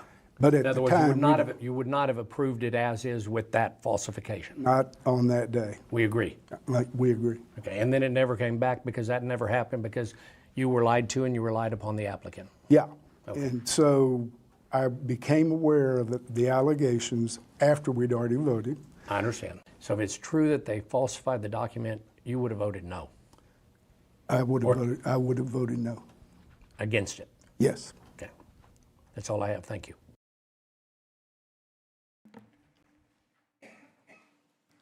Thank you. That concludes our offer from Mr. Alan Wilson. The next offer is going to be Heather Holbert. It's a 58-minute. It's longer than that. So your pleasure, break now or not, or your call. Yeah, let's go ahead. Let's start it? Yes, sir. Okay. Thank you.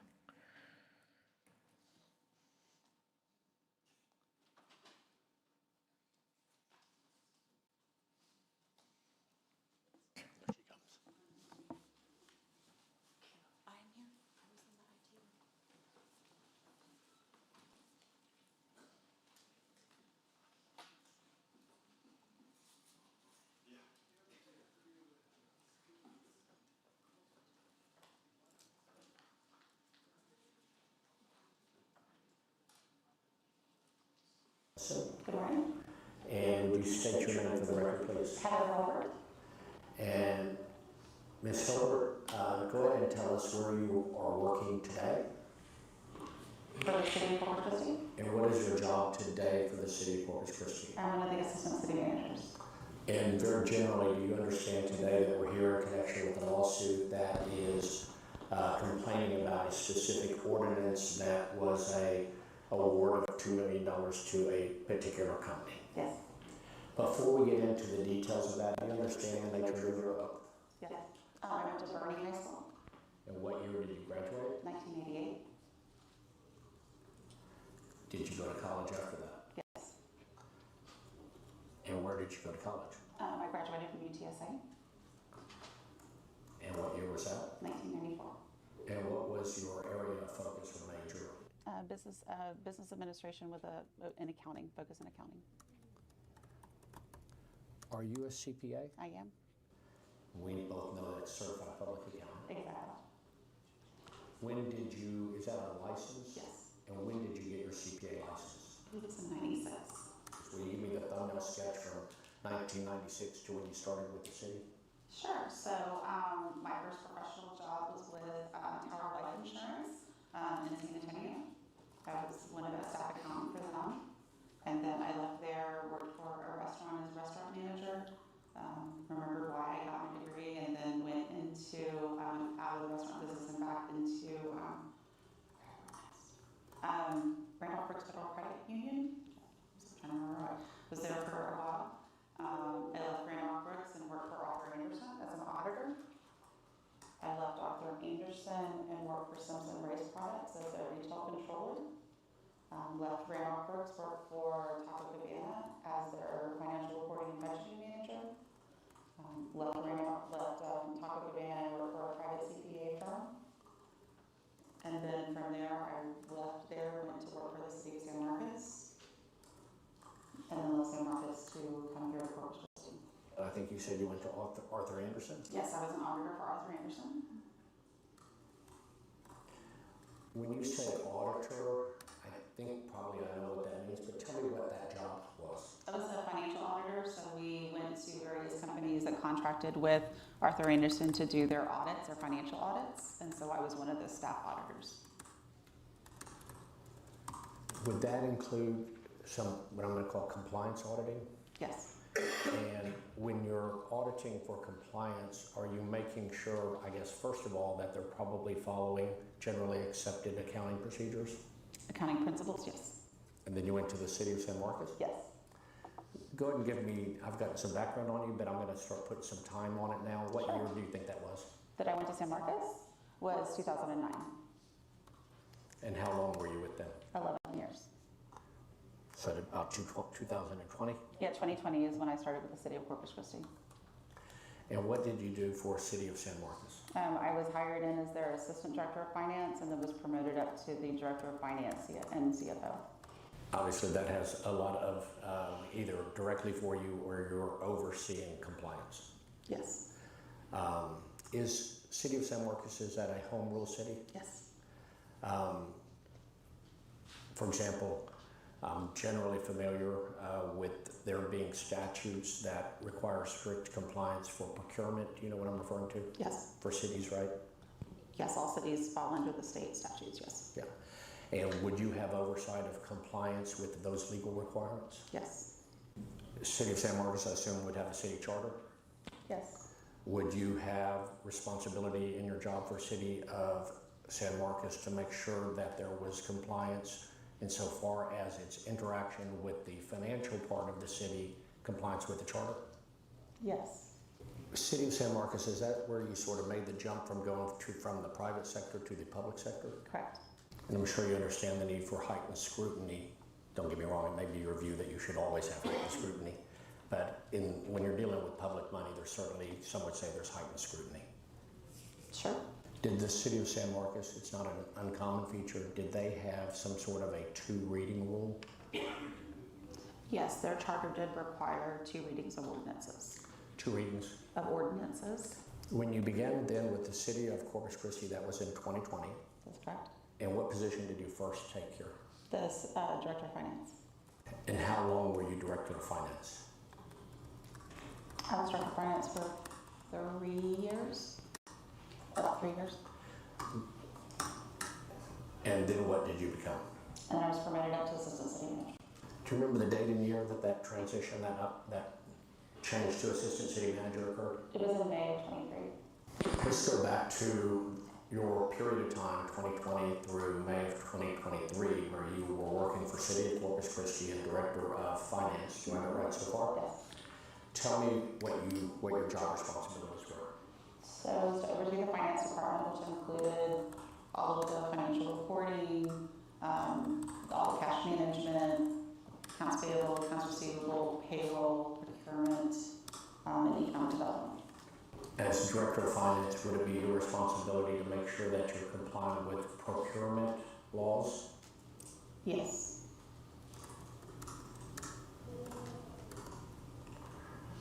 And you and I both know that the state of Texas promulgates laws, statutes that define exactly that procurement process, right? Yes. And that would, Aspects of that procurement process, yes. yeah.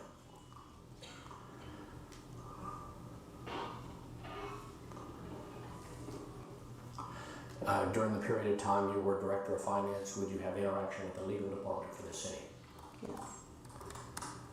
All what sort of matters? Multitude of matters. Anything that came up that probably involved money and law? Yes, or Any issue? or agenda items, or contracts, or procurement, or like I said, a multitude of things. What was the practice there as far as what would be the trigger for you as Director of Finance to maybe reach out to legal? And we worked with legal on a daily basis. I mean, we worked with legal on all of our agenda items, like I said, all of our contracts, all of our agreements,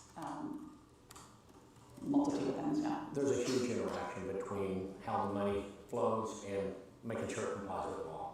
Yes.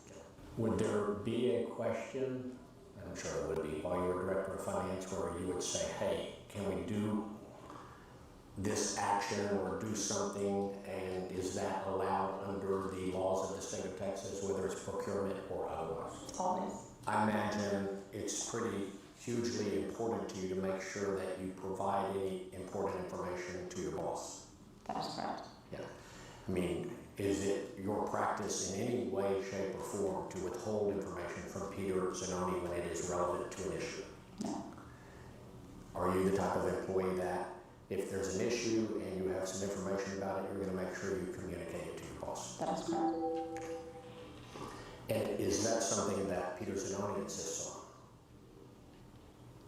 I don't know if there's an insist, but that you want to make sure that you always want to make sure your boss is informed. And I didn't mean it at that time insist in a bad way. Okay.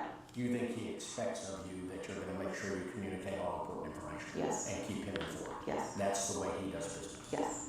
And you feel like, not that it's a bad thing, but that he requires that of you as an assistant city manager? Yes. Because that's always been your experience with Peter Zoni. Yes. When you were assistant city manager, would you still have, for the period of time we're talking about, would you still have frequent contact with legal? Yes, yeah. And would you still have the responsibility of participating in drafting agenda items? Yes. And still have the responsibility of drafting memos in support of agenda items? Yes.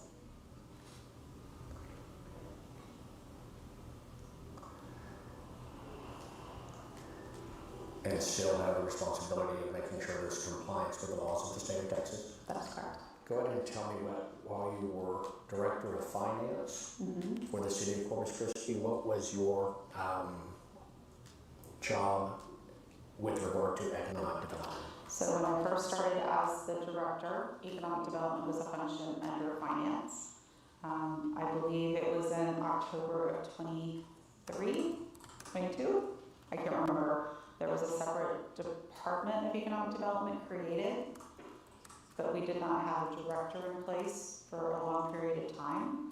And so while it was a separate department, I was still overseeing that in my role as finance director. And then when I moved into the assistant city manager role, I was still overseeing economic development until we placed a director in June, I think, of 24.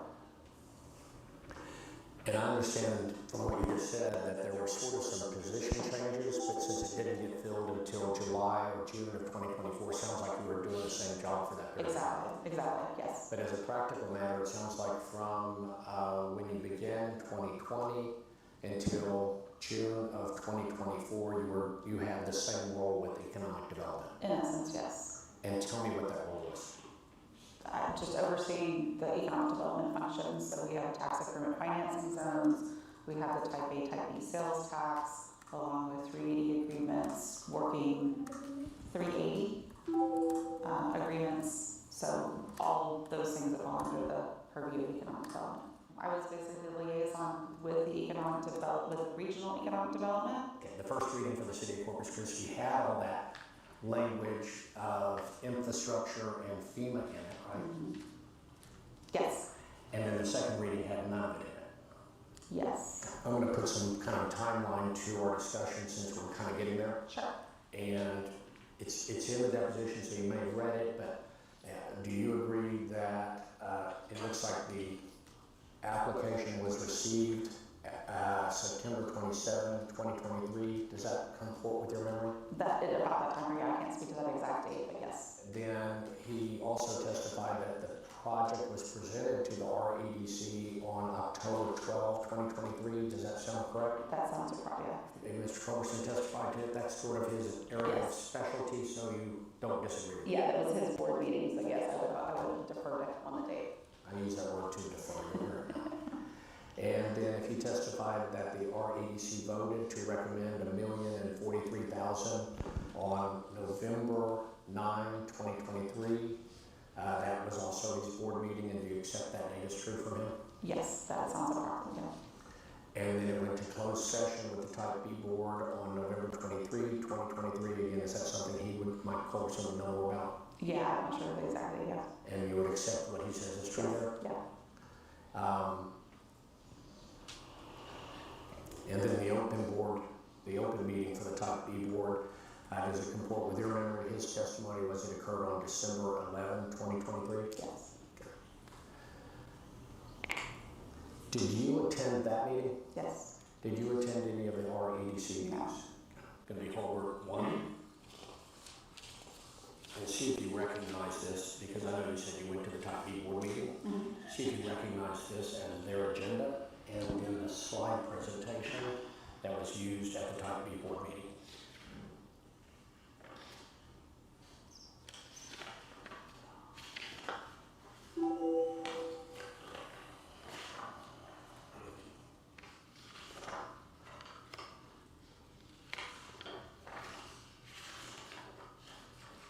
Yes, this does look like the Type B board agenda. Okay. And confirm the date. I know we said it earlier in the record. December the 11th, 2023. Okay. And you were there for that presentation? Yes.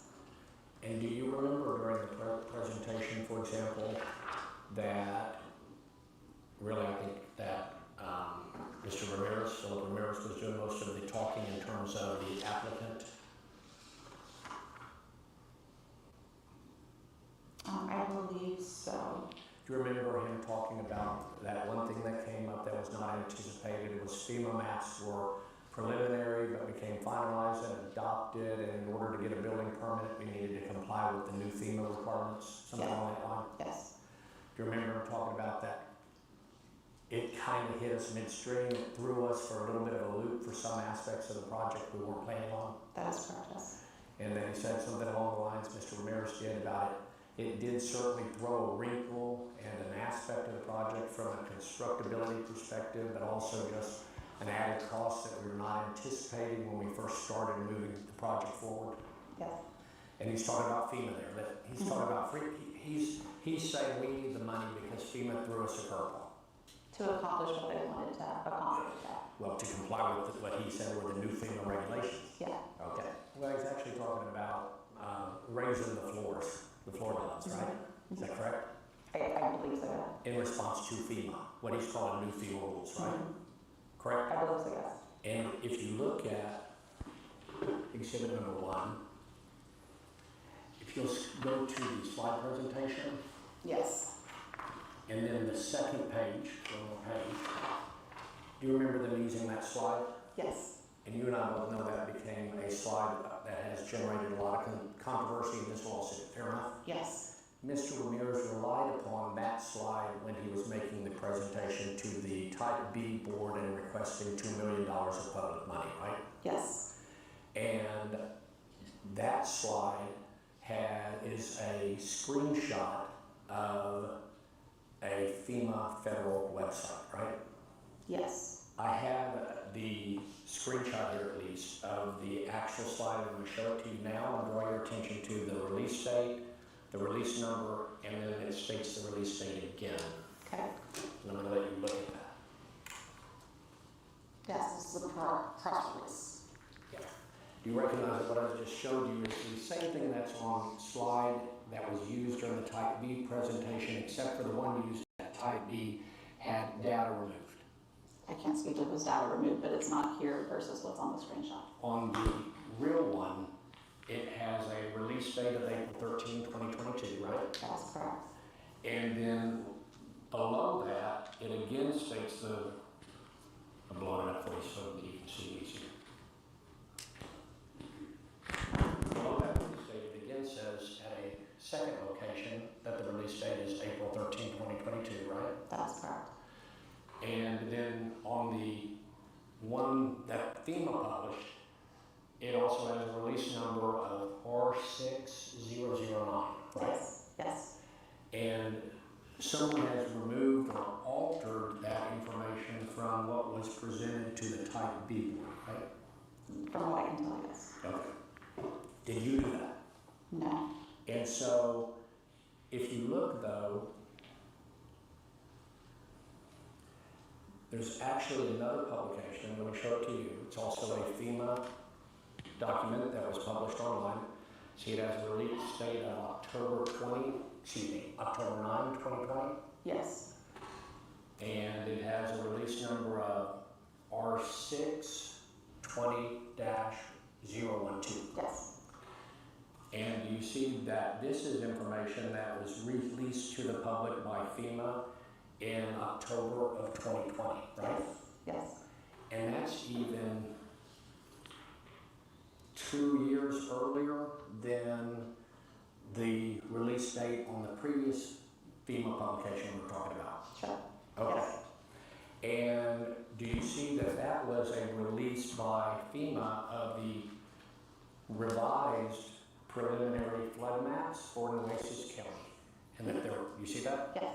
And that they're ready for public view back in October of 2020, right? Yes. If we look at these federal documents and we look at Philip Ramirez's presentation, we see that one, Philip Ramirez was characterizing the changes in the flood maps, I'm using their word, in the flood maps as being a recent change when he makes the presentation in December of 2023, right?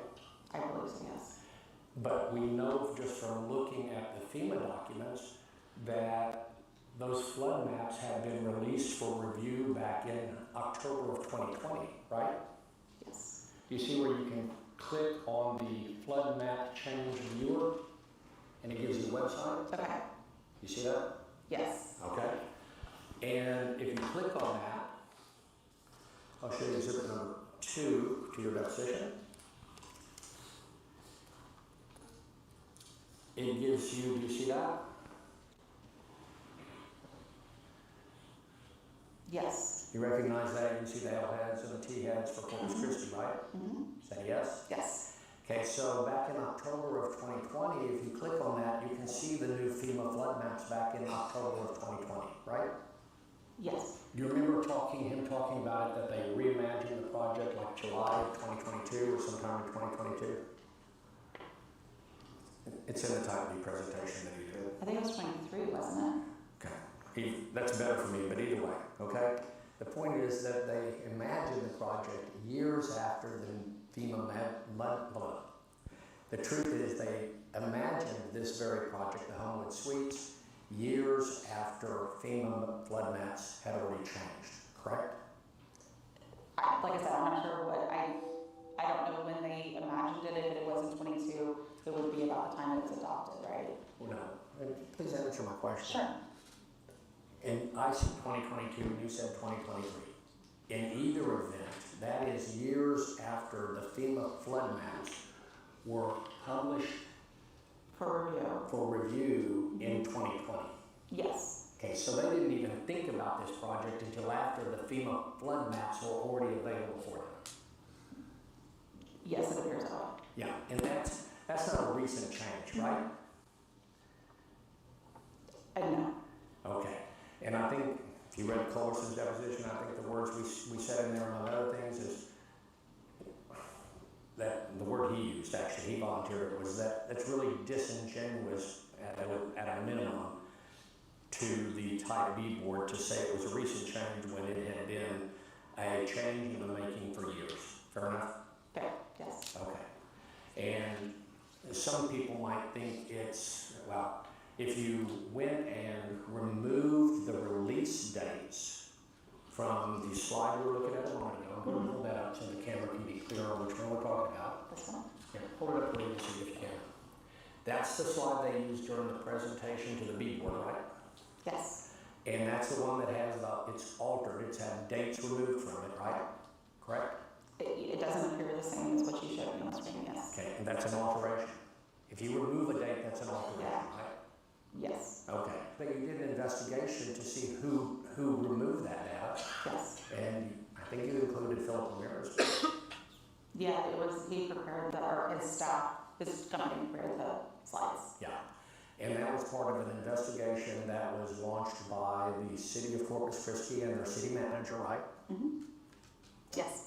And you discovered that Philip Ramirez, and I'm not saying he had his fingers on the keyboard, but he or his staff are the ones that had altered the slide and provided it to the CCR EDC. Yeah, they provided the presentation, yes. He admitted it. He said that yeah, it was his staff that prepared it. Okay, and did they admit to removing the date? He said he wasn't sure how the date was removed or how the screenshot was captured. Okay, so that's sort of, he kind of admitted it but didn't really come clean? That's kind of what that sounds like? Well, like I said, he said that staff prepared it. He said that his staff had prepared the presentation. Was it at his direction? Yes. Well, do you see how removing the date fits into the false narrative that it was a recent change in FEMA? You see that, don't you? I understand that, yes. Okay, which, I mean, if your narrative is something false and you remove the data so you can sell the false narrative, that doesn't pass the smell test at least, right?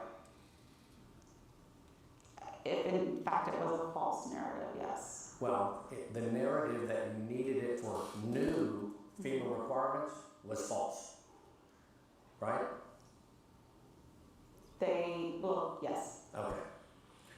And do you think it's okay to get $2 million in public money that is even in part based upon a false narrative?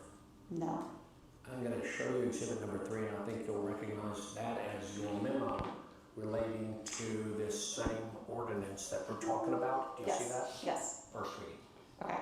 The first reading memo was drafted by the EDC.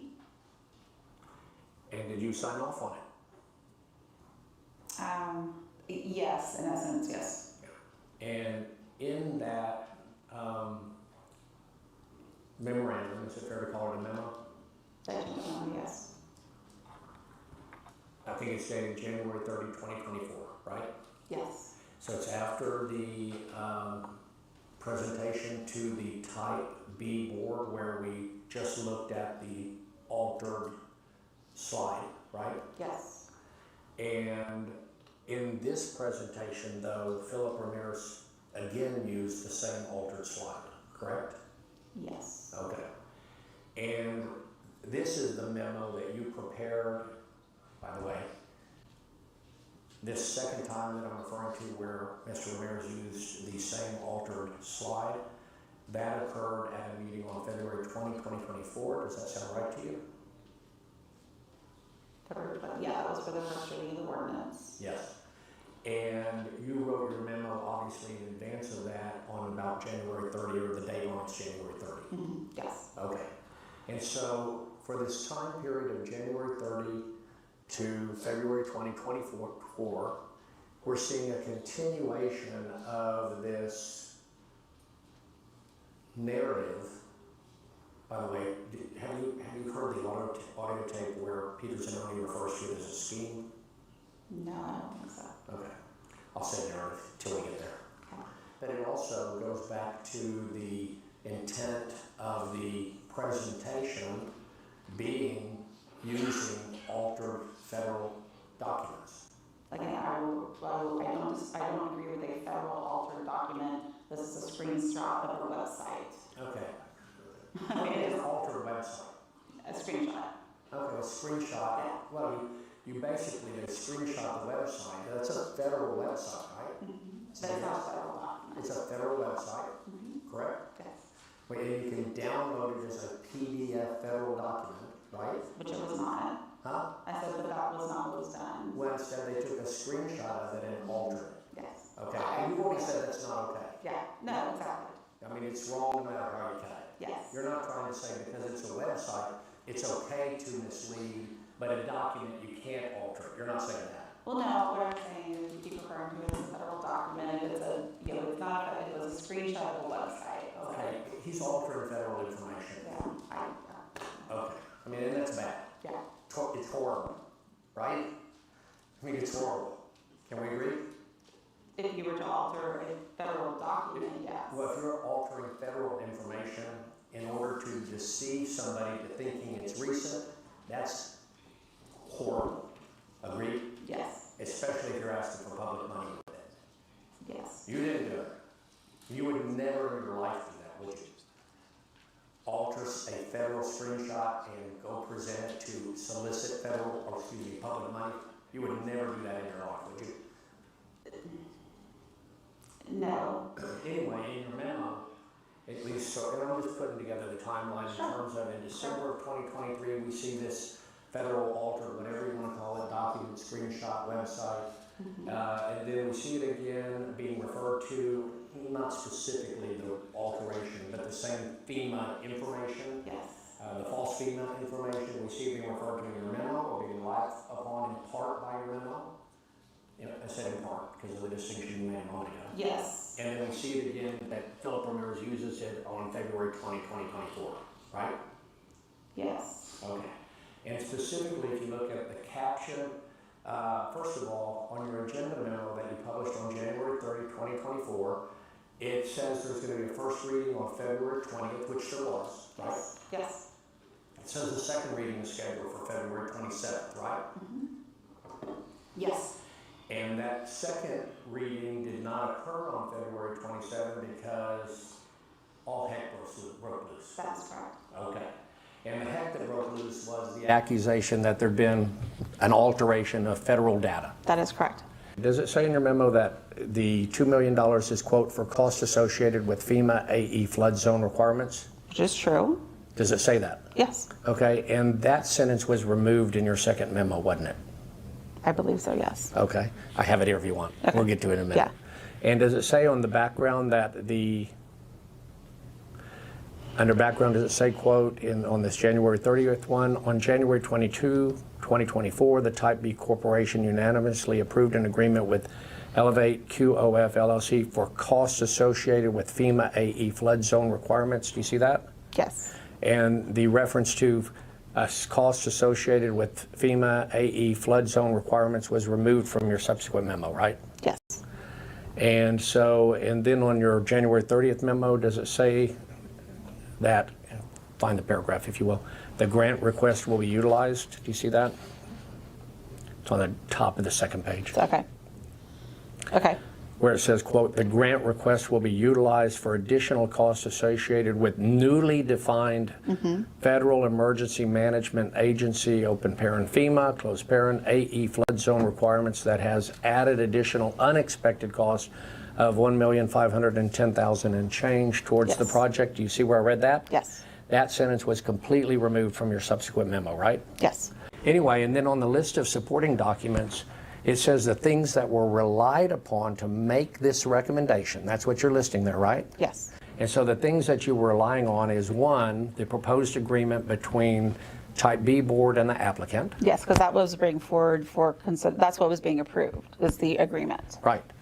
And the other thing that's here as far as the listed item you relied upon is FEMA cost estimates, right? Yes. And who provided those FEMA cost estimates? The developer, or the applicant. And then the other thing that you're relying upon in order to make this recommendation for $2 million to be given was the FEMA flood map. Do you see that? Yes. And the other thing you were relying upon was the PowerPoint presentation, which had the altered federal website, slide, whatever you want to call it. So I would not agree that we're using the PowerPoint presentation to make the decision. It was based off the application and the information given What's listed as the supporting document. to the agenda item. Yeah, and so you had false information because it's altered being part of what was supporting the award. I'm using the word supporting because it says supporting documents. Yeah, supporting the agenda item, yes. Yeah, which is approval for $2 million, correct? Yes. Okay, so there's a direct link, even according to your memo, of that PowerPoint presentation that has the false or misleading information in it and the award of the $2 million. Yes. And that's, again, that is a horrible thing to have in terms of a record for use of public money. Agreed? Yes. I'm going to hand you what I'm going to mark as Exhibit 4, and I think you'll agree with me that after there's a memorandum, then it usually ends up on an agenda. Yes. And I think it's on page 4 of the agenda. This specific agenda item, right? Yes. And the ordinance, it's called Ordinance 24-0256. That's the one we've been talking about, right? Yes. The ordinance reads, or the agenda item, I'm going to read it into the record so we can talk about it, make sure I read it right, okay? Sure. Ordinance authorizing an agreement between the city, I already messed up. I'm going to start over. Ordinance authorizing an agreement between the Corpus Christi B Corporation and Elevate QOF LLC for costs associated with FEMA AE flood zone requirements and exterior upgrades for Homewood Suites by Hilton at the corner of Chaparral Street and Lomax Street, appropriating $2 million for a non-reimbursable grant from the Type B Economic Development Fund and amending the budget. Did I read that correctly? You did read that correctly. Okay. And it's during this meeting where Philip Ramirez again used the altered slide, website slide, whatever you want to call it, that he had also used in front of the Type B board. Yes, it was included in the presentation. I'm going to hand you exhibit number 5 to your deposition. And do you recognize this as the February 27, 2024 agenda? Yes.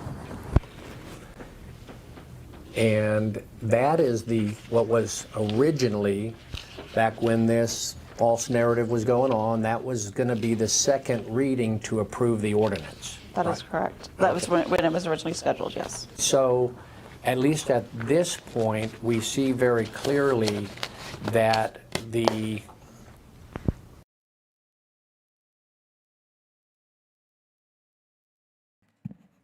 Was that the stopping place or is this an error? A technical issue? Okay. What was there probably like 30 minutes left. IT to the rescue.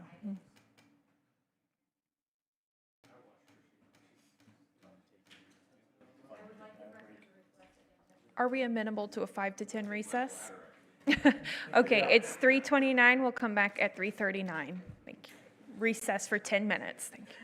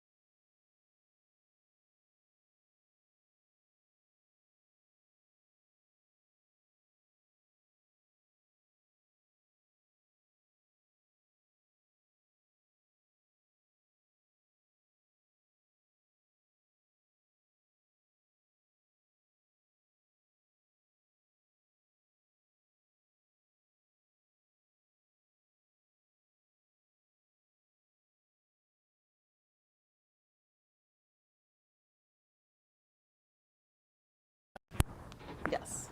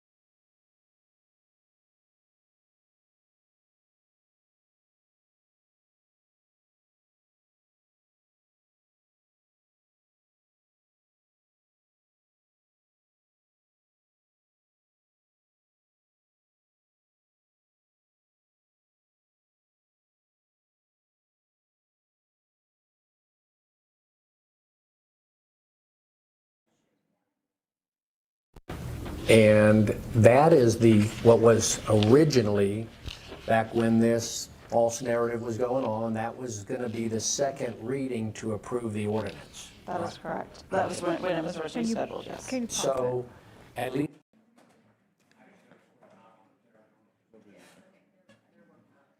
We got one thing worked, and now we're gonna fix the other. It's okay. It's all right. Okay, there we go. All right, we're ready. This point, we see very clearly that the first reading has occurred on February 20th, right? Yes. And it's, as we see, it reads on the agenda. We see exactly what the words are there, right? Yes. And then those exact same words for the second reading appear on the February 27, 2024 agenda. Yes. Okay. And that February 27 was supposed to be the second reading of those same words describing the ordinance. Yes. It identifies that it's for, quote, costs associated with FEMA AE flood zone requirements, Yes. right? And that's how it's worded on February 20th and February 27. It's very clear that we have the same ordinance when we compare those two. Yes. Okay. Because it's the identical wording. Yes. Okay. Hand you exhibit number 6. On May 7, there's a very clear articulation by my client to Mr. Zanoni saying, hey, basically you got an altered document here. March 7th. You said May 7th. Thank you. You're welcome. And I think you'll remember on February 27th, it came off, it got, it's in the writing somewhere, to be honest with you, I think. It was basically postponed or tabled or taken off the agenda. It was pulled off the agenda, yes. Were you given information more detailed, like, hey, we got a problem because they've been showing everybody an altered federal website, screenshot, whatever? I believe so. I don't remember exactly when I was told that, yes. So somewhere in there, either that day or immediately afterwards, you heard it got pulled off because there's problems with it. There were some questions, yes. Yeah. And the question was, hey, have they been lying to us about this FEMA deadline, about this FEMA timeline? Yes, that was being brought into question, yes. About recent changes, right? Yes. Okay. And so that was because of this concern about it being some trickery, some misleading information, whatever word you want to use. That's your understanding that they decided to pull it off the agenda and look into it or investigate it? Yes. And you were involved in that investigation? Yes. Okay.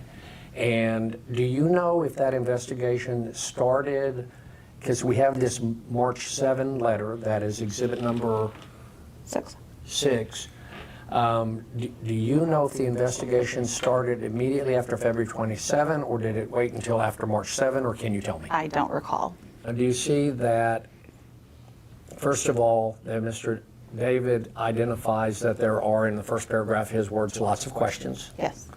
That he identifies that the project is well under construction and a fully committed project. Do you see that? Yes. And then his complaint or his concern goes on to say that then there's $1,510,000 identified basically in the memos that the city had done, right? Yes. Yes. That I know that number probably came from EDC, right? Yes. Okay. So there's this $1,510,000 and change, and he's complaining it's for, quote, new FEMA flood zone requirements. Do you see that? I do. And he's saying, hey, you need to look at the presentation because the FEMA screenshot, he calls it what you call it, a screenshot. This FEMA screenshot in the presentation, he says it's remove the release date and remove the release number. Do you see that? Yes. Okay. And so at least by this point in time, March 7, do you think you had been made aware specifically that the release date and the release number had been altered? Most likely. And he says, I honestly think he's just trying to be a little polite. Strangely, I'm going to quote, strangely, these are missing or hidden from the screenshot in the application. How did they disappear? Question mark. Did I read that correctly? Yes. Okay. And then he says, I'm attaching a screenshot of the actual FEMA portal where you can see the release date and see the release number, basically. Okay. So very clearly here, my client is saying, hey, I'm letting the city know this slide, I'm going to use his word, screenshot, This screenshot of this federal information Exactly. has been altered. Okay. He's saying that very clearly to you. Do you agree? Yes. Okay. And is that specifically what the city was investigating is, hey, this, you've said it's not good, horrible, whatever word you want to use from earlier. You were investigating why this bad thing had happened that was a document, part of a package to give $2 million to the project. Yes. Okay. And Mr. David made that very clear that that was the nature of his complaint, is that there's money being given for a project under these false pretenses. Yes. Okay.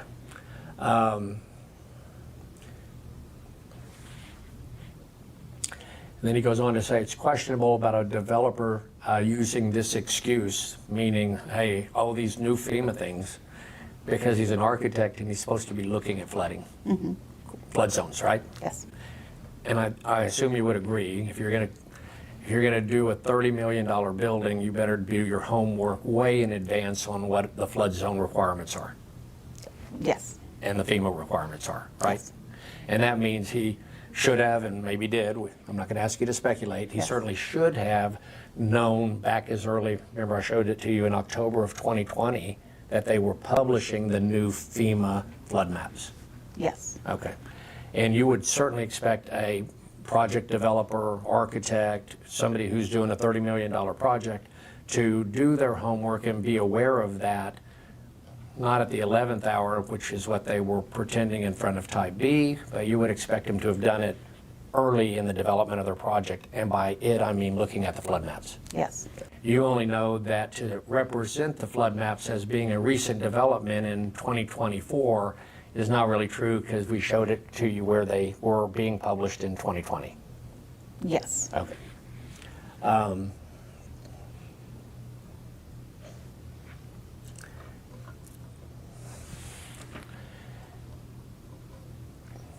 Is it fair to say that or let's ask you, that you agreed with Mr. David's criticisms that he's articulated that we just went over in this letter? On face value, yes. Well, and you did an investigation. You and who else were involved in the investigation? The city manager, I think we had the Miles Risley, I believe Miles Risley was involved in it. I don't know who else, to tell you the truth, I don't remember. Okay. I'm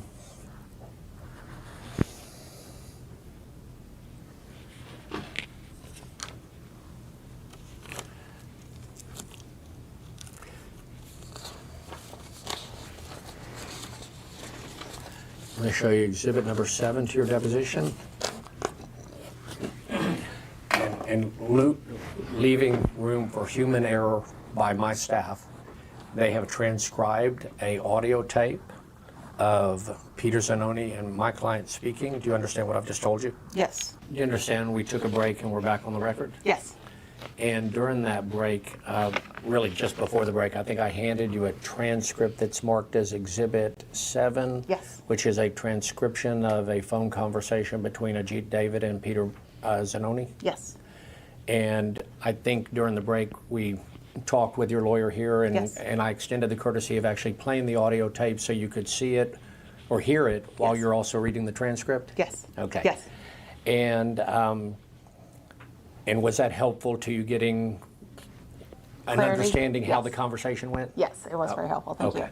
But it's clear from the context of the discussion between Mr. David and Mr. Zanoni that they're talking about the same issue I've been asking you questions about, is this darn altered, and the word he uses is a United States federal porthole. Exactly. Okay? And the word that goes unscathed in the discussion between Peter and Ajit is talking about it being the tampering with a United States federal porthole. Yes. Information, right? Yes. And I'm using now their words, and without me making them up or you making them up, and without them being your words, you don't have any reason to disagree with that characterization. No. That's in the conversation. It was clearly nobody was fighting about it in the exactly, yes. in the discussion. Yes. Okay.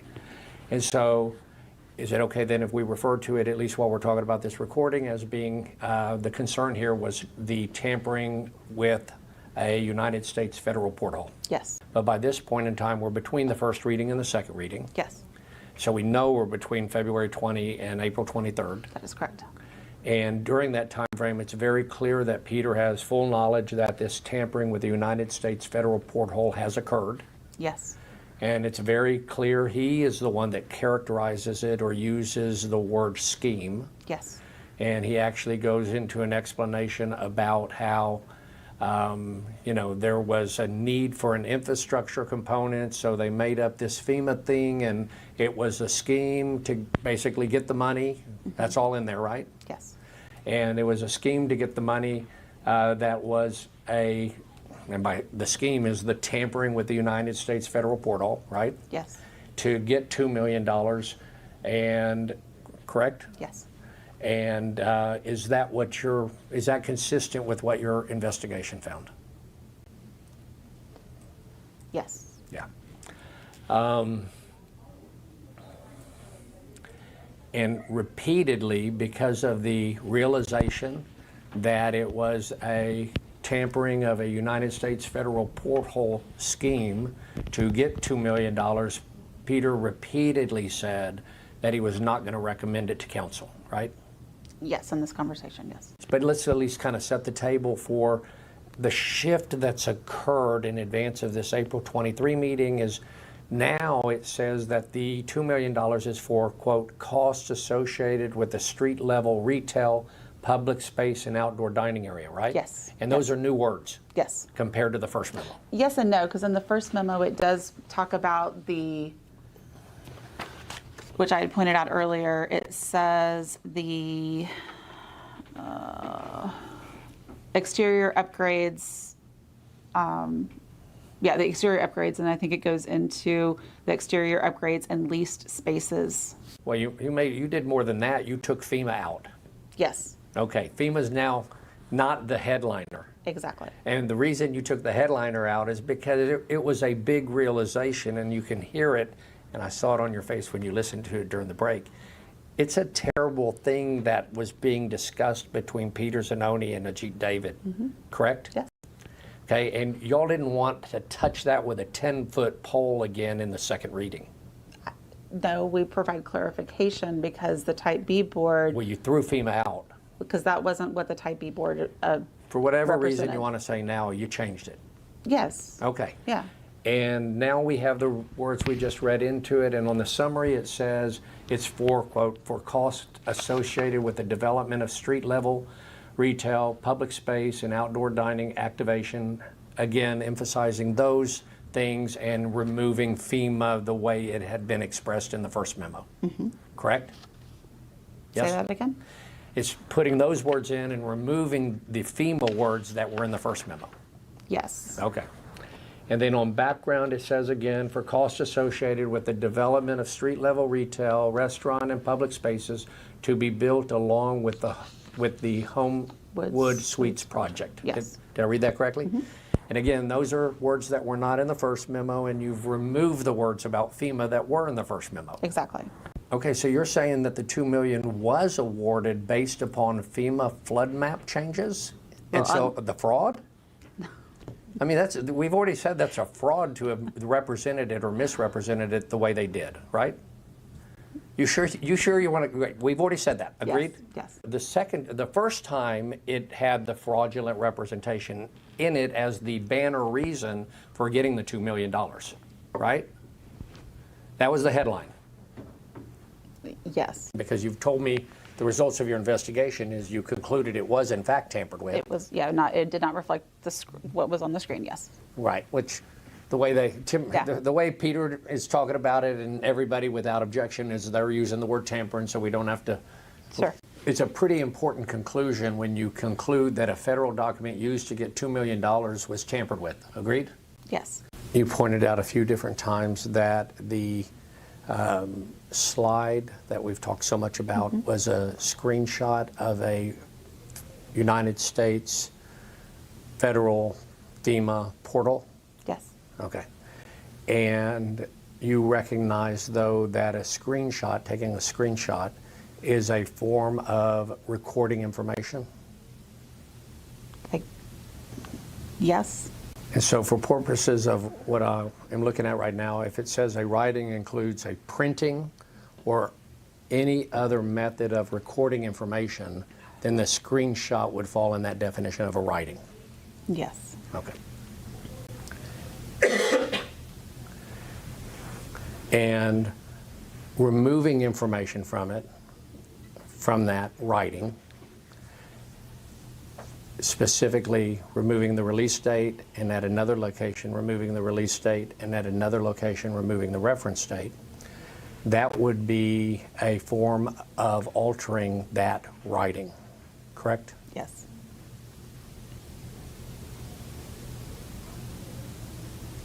But leaving the FEMA logo on it certainly makes it appear as though it is a authentic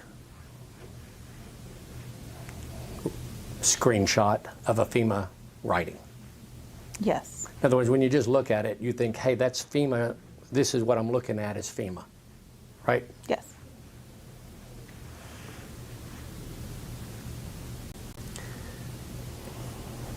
Did anything in your investigation in any way, shape, or form suggest that FEMA had approved altering their document by removing the release date and by removing the reference number?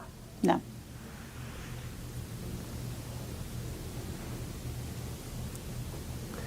And you understand it was someone other than FEMA who altered the document, right? Yes. Correct? Yes.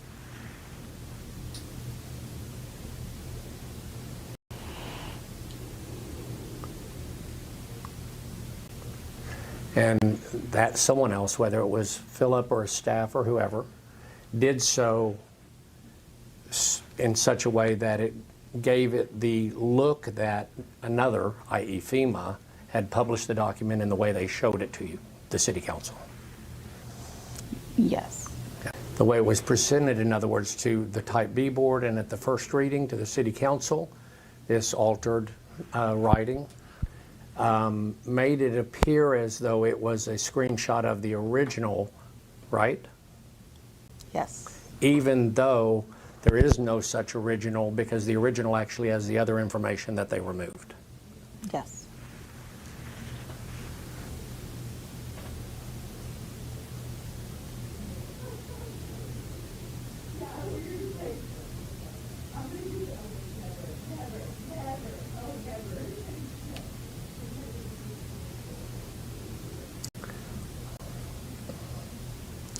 So if I give you this definition that forge, like forging a document or a writing, that forge means to alter, make, complete, execute, or authenticate any writing. That happened, right, so far? Yes. So that it purports to be the act of another, like FEMA. That happened, correct? Yes. In this case? Yes. Who did not authorize it, and we talked about FEMA didn't authorize it, right? That happened in this case. Yes. If that's a definition of forge, then the facts of this case meet that definition. Yes. Yes. I'm going to give you another definition of forge. That forge means to be a copy, to say, hey, this is a copy of an original, when in fact no such original, like we see in the slide, exists. Do you understand? Say that again? Yeah, if I purport to, hey, this is what it looks like, and no such original exists that looks like that, yes, then that's a forgery according to what I just read, I think, but I want to say it to you again. You understand where I'm going? Yes. I'm giving you a second definition of forge. Forge means to be a copy of an original when no such original existed. Do you understand the definition? Yes. And we have that in this case. Yes. Okay. Those are two different definitions, and both of which you have agreed those facts are in this case to meet that definition of forge. Yes. Okay. Alternatively, I want to give you another definition of forge. That would be to utter a writing, in other words, to say the words, Okay. and I'll read you the whole thing. Forge is also to issue, transfer, register the transfer of, pass, publish, or otherwise utter a writing that was forged within the meaning of the things we've agreed or you've now agreed were forged within the definition. Okay. And in fact, making the presentation and representing thereby that this forged document was authentic, the utterance of it becomes forgery. Do you understand? Yes. And that happened in this case, right? Yes. It is also alternatively a separate definition of forgery or forge if you possess a writing. You know, we've defined writing earlier. Yes. That is forged within the meaning of the first two definitions with an intent to utter it in a manner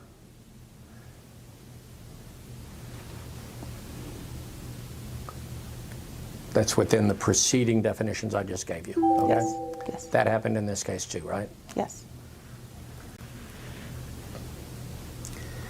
That's all subsection A of what I'm looking at, and subsection B, then you're going to figure out what I'm reading from in a hurry here. I'll just tell you. It's Texas Penal Code 32.21. And I know from your background, it's not just that I'm interested, I wanted to know your background in terms of looking at things, and this is the sort of thing your background has led you to be educated about. Yes. Okay? Because when you're doing compliance auditing, when you're working at Arthur Anderson, when you're working with the city of Corpus, of course, but also the city of San Marcos, you're supposed to make sure you keep things, it's your job and the jobs you've had to keep things in compliance with the law. Yes. And so you probably even knew at the very beginning I was reading from a statute. Did you? Probably? Probably, yeah. Yeah. Either that or a very sophisticated dictionary, one or the other. Yeah. Yeah. And that it is according to this Texas Penal Code Statute 32.21, subsection B, a person commits an offense. You're used to seeing that language and interpreting it, right? Is that a yes? Yes. A person commits an offense if he forges a writing with intent to defraud or harm another. Do you understand what I read to you? Yes. We've already talked about this being a fraud, right? Yes. And next section talks about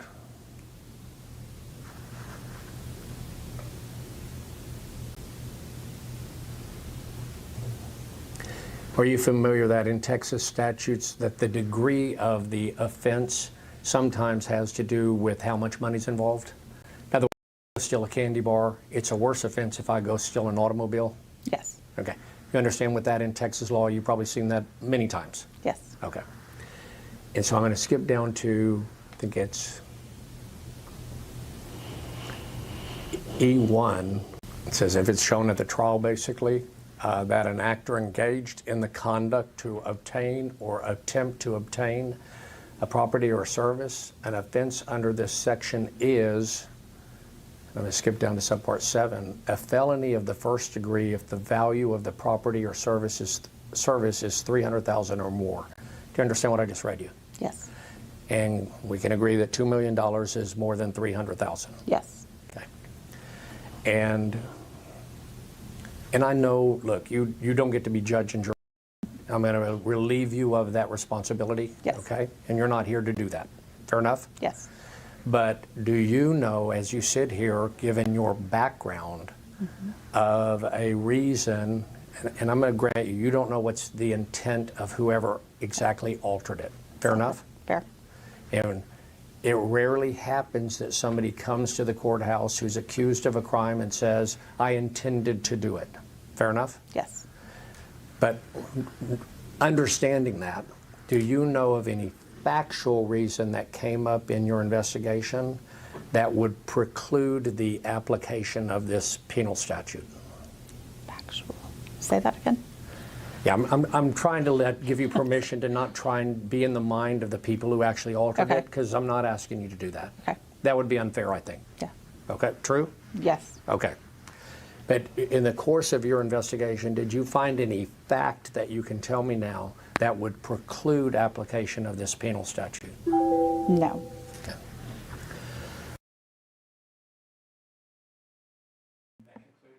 Offer from the deposition of Heather Holbert, and we have Peterson on next. We can get most of it done if you want to roll it. I'm sorry, could you? I think we can get most of it done, maybe all of it, we'll see. It's an hour and 14. Okay. All right, that's fine. Thank you. State your name, please. Peter Zanoni? Do you understand, of course, that you've been given an oath today? Yes. You understand there's a written record being done and a video record being done? Yes. What did you do to prepare for your deposition? Did you review any videos? No video. Okay. Yeah. Excuse me, one video. So the video that you looked at yesterday in preparation for your deposition, your recollection is you were viewing that and it was reminding you or showing that you had talked about the document and that it looked like it had been tampered. Correct. And that the document that had been tampered with, I think you and I probably both know, was a screenshot off of the FEMA website. Correct. Okay. And did you look at any other videos?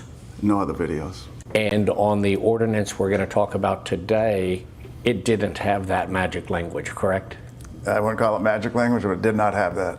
Did not have that by my direction. And usually that language would be there saying staff recommends, but on this one proposed ordinance we're here to talk about today, it did not have that language. That is correct. It did not have it. Okay. And is this the only ordinance that has gone in front of the city that has ever lacked that language that says staff recommends? I'd like to answer it, which is that, to my knowledge, in the 6 years, if you count how many ordinances and resolutions and motions, has been a lot. I don't even want to guess at a number. But I would think it's fair to say that this one is probably about the only one that did not have a recommendation. Okay. There may be others, but to my knowledge, this is to my recollection, I'm not looking back at years of ordinances, but just intuitively, I would think this is the only one. I want to get a few definitions with you since we're going to be talking about some things that I think are coming up. Okay. I'm going to start with a real easy one, and I jumped online and literally found I went to Webster's. Okay. And found the definition of same, and I'm going to read each one real slowly, just the word same. S-A-M-E, same, you saying? Yes. Okay. Okay. Resembling in every relevant respect. Second definition is conforming in every respect. Third definition is being one without addition, change, or discontinuance. Then it says identical. Next definition is being the one under discussion or already referred to. And the next definition here is corresponding so closely as to be indistinguishable. Do you agree with those definitions? I do. Do you have any different anything in those definitions that you think's missing that we need to add a different definition of same? I would just add it would be exactly alike, Okay. Yeah, exactly alike. What I want to do is give you an opportunity to look at the penal code. Okay. And that forge means to alter, make, complete, execute, or authenticate any writing so that it purports to be the act of another who did not authorize it. You understand that? I do. And forge also means to be a copy of an original, that you presented as a copy of an original when no such original exists. Do you understand that one? I do. And I'm going to scroll down because, like any statute, after it defines forgery, of course it says forgery is an offense. That's not going to surprise you, right? Right. And then, like any offense, if you go steal a candy bar, it's not as big a deal as if you go steal an expensive automobile, right? I would agree. Okay, so the portion I scrolled down to is the portion that it is a felony of the first degree if the value of property or service is $300,000 or more. Do you see that? I do see that, yeah. Okay. Do you understand that definition? Well, I'm not sure what a felony of the first degree is, but yeah. Okay. Yeah, but I understand the definition. They classify them, and so you understand a felony is very bad, I'm sure. Yes. Okay. And a first degree, I'll tell you, that's worse than a third degree, okay? Okay. Then Exhibit 2, I'm going to show you the definition of criminal responsibility for conduct of another. It's Section 7.02. And it says that a person is criminally responsible for an offense committed by the conduct of another if, with that intent, he causes or aids an innocent or non-responsible person to engage in conduct prohibited by the definition of the offense, in this case, forgery. You follow me? Understood. Yes, I do follow you. And I'll show that to you. That's Exhibit 2. I just want to make sure you understand that statute. Yeah, I see it. We mentioned earlier that we're here to talk about a specific ordinance, and that was one where the City Council was considering, there was a first reading and a second reading about a $2 million and some issues we're going to discuss about that. You know that, right? I do know that, yes. Okay. And I believe, though, that process actually starts at the CCR EDC. That is correct. And you know that based upon the CCR EDC process, they could not recommend $2 million. Correct. And I have in front of me, I'm going to mark it as Exhibit 3, the slides that were used at the Type B board presentation. Okay. It's my highlighting. Okay. I don't want to confuse you. Okay, yeah. And the applicant was there, having gone through the CCR EDC process, now in front of the Type B board, and made the presentation with the slides that we are looking at right now, or some like it. Yeah, and I'm not for certain if it was the applicant or Mike Coplison, but if the video shows Philip Ramirez doing all the talking, that's not going to surprise you, right? Right. Okay. It's recorded. It's yeah. recorded, right? Okay, good. Yeah, it is recorded. Yes. Yeah. And one of the slides, I believe it's the second slide, and let's go ahead and just so for some context. Okay. I'm going to show it on the camera real quick. Sure, no problem. That's the first slide. Thank you. And then the second slide's the one we're going to be talking mostly about. And that's the second slide. Is it all right if Peter gets up where he can see? I'm going to show him right now again. Well, I want to make sure that what's on there is what he's seeing. Yeah. Okay. The second slide is the slide that has what I think we all know now was a tampered or altered document, right? Yeah, correct. And the portion I highlighted is that in the presentation, and it's on the slide, it says on the slide specifically, project was reimagined in July 2022 as a 126-room hotel project. Did I read that correctly? That's what it says there. You read it correctly. Okay. And so at least we know that the sort of the beginning time, the moment in time that they imagined doing a hotel project, the applicant was apparently, at least according to them, July of 2022, right? Correct. I'm going to just read you some of the quotes, and I'm not going to ask if you remember, did they say it that exact way, but I'm just going to ask if you remember hearing the gist of what I'm quoting, okay? Okay. This is at the Type B board meeting, Yes. right? Okay. That at the Type B board meeting, the applicant or Mr. Ramirez, at the Type B board meeting, Mr. Ramirez said things like, one thing that came up that we weren't anticipating, the FEMA maps were preliminary, but they became finalized. Things like it kind of hit us midstream. It threw us for a little bit of a loop. Quote, it did certainly throw a wrinkle and an aspect to the project from a constructability perspective, but also just added costs that we were not anticipating. So we had to mitigate these new requirements. You remember things along those lines being said? I do, yes. Okay. And do you remember the upshot of that? The gist of it was that Philip was representing at the Type B board that the FEMA floodplain rules had recently changed. Correct. I'm going to show you exhibit number 4 to your deposition. And this is a screenshot of the same FEMA website that you looked at a moment ago. but it's not been altered like the one used during the Type B presentation. Do you understand what I'm saying? I do, except the one we saw a moment ago was not the website, but it was a PowerPoint presentation. Right, it was Picture a of it. it was a screenshot of a FEMA web page that was put into a PowerPoint. Right, correct. And let me show you this one first, and then I'm going to turn it around for the camera. Okay. Do you recognize that one as having the dates, which I think you probably know are missing from the one that was shown to the Type B board? Right, yeah. Is it the release date, April 13, 2022? It's the release date, and it's also the box too. Okay. reference number, Yes, sir. and it's also the second statement of the release date. The new floodplains have been finalized, become effective on October 13. Now, but you see these three, this date right here of Yeah. April, and this date right here of April, and this release number? Yes. Those are three different things you can see on the original document, right? Correct. And I'm just going to show exhibit to the camera that you were just looking at. Got it. And if you compare that to the one that was given to the Type B board, you see that three data points, so to speak, the release date and a second statement of the release date. And then the third item that was altered was removal of the reference number, right?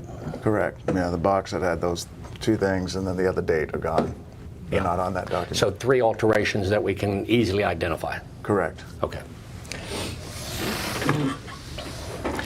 At the time of the presentation to the Type B board, did you know the alterations had been made? I did not. So in other words, you believe that the Type B board voted to approve the award of the $2 million, not knowing that there had been this altered federal document? Correct. I'm going to also show you Exhibit 5, which is another FEMA, me capturing a website and making it a slide or an exhibit to your deposition. Okay. And let me show that to the camera just real quickly for you too. Yeah. Can you tilt it up a little bit? There's a glare from the, there you go, right there, perfect. Got it. If you look at that, this exhibit, then you can see, and by the way, let me back up. We know government doesn't move at a lightning pace, fair enough? Fair enough, yes, Okay. And things like FEMA rule changes typically take years, correct? I'm not for certain, but I think they would take time. Okay. And usually whenever there's federal regulation changes, it's real common in the public sector to publish drafts or preliminary proposed rules or whatever it is that you're changing and to give an opportunity for comments, right? Correct. Okay. And from the exhibit that I just showed you, can you tell that in fact, at least back as far as 2020, years in advance of the December 2023 Type B board meeting, that these new or proposed, revised, whatever you want to call them, FEMA rules had been out there in the public domain for years, correct? I was unaware of that, but if the evidence shows that, it sounds plausible. Yeah, I mean, and that would be kind of typical of how government moves. Correct. And that certainly flies in the face of the suggestion by Mr. Philip Ramirez that these had been unanticipated or, somehow caught them by surprise. Fair? Fair. It's one of our points we had when we talked with them. Yeah. When I talked with them personally. And we talked about that apparently the Type B board voting at a time when they did not know there was a altered or forged slide, and voting on an amount that had not been recommended by the CCR EDC, they nonetheless gave a vote yes to have the award of $2 million considered by the city council, right? Correct. Correct. And that leads then to an agenda memo being created by your staff to have that matter put in front of the city council and on the city council agenda. Correct. I'm going to show you what I'm going to mark as Exhibit 6, and this is the first agenda memo. Excuse me, this is the memo for the first reading. Fair enough? That's fair enough, yes. Does that appear to be the memo for the first reading of the ordinance we're talking about? It appears to be based on what I read, yeah. Yeah. And so this agenda memo, I think, would have been prepared, it says from Heather Holbert, okay? Correct. And it has the first reading scheduled for February 20th, and the second reading, it says this is going to happen on February 27th, right? That's what it says, yes. And it identifies a possible award, type B money, for $2 million. It says, quote, for costs associated with FEMA AE flood zone requirements, right? Correct. Further down, it says the grant request will be utilized for additional costs associated with newly defined FEMA AE floodplain flood zone requirements. Correct. And that PowerPoint presentation that is then supporting this first reading had that altered slide in it again. I haven't seen it, but I believe it did. I don't think that's in dispute. It's recorded. Yeah. I want to make sure I understand when you say, I don't think I was aware, you mean you don't think you were aware there was an altered slide at the time you put on the first reading? Correct. I'm filling in the pronouns. Okay, thank you, yeah. Yeah, okay. Otherwise I probably would not have put it on for the first reading. Yeah. So, yeah. And if you don't put it on for first reading, obviously it never passes. That's true, yes. Now I'm going to show you exhibit number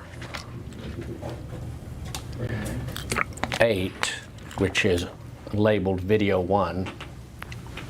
And they're going to put it on that screen right there for you. Okay. And the part I wanted to confirm is then just this progression from the agenda memo talks about costs associated with FEMA, and then the agenda item talks with costs associated with FEMA, and when the mayor reads it in the public, she says for costs associated with FEMA, right? Correct. Okay. And again, at that point in time, when you're in that meeting at the first reading on February 20th of 2024, at that time, is it true to say that you don't think you knew, I think because otherwise you said you would never put it on, that you were still in the dark about there having been an altered federal document? Correct. Okay.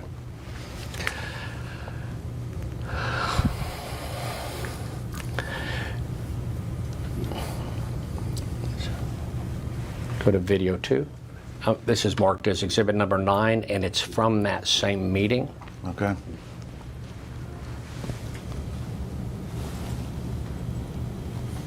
Ready? Yes. Councilman Hentram? So as a banker, when you invest in a new project or go into a new project with someone, you're not going to check the flood zone first when you're building? Yeah. That's the big concern I have. As an insurance agent, that's the first thing we check. You can't even start building the building until it's insured. So when you're building in a flood zone, it has to be already checked. So why are we doing this? Because it changed. 6 months after. It changed. It changed. It was, the rules had come out later. Nobody knew. And They changed. They made. we've been working on the rules for 2 years. You can expect those changes 2 years ago. They did change them. Do you hear both the mayor's voice and also Councilman Hunter's voice on there? I do, yes. And is it clear that Councilman Hunter, whatever background he has, and he's describing a little bit on his speaking or during his speaking, that he is questioning, hey, how is it that you can say it changed? That should have been the first thing you looked at, basically. I heard that and I agreed, right. And you were there at that council meeting? I was, yes, sir. And so he's sort of, and I know later in time you said the same thing, I assume you remember that, but at the meeting, Councilman Hunter is clearly saying, hey, how can this be true, basically, because basically FEMA doesn't change like in a drop of a hat, right? Correct. Okay. And did you also hear the mayor, I think multiple times, she keeps saying, because it changed, because it changed, because it changed, right? Correct.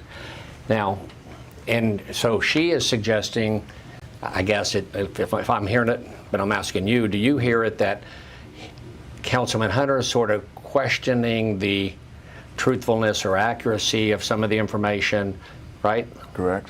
And the mayor's trying to correct Councilman Hunter and say, no, like, aren't you listening? It changed, right? Right, I don't know about correct, but speaking alongside him, saying those words, yes, it changed. Yeah. He's talking, she kind of bumps in. He talks, she bumps in. He Right. talks, she bumps in, right? Correct. That meeting, I think we had it at February 20th, and I know then at least by March 7, my client had sent you an email. Let me show that to you, and we'll mark that as Exhibit 10. Let me give you an opportunity to refresh your recollection about that. Okay, good. Mr. Zanoni, during the break, I think I gave you an opportunity to review what I've marked as Exhibit 10, which is an email dated March 7, 2024, from my client to you, right? Correct. And overall, it's an email that is relating to the altered slide, correct? Correct. And in the email, first he points out that it was a project that's already under construction, and he says fully committed. That's in his email to you, right? Correct. And you probably understand the reason that he's doing that, my client's doing that, is because the rule really is that you don't get money for a project because it's incentive money if you're coming already to town, right? Correct. Okay. And then the email goes on to explain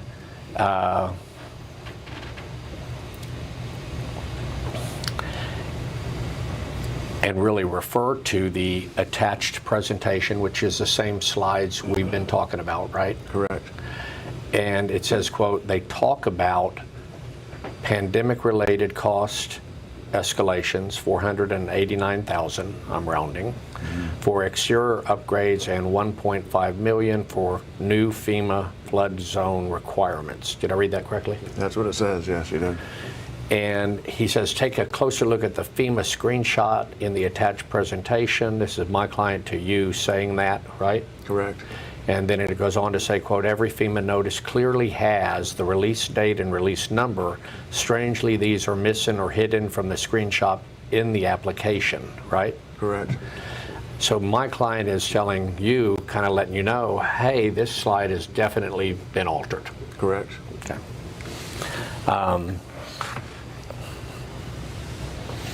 Then he goes on to say it's rather questionable that the developer is using this as an excuse to seek incentives, meaning the money, right? Correct.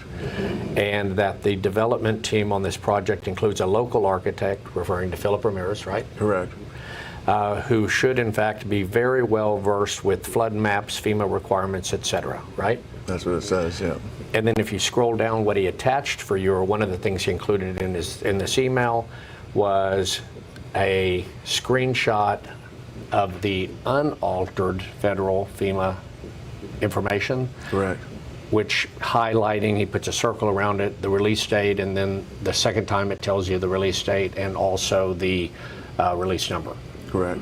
And the reason he's doing that, obviously, I think you probably understood at the time and now, the reason he's doing that is to draw the contrast. He's saying, here's what the real document is, but if you go look at the slide used during the first presentation, the first reading of the ordinance, it's very clear that it's been altered by somebody, right? Correct. But at least by March 7, you had a very clear piece of information that somebody had used a altered, forged federal piece of information, gotten it from online and forged it, and they were using it to ask for $2 million of public money. Yes, that's what it appeared. Yeah. And like you said earlier, that would have essentially never made it onto an agenda item. It would have been disqualified. And so that's important news, even though it's after the first reading. That's correct. Okay. And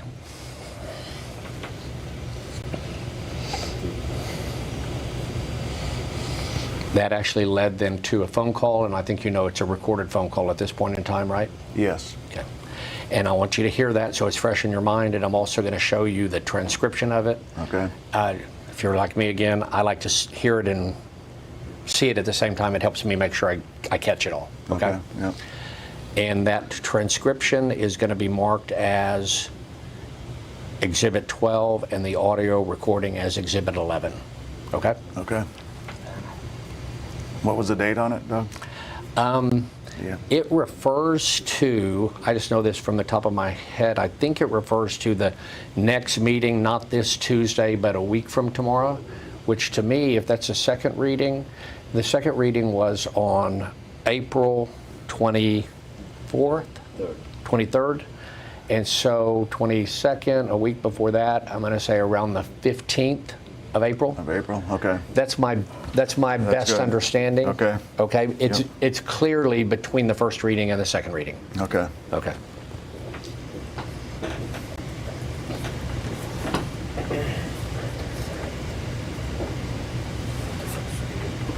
The requested information I asked from the applicant. I don't have that. They haven't given it to me. And so until then, I'm not giving any recommendation. I'm putting it on the agenda. I was asked to. So you can consider it. You have to come up with your own recommendation. Got it. But you did you did let the city council know that there were some some improper information, some tampering and all that involved also. You let them know? I let them know. We're going to let them know again tomorrow in executive session. I already have an executive session posted. Okay. Peter, when does executive session happen? Does it happen towards the end or? No, when we break for lunch, most likely. I can't remember how many items are on there, but probably on the first break, the lunch break. So like, is it 2:30? Yeah. Okay. Is it after public comment or before? Oh yeah. Public comment or before? Oh yeah. No, it's after public comment. Okay, no problem. Yeah. After public comment. Yeah, I was just a little surprised that council is still willing to consider this after they know what was done. And on that website, on the FEMA website, it even says this is a United States government portal. Yeah. On the very top. Yeah, definitely. Right. It was altered. And then when you read the entire PowerPoint, it's so obvious that the reader or the writer wanted one to be led to believe that the FEMA was just recent, even words like recently released and this. And part of it goes back to the narrative. Mike Culbertson said, hey, we can't, this has to be tied to infrastructure. And so then they catch the scheme that, okay, FEMA floodplain, that's infrastructure. The fixing the bottom floor so it meets the floodplain, and they stuck with it. Got it. And then they develop a narrative to fit it that they just found out, because people would say like, shit, they should have known about this a long time ago. Yes. Like Councilman Hunter. So I think, Ajit, I think people right now, the council right now, seem like they're strong and they're going to vote, but we've seen it time and again that once one or two or more start talking at the council citizens, they change their mind real quick. Yeah. They could ram it through, but it's on them. I know I'm not recommending it because I don't have the information I need. Mm-hmm. I don't have the cover. Even if they sent something that said, this is what happened, okay, I'll believe you. I'll put it on. But they haven't even sent me shit, and instead they want my lawyer to send them, but I asked for them over an hour, and I'm not doing that. So, so if council asks me between now and next Tuesday, my answer is this, which is that I can't recommend anything because I'm still waiting on information to develop a recommendation. However, because the council wanted this on the agenda for them to consider, it's on, and you all consider what you want to do. And the applicants are supposed to be in the room. You can ask them. That's right. And how difficult would this be? If you ask somebody, hey, we're going to give you $2 million, just give an explanation for this. And if they're not in a position to give that to you, the council still wants to give them $2 million. When you ask for $2 million, the least you can do is, hey, just give us some explanation and the money is yours. But even that is not happening. Right, exactly. As of right now, that's not happening. But the vote will be not tomorrow, but the next Tuesday. This is going to be the vote. No problem. But anyways, I think, if you think it's okay, at least, in that way, you're clear in your stance. It's going back to council, so no one can blame you for that because you did the right thing. You did not really recommend council to approve it. Right. I changed the recommendation, in fact, because that's what it had initially. I'm like, I'm not approving this. I'm not recommending to approve this. Got it. I'm recommending they can consider it. That means they consider what they want to do. Look at any other agenda memo on the council meeting, and it always says that they should always say staff recommend blank. Yes, no. That's our job. Otherwise, you don't need us. But in this case, and very few exceptions, if we don't agree with the council, I'm not going to fall on my sword for that shit. I asked those guys to give me information, and they didn't give it, so I can't make a recommendation. But because our form of government, there's 3 ways you can get something on the agenda. Sure. In this case, the majority of the council, or at least 3 council members, want it on the agenda. Okay, I'll put it on the agenda. You guys figure it out. No, that's fair. That's fair. I bet you it's more than likely it's Roland and the mayor and maybe Dan Suckley also will be in support. But that's okay. That's fair. They told me 7. Somebody told me today there's 7 yeses and only 2 no's. No problem. Yeah. It is what it is. Okay, Peter, I get an idea. Okay. So I'll just stop by tomorrow. Make sure you do what my position was, because I'm not recommending it, but I'm putting it on for them to consider. No problem, Peter. Yes, sir. Okay. Okay, Sounds good. Thank you. Take care, Peter. Steve. Thank you. Bye-bye. Okay, yes, sir. Okay, bye-bye. Does that recording sound like a true and correct recording of a conversation you had with my client? It does. But we have the March 7 email where by that point in time, clearly my client had told you that this has been forged, and then now we're more mid-April and you're speaking obviously with some knowledge of what is an ongoing investigation, I think. Correct. But one of the common themes, back to what I was saying just a moment ago, is you were clearly in this still fact-gathering time frame where you had asked for an explanation about how there was this altered federal document, and you're waiting for the applicant to get you that information. Correct. And you're very clearly saying in this recording, because you're not going to give a recommendation unless you get closure on that issue or some reasonable explanation. Correct. Yeah. And I think at the very beginning of recording, you said, quote, "Until then, I'm not giving my recommendation," meaning exactly what I just said and you agreed to, right? I agreed to then and now, yes. Yeah. Outside of executive session, did you let some of the council members know? Yeah, and I'm glad you said it that way, because I didn't sit down with all council members, all of them, either individually or collectively, to let them know, but the council members who had interest in this item would often call or come visit me. So when I was engaging with council members individually along this continuum of time, I let them know that brought to my attention has been what appears to be a forgery of a federal document tied to this award of money. Who did you let know, let's say, in this March, I guess from sometime probably after March 7 and before the second reading? Fair enough? That's fair enough, and I don't know, from memory, I'm going to tell you who I believe I told. I may have told others, but I'm not for sure. But I know I told the mayor. I know I told Councilman Roy, Councilman Pusley, and maybe Councilman Suckley. But for sure, Pusley and the mayor, and one phone call. It was right after I had met with the architect, and then Councilman Roy was meeting with me and talking with me frequently, so him as well. Okay, who did you tell shortly after you met with the architect? The mayor and Councilman Pusley, I believe, called me around the 5. I was picking up my son at the job, so it was around the 5 o'clock time frame. I believe it was that same day. Okay, and you made a reference, and so I'm going to go back to it because it's a little bit, we're taking it out of sequence, my fault. You referred to a meeting that you had with Philip Ramirez, right? Right. I think that, and I have this dated by another information with Sony, okay? I think that happened probably on or just before April 8, about a week before this recording. Does that sound about right? Probably, because I'm referencing it in that recording. Yeah. Yeah. Okay, and the way that Sony had described it, and understand we took his deposition yesterday. Yes, I understand. Okay. He described it as, one of the words he agreed and recalled saying to my client shortly after the meeting was that Philip was stuttering. Do you remember that? I remember, yes. And also just his description, couldn't complete a sentence. Do you agree with that? I agree with that.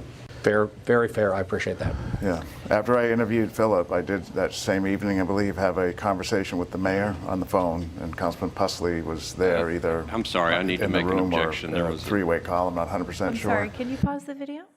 Yeah, there was a leap over a portion that was not played. And so just for purposes of optional completeness, I'd like to just read. Can you raise your mic? I'm sorry. I apologize. I'm sorry. For purposes of optional completeness, I'd just like to read one question and answer that's found at the bottom of page 67. And it is just simply this. And it was in reference to after the phone call, after the meeting with Philip Ramirez. Okay, and so it sounds like after you had this meeting with Philip is also when you talked to the mayor and told her that it was a forged federal document. The answer was, I don't know if I told her that exactly, but I did tell her that the meeting I had with Philip did not produce information we were looking to get from Philip, which was simple, which was that this document was changed. How did it get changed? You're the author of it. Thank you. That was page 67, line 20 to 68, line 3. Sorry for the interruption. Sure. Page 67, line 20 to page 68, line 3. Thank you.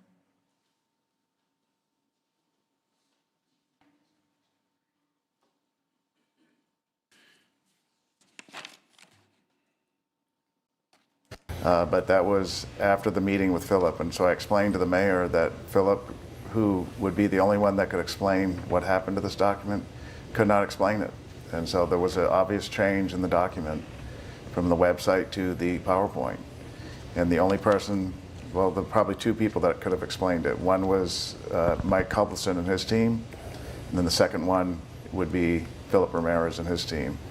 And I believe we had a conversation with Mike Culbertson to rule him out and actually ask for a copy of his PowerPoint presentation. And who created it? Did he create it, or did Philip Ramirez create it? And Culbertson said that the PowerPoint was created by Philip Ramirez, sent to Mike Culbertson, who did nothing to change it, and just placed it into a template that had EDC heading on it.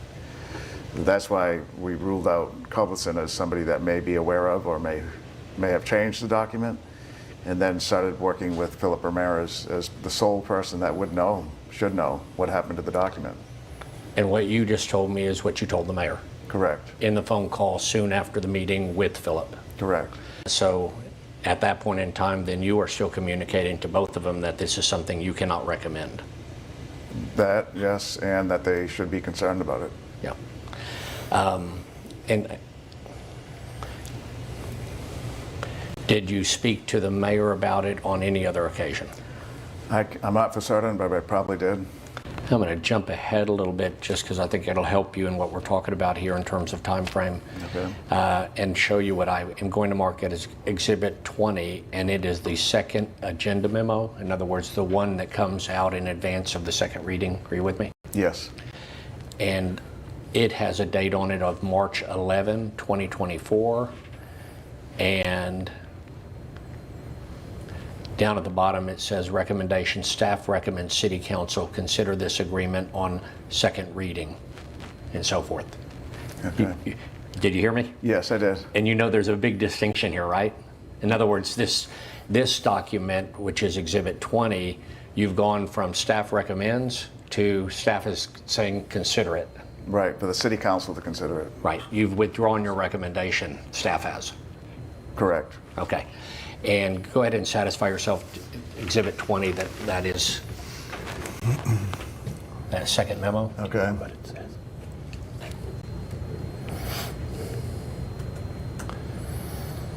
Yeah. Correct? That's correct. Yeah. And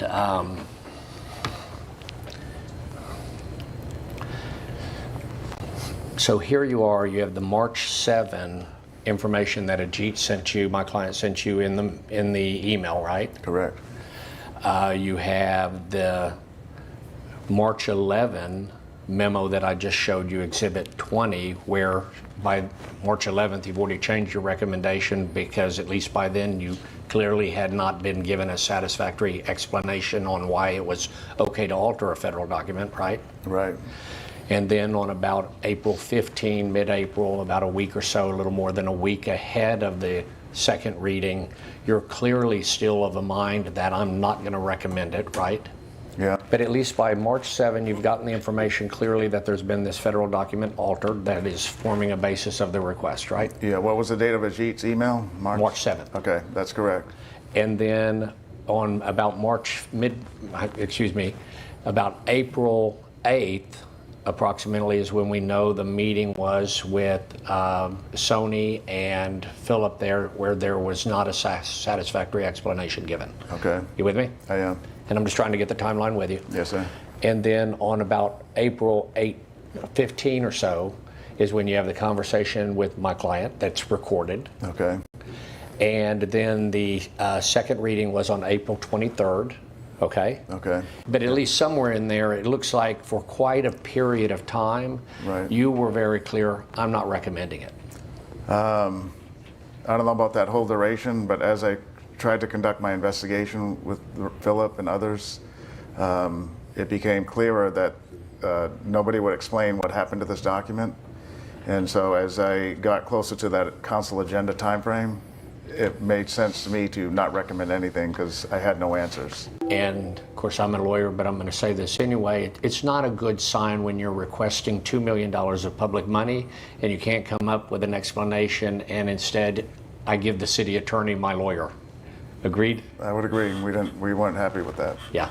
And I'm going back to the recorded statement. I'm actually looking at the transcript. I had you read along with it. Okay.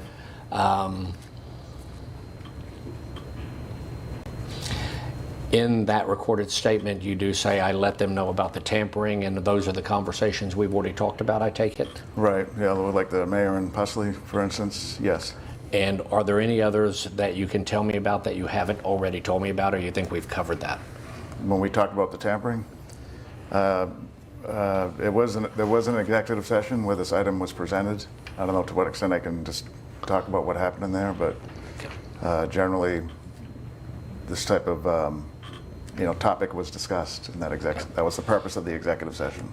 I understand that you talked to the council in executive session about this subject matter. Do you think you would have told them anything different than what you had told the mayor and Pusley? No, I don't. Okay. I wouldn't have told them different.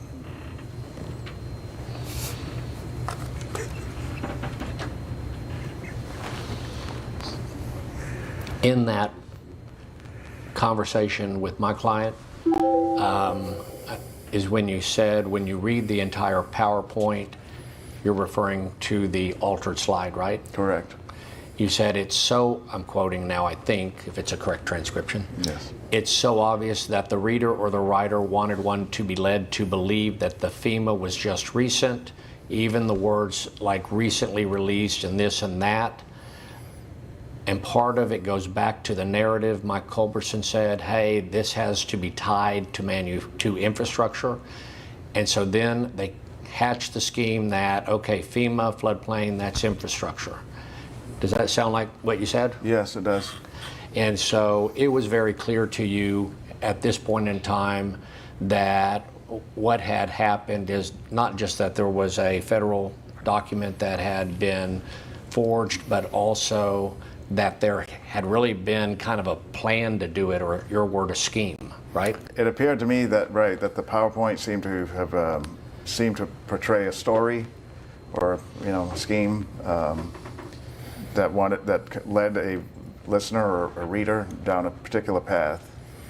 And that path being that the FEMA floodplain maps were recently changed, and therefore we had to redesign the building, and therefore we're looking for money to help in this construction costs that now have elevated due to the new maps. Yeah. And that was the narrative they were promoting, the applicant. That was a narrative that was in the PowerPoint. It was one that was expressed in the Type B meeting. And it was one that was expressed at the, I don't know for sure, but I assume it was expressed in the first read of the item. Yes. Yes. And the reason I'm asking you that, it may be the same reason you pointed out in your discussion with my client, but I want to make sure. The reason I'm asking you about it is one has to always consider, hey, did just some weird, was it just accidentally left off, or does it appear that it's connected with this false narrative that they were telling, and there's a connection that you're observing, and that is the document information removed is in concert with the false narrative, right? Correct. Yeah. And that all of a sudden starts making it look like the removal of the information was for a purpose, right? Correct. Yeah. And then you go on to say that they developed a narrative. They, I think, is the applicant, right? Yes. That they developed a narrative to fit it, that they just found out because people would say, like, shit, they should have known about this a long time ago. Again, that's the same, you're alluding to the same thing, and that is this false narrative to pretend like it was recent changes in FEMA when in fact it was not. Pretend that they were recent, he said? Yes. Yeah. And then you said at least a second time, I'm going to try to keep count for you, quote, I'm not recommending it because I don't have the information I need. Does that sound like something you said that day? That's it, yes.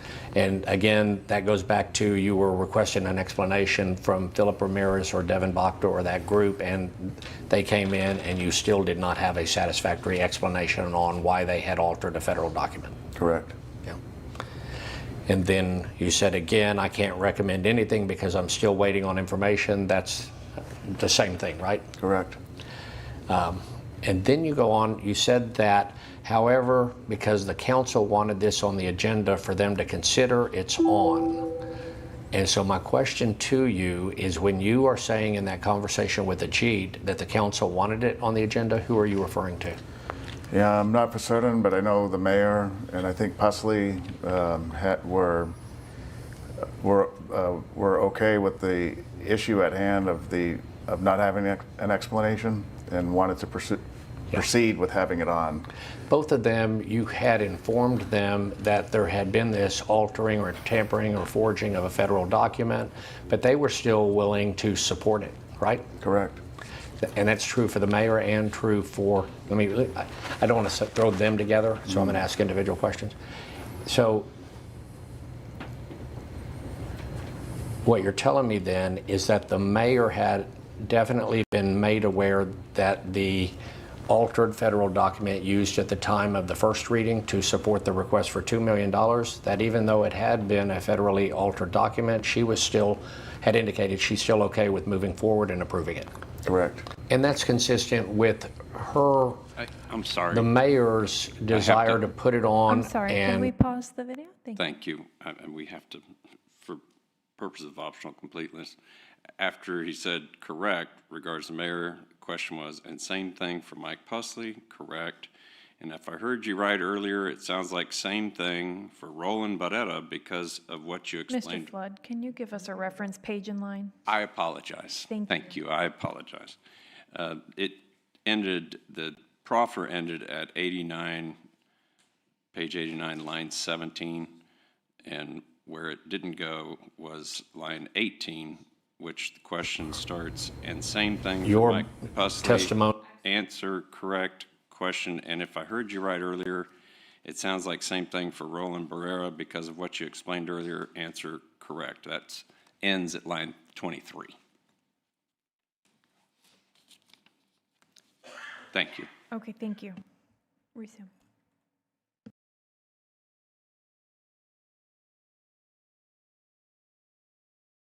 She was still, had indicated she's still okay with moving forward and approving it.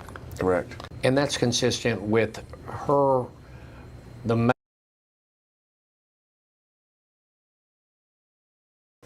were okay with the issue at hand of not having an explanation and wanted to proceed with having it on. Both of them, you had informed them that there had been this altering or tampering or forging of a federal document, but they were still willing to support it, right? Correct.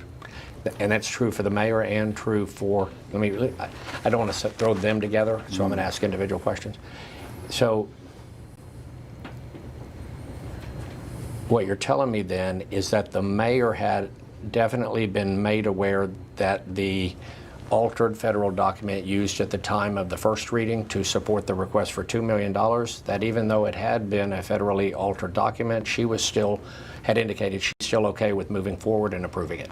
Correct. And that's consistent I'm sorry, with I have to stop. her, I have to request that it the end mayor's, again. Please, again, it was heard again, so the harm is just being compounded at this point.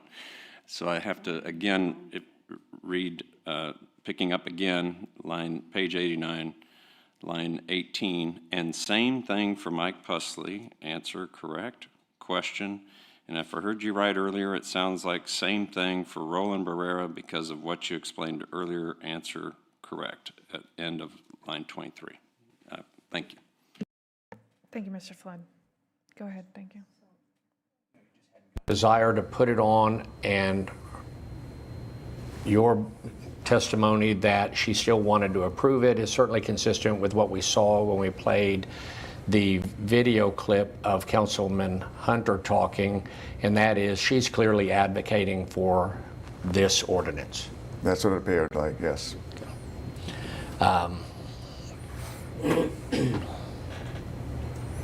And then later you say, quote, I just want to make sure that you knew what my position was. You're talking to my client. Right. Because I'm not recommending it, but I'm putting it on for them to consider. Again, same thing, right? Correct. So it looks like during the course of a few minutes, whatever that conversation is, I mean, you were repeatedly saying, because you had not found a satisfactory or been given a satisfactory explanation, you're very clear that you don't think it should go on the agenda, you're not putting it on the agenda, and that the councilmen, some of them want it, and so you're going to put it on the agenda. Am I right so far? Correct, you are. And that it's also going to have a statement in there with your agenda memorandum that says staff is not recommending it, y'all can consider it. Correct. The, as far as you can recall, only time ever where you, as staff, didn't want to put your stamp of approval. That's correct. I think I mentioned earlier that we had deposed Heather Holbert. Yes. And I'm going to play a portion of her deposition and ask you to comment or agree or disagree, just to get your comment on it. Okay. Go ahead and roll that. It's marked as Exhibit 13 to the deposition. Can you pause the video? Thank you. You to comment. Thank you. Thank you. This portion where a portion of Heather Herbert's deposition is being played is a violation of 805. It's a hearsay within hearsay, and it's simply asked for and make an objection and request a ruling that this portion that goes from page 94, line 14 to page 95, line 23, I believe, that's the portion. It's where her deposition is being played. It's hearsay within hearsay, violates 801, 802, and 805, which are hearsay rules within this proceeding, and ask for a ruling on that objection. Thank you. Mr. Ellison.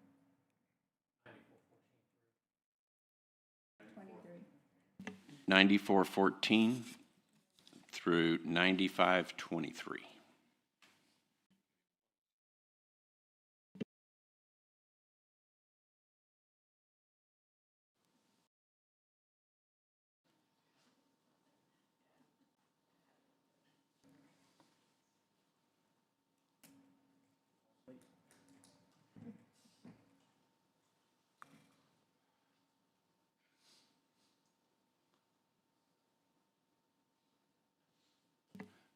Well, and you know what, as we're looking at this, for efficiency purposes, there's the exact same problem, and we can make this all one objection. There's the same problem, page 90, if I have your proffer correct, 96, page 96, line 1, all the way to page 100, line 11. All multiple hearsay embedded within hearsay. And would object to same and ask for a ruling striking that. What was the end point on that one? Sure.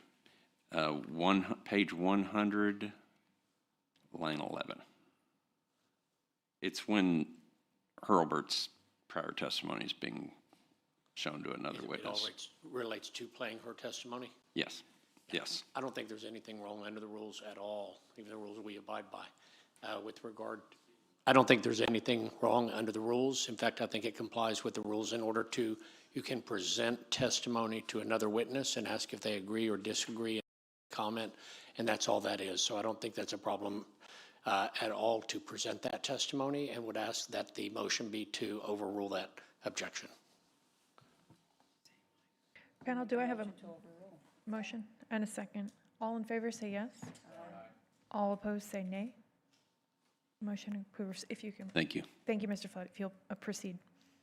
And agree or disagree, just to get your comment on it. Okay. Go ahead and roll that. It's marked as Exhibit 13 to the deposition. Okay. Ready? Yep. So you had false information because it's altered being part of what was supporting the award.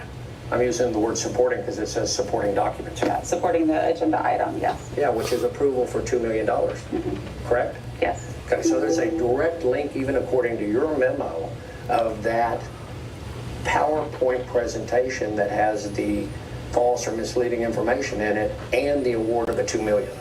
Yes. And that's, again, that is a horrible thing to have in terms of a record for use of public money. Agreed? Yes. Did you hear that okay? I did, yes. Do you agree with that testimony? I agree with what she said, yes. Yeah. And what she's doing is connecting, she's observing the relationship between the falsified forged document and how it was used directly to make the request and receive a favorable vote from the city council during the first reading, right? Correct. Okay. And you agree with her? That's I think the word we use there is that's very misleading of the applicant to do that, correct? Correct. And the word we used there I think was horrible or terrible. It's certainly something that should be disqualifying for that application, right? I'm not sure about disqualifying, but it shouldn't have been brought forward. It should not go forward. Right. Okay. Yeah, it shouldn't have been considered. Yeah. I'm going to now also play another clip from her deposition, and this is exhibit number 14. I'm using now their words, and without me making them up or you making them up, and without them being your words, you don't have any reason to disagree with that characterization. No. That's in the conversation. It was clearly nobody was fighting about it in the Exactly, yes. in the discussion. Yes. Okay. And so, is it okay then if we refer to it, at least while we're talking about this recording, as being the concern here was the tampering with a United States federal portal? Yes. Okay. And so it's very clear, I think, that by this point in time, and again, we don't know the exact date, but by this point in time, we're between the first reading and the second reading. Yes. So we know we're between February 20 and April 23rd. That is correct. And during that time frame, it's very clear that Peter has full knowledge that this tampering with the United States federal porthole has occurred. Yes. And it's very clear he is the one that characterizes it or uses the word scheme. Yes. And he actually goes into an explanation about how, there was a need for an infrastructure component, so they made up this FEMA thing, and it was a scheme to basically get the money. That's all in there, right? Yes. And it was a scheme to get the money that was and the scheme is the tampering with the United States federal portal, right? Yes. To get $2 million, and correct? Yes. And is that consistent with what your investigation found? Yes. Yeah.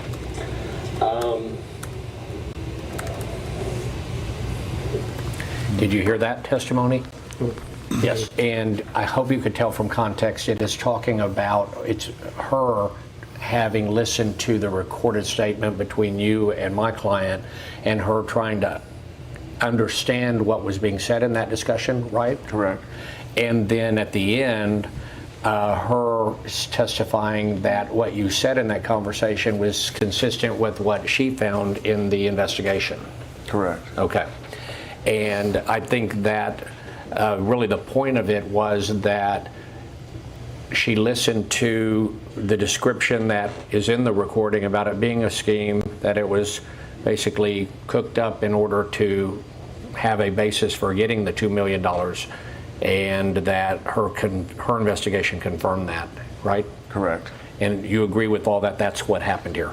I do, except I'm not sure what her investigation was, Heather. Like I kind of told the council I am doing an investigation because this item rose to, the council level.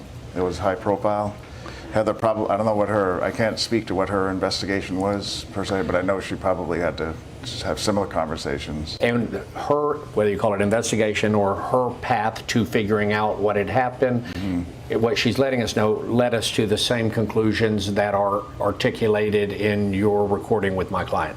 Correct. And you don't dispute any of that? I don't dispute any of that. Just I wanted to point out that her investigation was may not have been the same as mine. I understand. In terms of when things took place, whom she spoke with, that type of thing. Yeah, and I guess that even is really my point, is that two different approaches came to the same conclusion. Okay. Right? Yes. Yeah. Okay. Yeah. Then I'm going to play exhibit number 15, and it's still part of her testimony.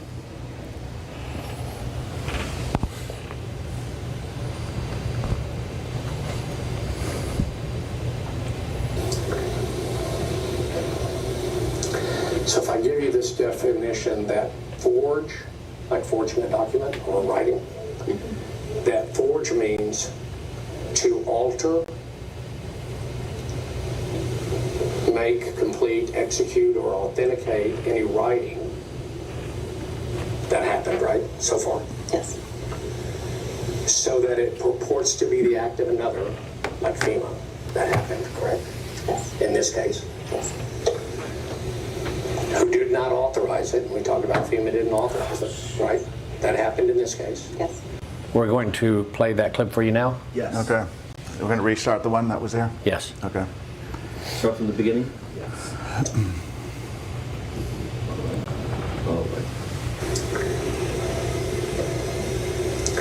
So if I give you this definition that forge, like forging a document or writing, that forge means to alter, make, complete, execute, or authenticate any writing that happened, right, so far? Yes. So that it purports to be the act of another, like FEMA, that happened, correct? Yes. In this case? Yes. Who did not authorize it. We talked about FEMA didn't authorize it, right? That happened in this case? Yes.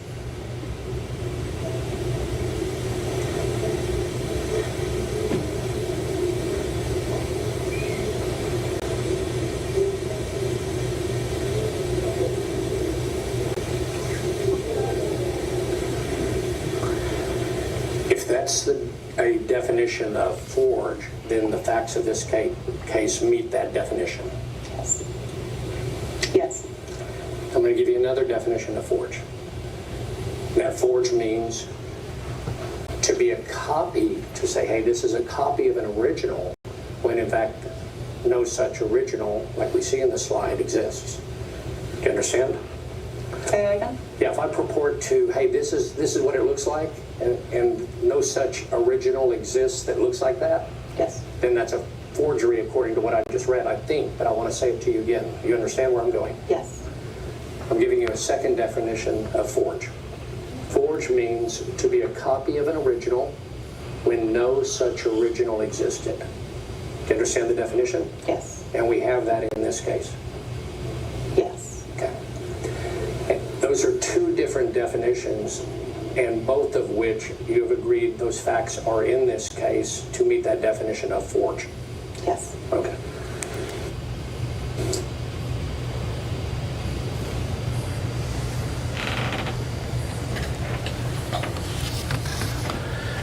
Did you hear and understand her testimony? Yes, I did. I don't know if I completely understand it, but I heard, yeah. The two different definitions? Is that Yes, sir. Yeah. And then I also showed you my screen, which had the actual statute language as I was reading along, so you got to see it too. Yes. And she obviously testified that what occurred in her view here met the definition, the penal code definition of forgery, right? Correct. Do you agree with her? I agree with her. Yeah. I'm going to go to, well, and let me back up for a minute. You told us earlier, and I understand you are not an attorney, right? Correct. And at the same time, of course, what we're looking at is a legal statute, right? Correct. But you've also told us earlier that one of the requirements for you as city manager is to make sure that your processes are complying with the law, right? Correct. And although you're not an attorney, you certainly have, I know, years of experience, all city government, and you're reading rules, regulations, laws, statutes, you have a legal department. You are somebody who has a lot of experience in looking at issues and looking at law, looking at statutes, and trying to make your processes comply with those legal requirements, right? That's correct. And so even though you're not a lawyer, you're somebody who is in a position of authority, certainly, that you have to be able to read statutes, whether it's a forgery statute or some other procurement statute or whatever, and look at the facts to make sure that you're not getting off track. That's correct. Yeah. And would this forgery statute be a precise reason that you would completely be of the mind, after learning of the forged document, to If we could pause. say very clearly, as you did on the tape, I think, or audio? Thank you. Yes, sir. Well, we might have actually been a little too quick to the gun on that one. It's coming up. It's and I apologize. It's going to be the next answer where that's the sole reason why at line 20 I'm going to need to object starting at line 21 in the references to Sony Parnell, this question. So It's page which, line? sure. It's page 101, line 21 to 102, line 16. And the objection is hearsay. Council states that Parnell told David that Zanoni warned council members not to touch the item. That is hearsay. And so I'm objecting to that testimony as hearsay. It's patent hearsay. Thank you, Mr. Flood. Mr. Allison? Which page and line? Page 101, line 21 to 102, line 16.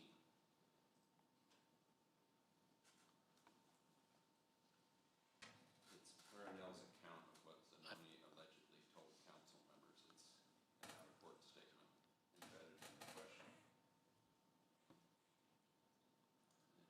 it's hearsay.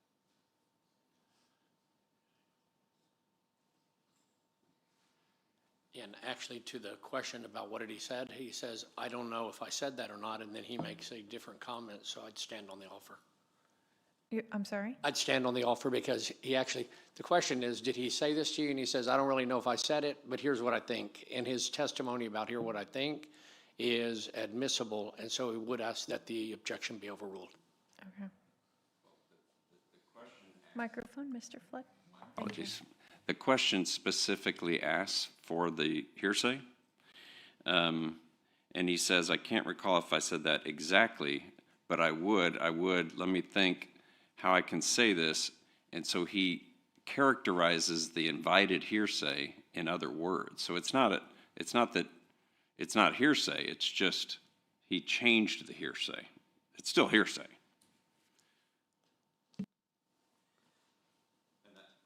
That's my objection. Thank you. Yeah, I think it's cumulative, and I don't think it's hearsay, but Do I have a motion from the panel?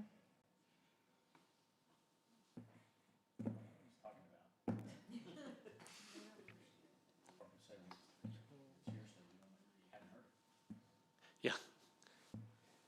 You haven't heard it yet? Okay, so I Kind of a think good we'll point. probably need to play it further and then.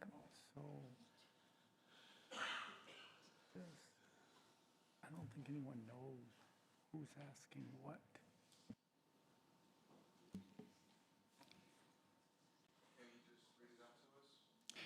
Well, to that point, it's kind of the whole point of the objection. Gentlemen, is are you I able have to sorry. explain who's asking what for our decision here? I'll give it a stab real quick.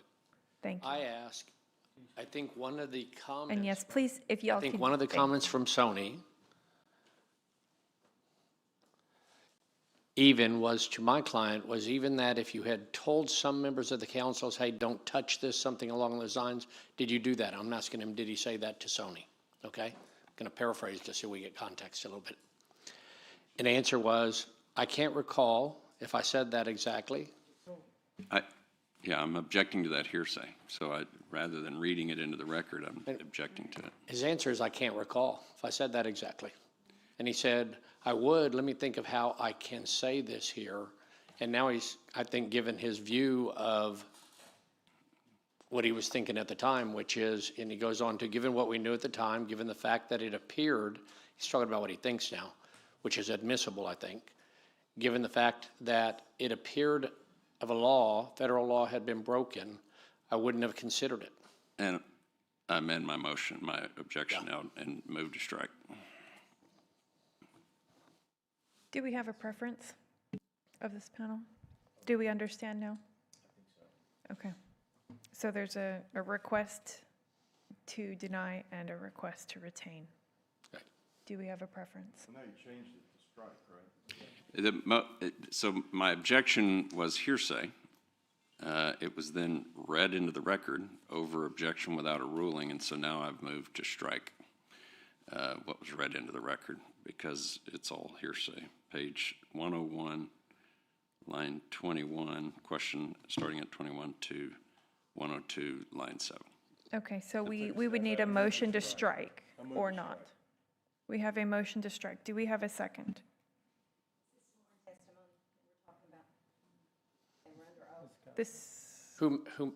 Who's made a motion? I made a motion. Okay, got it. Thank you. I was just getting clear.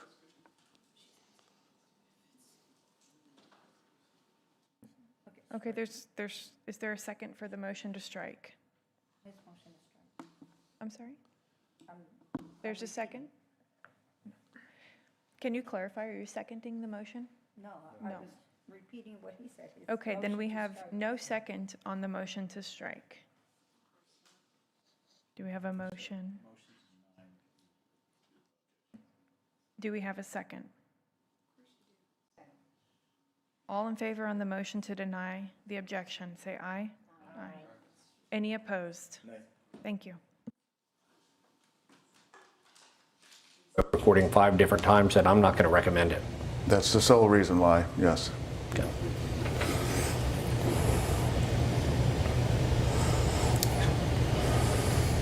I think one of the comments from Sony even was, to my client, was even that you had told some members of council, hey, don't touch this, something along those lines. Did you do that? I can't recall if I said that exactly, but I would, let me think how I can say this here. Given what we knew at the time, given the fact that it appeared a law, federal law had been broken, I wouldn't consider it yet. I wouldn't have put it on the agenda. I wouldn't have voted on it if I was a council member.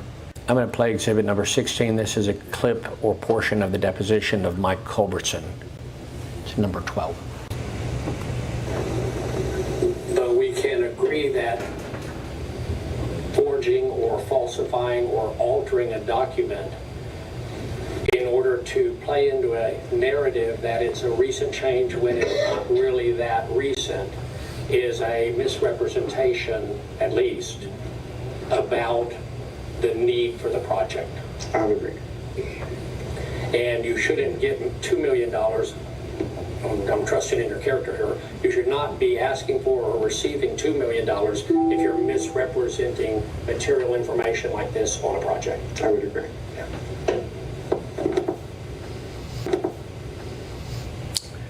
Do you agree with Mr. Culbertson's testimony? I do agree with it, yes.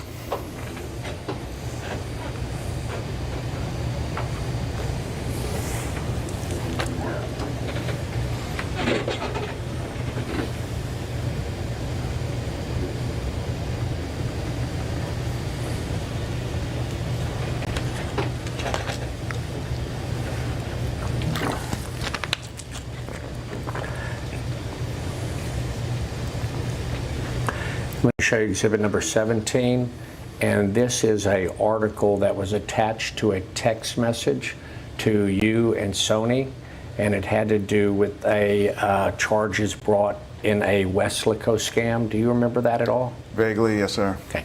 I'm going to let you review the attachment, and it may refresh your memory. Okay. It's exhibit 17. Okay. Yeah. It's information sent by my client to you that it sounds like you vaguely remember that happening. I do remember it, yeah. I don't remember the content, but I do clearly remember it happening. Okay. Yeah. And it was the content, though, of it is you just had an opportunity to review, right? Correct. And what happened here essentially in Weslaco was that they created some sort of fictitious, is the word they use here, consulting agreement that had to do with then delivering a $300,000 incentive for a project, right? Correct.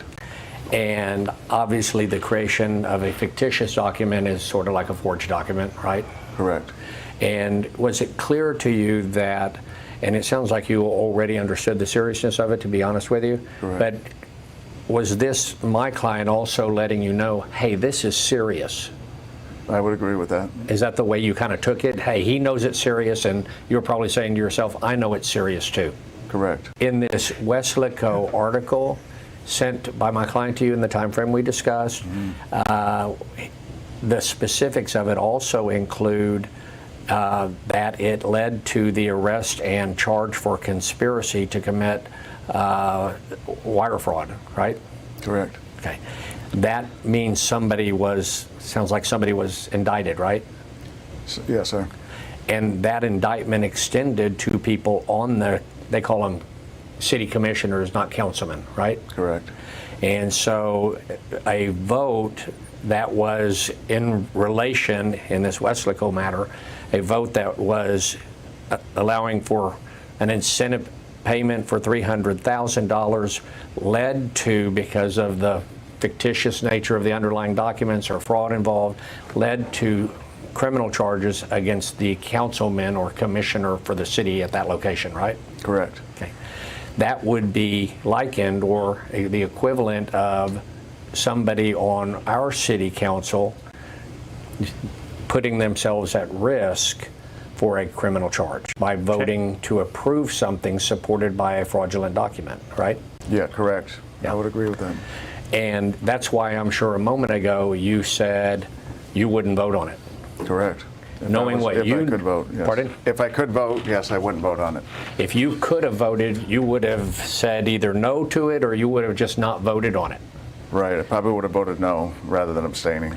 And that's because you recognize that an affirmative vote in this case to allow the $2 million award creates risk or jeopardy to the councilmen and women who approved it. Correct. Including the mayor. Correct. And that jeopardy is a jeopardy that goes so far as to be a criminal offense they could be charged with. Correct. Yeah. Instead of the second reading being the same as the first reading, the second reading is now going to be this new and different thing. That's what it seems, yes. And that's what happened, in fact, right? Yes. Yeah, it says the money's for costs associated with the street level retail, public space, and outdoor dining area. Did I read that correctly? Yes, you did. And I think they say it once, and then again twice, and then again a third time, and then again one more time down here, correct? Correct, yeah. Okay, so they're making extra sure to run 180 degrees, the opposite direction of reading number 1. Correct. Okay. And no secret, that's because everybody's now figured out there's a forged document, right? Probably so, yeah. But even though this effort was going on and you kind of have a lipstick on a pig now? Correct. You understand the reference? Yes. I mean,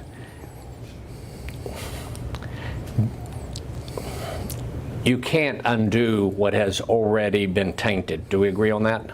I agree, yeah. I mean, even though you're putting a pretty new face on it for the second reading, right, that still does not undermine, or that does not change the reality that the first reading was completely tainted. Correct. Okay. Yeah. And what we're seeing here is a first reading then that was for one reason, and that was the banner for the money for the first reading at the time of the first reading was for money to meet what they called, falsely called, new floodplain, new FEMA requirements, right? Right. And now FEMA's not even being mentioned anymore in this second reading, right? Correct, yeah. Okay, and so the second reading obviously then is not the same, we went over those definitions, not the same as the first reading. Correct. Okay. Yeah.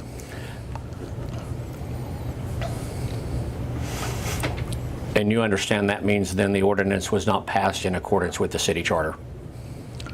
Yeah, but if the city charter says the first and the second should be substantially the same, then, right? Is that what you're referring to? Which even worse for the city than that, okay? I'll go ahead and read it to you. So let me go ahead and mark it as Exhibit 25, the city charter. And it says, quote, "No ordinance shall be passed finally on the date it is introduced, but the same shall be considered and voted upon at 2 regular meetings." Understand what I just read you? Yes. And so what it's saying, shall be considered and voted upon, is the, quote, same shall be considered. Do you understand what I just said? I do, yes. You want to read it? It's right there. Shall be passed finally on the date it is introduced, but the same shall be considered and voted on. Yeah, upon 2 regular meetings, yeah. Okay, and the definition we used earlier for the word same obviously says being one without addition, change, or discontinuance, identical. Obviously, the first reading version and the second reading version are not the same, right? Correct. And there were multiple definitions, but the answer is always the same. One of the definitions was being the one under discussion or already referred to. With that definition of same, obviously the first reading as it was worded and the second reading of the ordinance as it was worded are not the same. Agreed? Well, at least the memo is not the same. I don't know about the motion or whatever, the ordinance. Right, and that's where we got into a discussion with some of the witnesses. I think everybody agrees, though, reasons matter to why you vote. Right. It's a completely different thing to say, I'm going to give you $2 million for FEMA requirements, and to say, I'm going to give you $2 million for your dining. Correct. Okay. Yeah. And so if the definition of same is, quote, resembling in every relevant respect, we can agree it was not the same because it was not resembling in every relevant respect. Correct. And if the definition is conforming in every respect, you know I'm quoting from the definitions. If the definition of same is conforming in every respect, then we can say that the first reading ordinance and the second reading of the ordinance were not conforming in every respect, correct? Correct. And therefore not the same, right? Correct, yeah. And if I'm going through every definition, if we consider the definition of same to be being the one under discussion or already referred to, we can agree that the way it was being done at the first reading is not the same as it was being under discussion and referred to in the second meeting, right? Correct, yeah. And therefore not the same. Right. Okay. And if the definition of same also can include corresponding so closely as to be indistinguishable, we know the first one and the reasons set forth were clearly distinguishable from the second reading, right? Correct, yeah. And therefore, the first reading and the second reading were not the same. Correct. Okay. And so, given that, those definitions of same, is it clear that the first reading and second reading do not qualify as the same that was to be considered and voted on? Right, I would agree with that. And therefore did not comply with the two-reading rule in the city charter? Yes. And you knew that the mayor was going to be for it, even knowing there was a forged document, right? Correct. Well, you can't have a past statute that's got half felony problems and half is okay, right? Right. And you've already agreed multiple times that the same one did not get two readings here, right? Correct. Did you ever get an explanation from the mayor as to why she was continuing to support an ordinance that had the taint of a felony, what looks like a felony forgery? No, I did not. It sounds like, though, the mayor never offered any argument to you as to why she was, because, let me back up. We see the mayor at the first reading repeatedly telling Councilman Hunter, it's changed, it's changed, it's changed. She's clearly advocating during the meeting for passage of this ordinance, right? Right. And you made it clear that she was communicating with you between the February meeting and the April meeting, that she was communicating with you about wanting to get it back on the agenda. Correct. And that the mayor was also communicating with you in that same time window and letting you know that even though it's a federally altered document, she's supporting it. Correct. I'm going to play the deposition of Mike Culbertson. Are you ready? Yes. This is Exhibit 27. Okay. The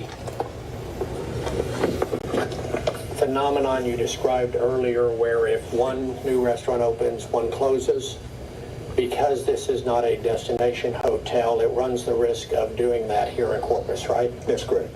And that's another reason that there should not be public money spent on it. It does not help the economics. It does not. Right. Which, the whole reason you're supposed to be given public money is to help the economics. That's correct. Do you understand that, Clip? Now, yes, sir. Now I do. Yeah. And the word we used even some during the deposition was sometimes one project will cannibalize another. Do you know what that means? Yes, I do. In other words, Homewood Suites is not like a Disney hotel. Right. And so it's not a destination hotel, doesn't bring more people to the city. Right. And therefore, because of that, it would not be qualified to receive incentive money given the RCCREDC guidelines, right? Right. If it's based on economics, like Culbertson was saying. Another point associated with that clip being, though, that if the project is one of the type that he identifies cannibalizing, right, and therefore does not support a incentive grant and also does not have infrastructure, those are two reasons that it should never have even gotten out of CCREDC, right? Correct. Yeah. And we know that there's one way to get something on an agenda, and that's to have 3 councilmen sign a piece of paper. Right. That didn't happen here. That did not happen. So the other 2 possibilities are either you put it on the agenda or the mayor put it on the agenda. Am I right so far? You are. Did you put it on the agenda? Technically, I did, but at the direction of the mayor and maybe other council members. But other council members can't direct you unless they have 3 that sign something. Right. So the technical reason, or the true reason, if you're following protocol here, I think that it got on the agenda for the April 2024 agenda, right, is, if I'm understanding you, is you did it, but it was at the direction of the mayor. It was at the request of the mayor or direction. However, a single council member can ask me to consider putting something on, and I can from time to time, and I have from time to time. But this one's, I believe the mayor did recommend or ask that I put it on. And she has the power to do that? She does. Yes. Yes. Okay. Whereas no other single councilman has that power except a single councilman can request it of you to exercise your power. Correct. Yeah.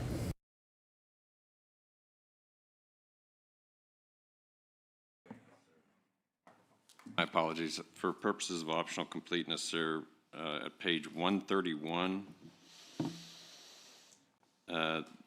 there was, Mr. Zanoni watched the April 23, 2024 meeting. And the question at line 20 on page 131, and it's you said that you recommend it on the merits of the 2 million support for type B, right? And the answer was right. That ends at proffer. It ends at line 22.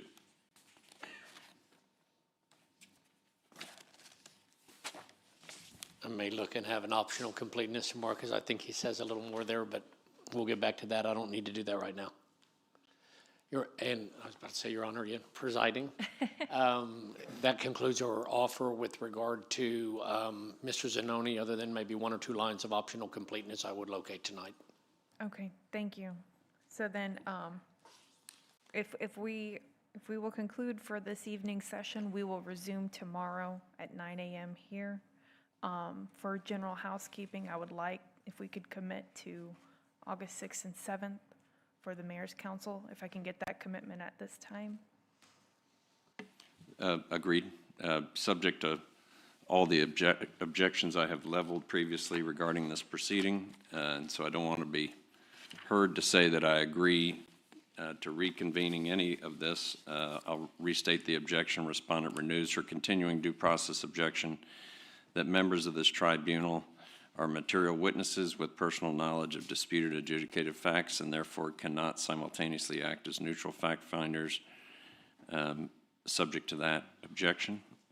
And purely from a calendaring standpoint, those dates in August are available. Noted. Thank you, Mr. Flood. Mr. Allison? They're available for me, those dates. Thank you. Then with that, we will conclude today's session. Thank you. Thank you, Ron.